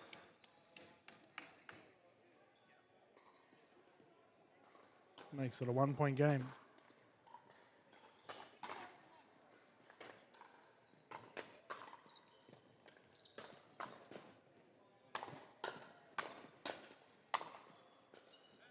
There we go. Good play.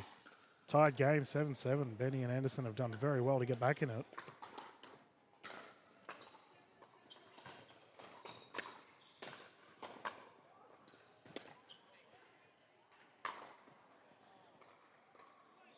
Smash has gone wide. They take the lead.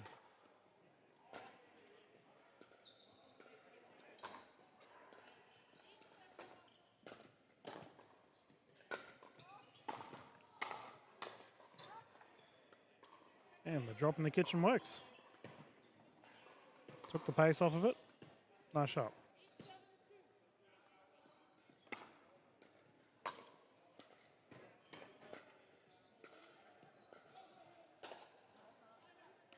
And that's wide side out once more.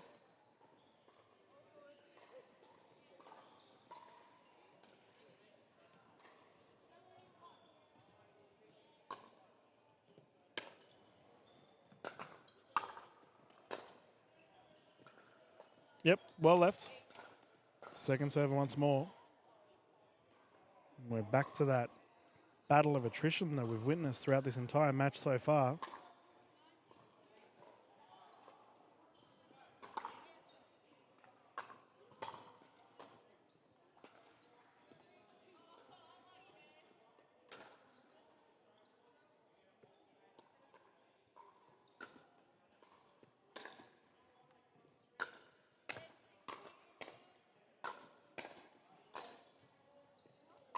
Called wide again. Anderson and Benny definitely have a chance here to lock this game up and force a game 3.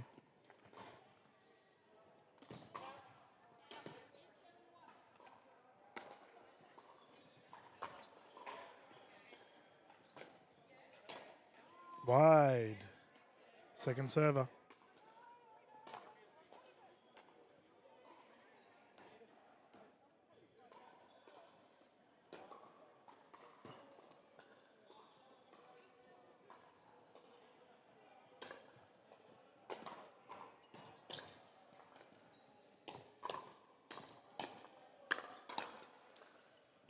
That's wide again. I got it, mate.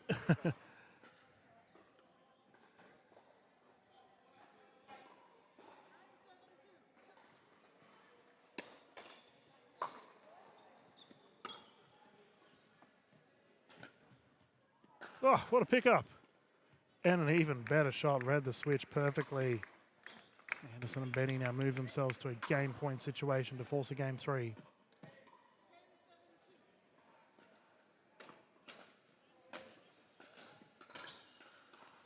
And they've done it. Incredible effort. We're going through to a game 3, ladies and gentlemen. The players will have a bit of a breathe up. And we can get started with our next one not too far away.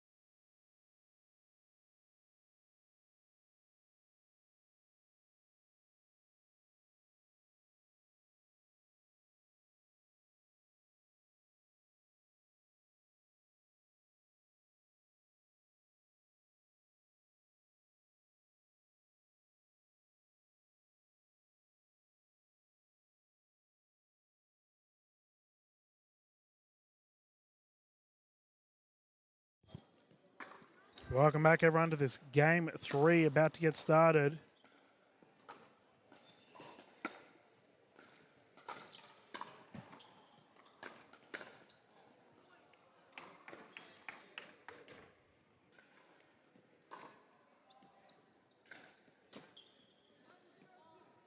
First points on the board.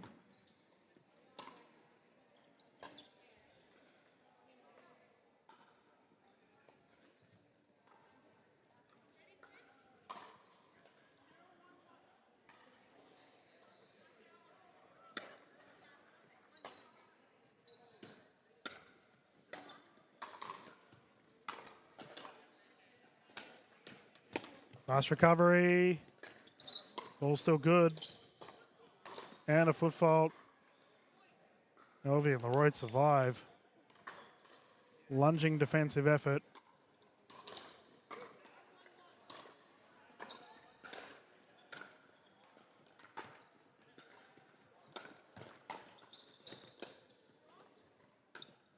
The drop is there. Switch not in effect.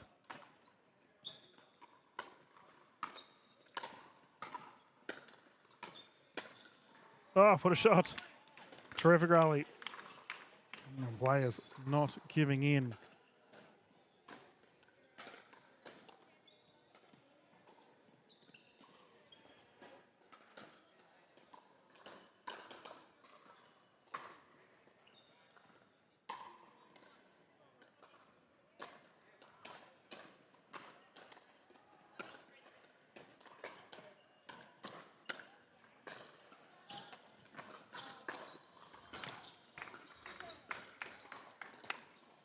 Great smash, once again down the right side.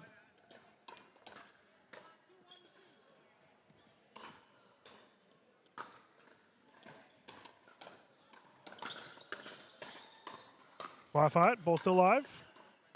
Good pop up and good put away. 2-point lead here for LV and Leroy. Terrific stuff thus far. And both teams digging it out. Remember, this is a game 3, so both sides will rotate at 6. Good pick up. Poach. Put away. Elvie and Leroy have come out firing for this third game. It's awesome to see.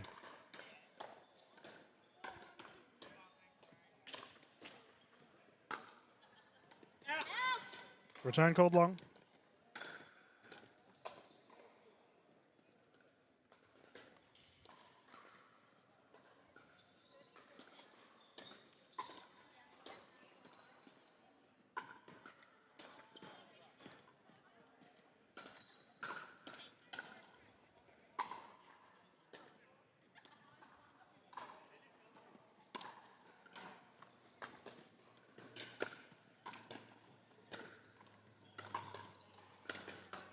Well, it's wide again.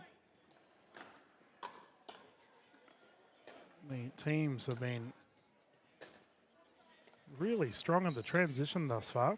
As we have the 6-point mark, both sides will rotate. The 6-1. We have an air paddle tap.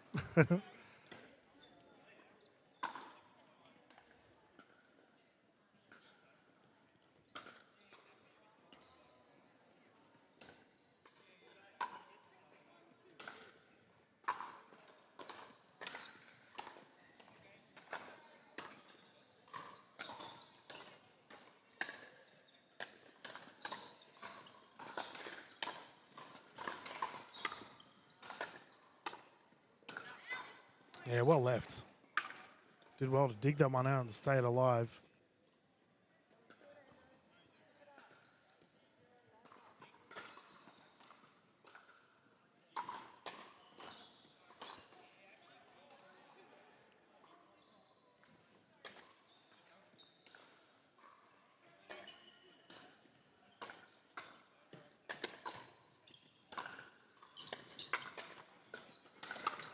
Oh, unlucky. Yeah, I was about to say, those are a great time for a timeout. Anderson and Benny have just lost 7 points in a row. They just want to halt things up. Smart play. But for LV and Leroy, my goodness, they are flying along. Playing some good pickle. Great shots across the board. And within striking distance of a gold medal. Players on the sidelines are just reassessing. Having a breather, as it will. We've got our mixed events on the sidelines starting to warm up for the day.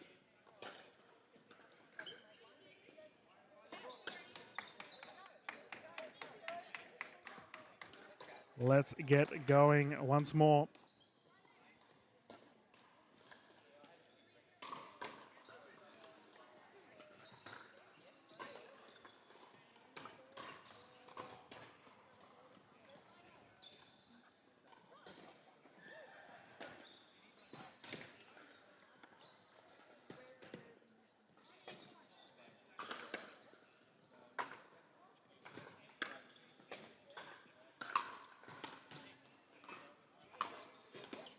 Nice. Great smash once more. And I think that's probably the big difference here in this game 3 is that LV and Leroy have just been a little bit more clinical with their shots. They're not making many unforced errors. Which now there is an example of one. We have a side out again.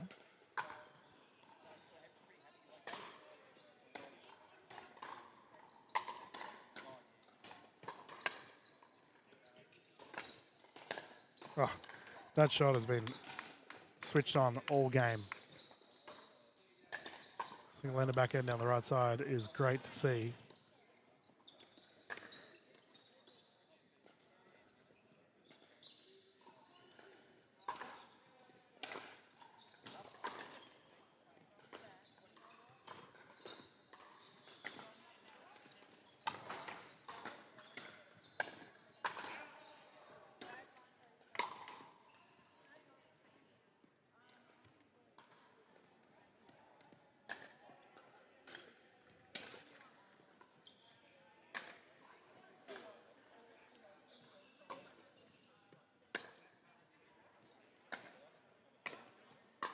There it is again. Very proficient at it. Forcing the side out, 191. Anderson and Benny must get some points on the board though. Scoreboard pressure really being applied here. There we go. That is the first step.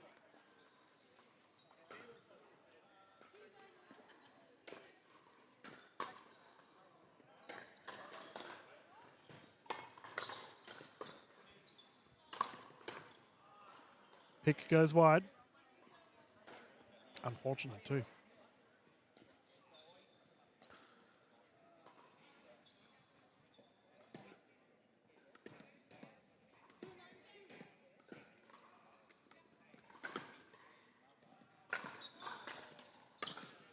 Oh, punch down the right side. What a shot.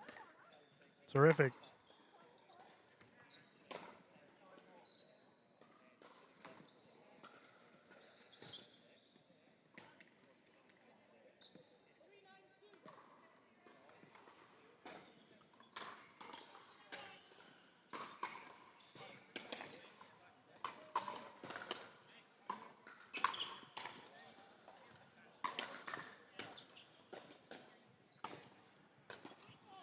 Oh, there's another foot fault.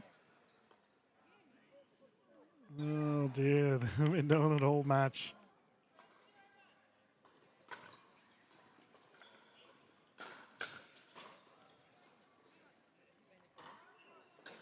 Ball on court.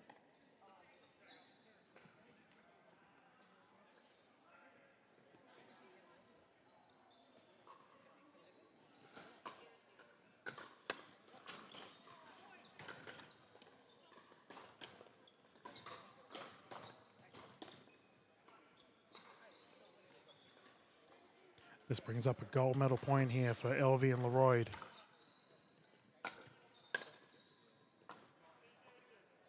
Oh, we all watched with anticipation, but was not to be. Second serve, a 10-3-2.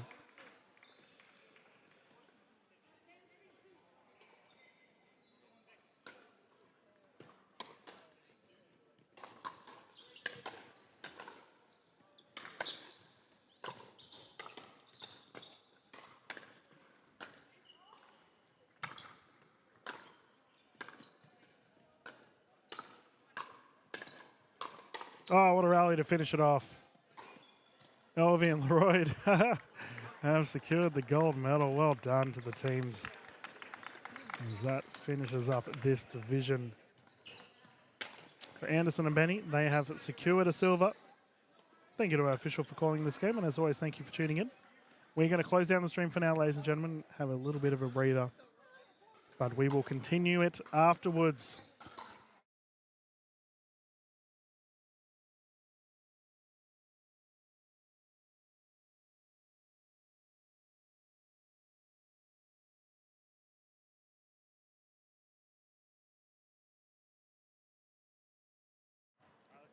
Sorry, guys, just notifying the team that we're going to close down the broadcast for a little bit.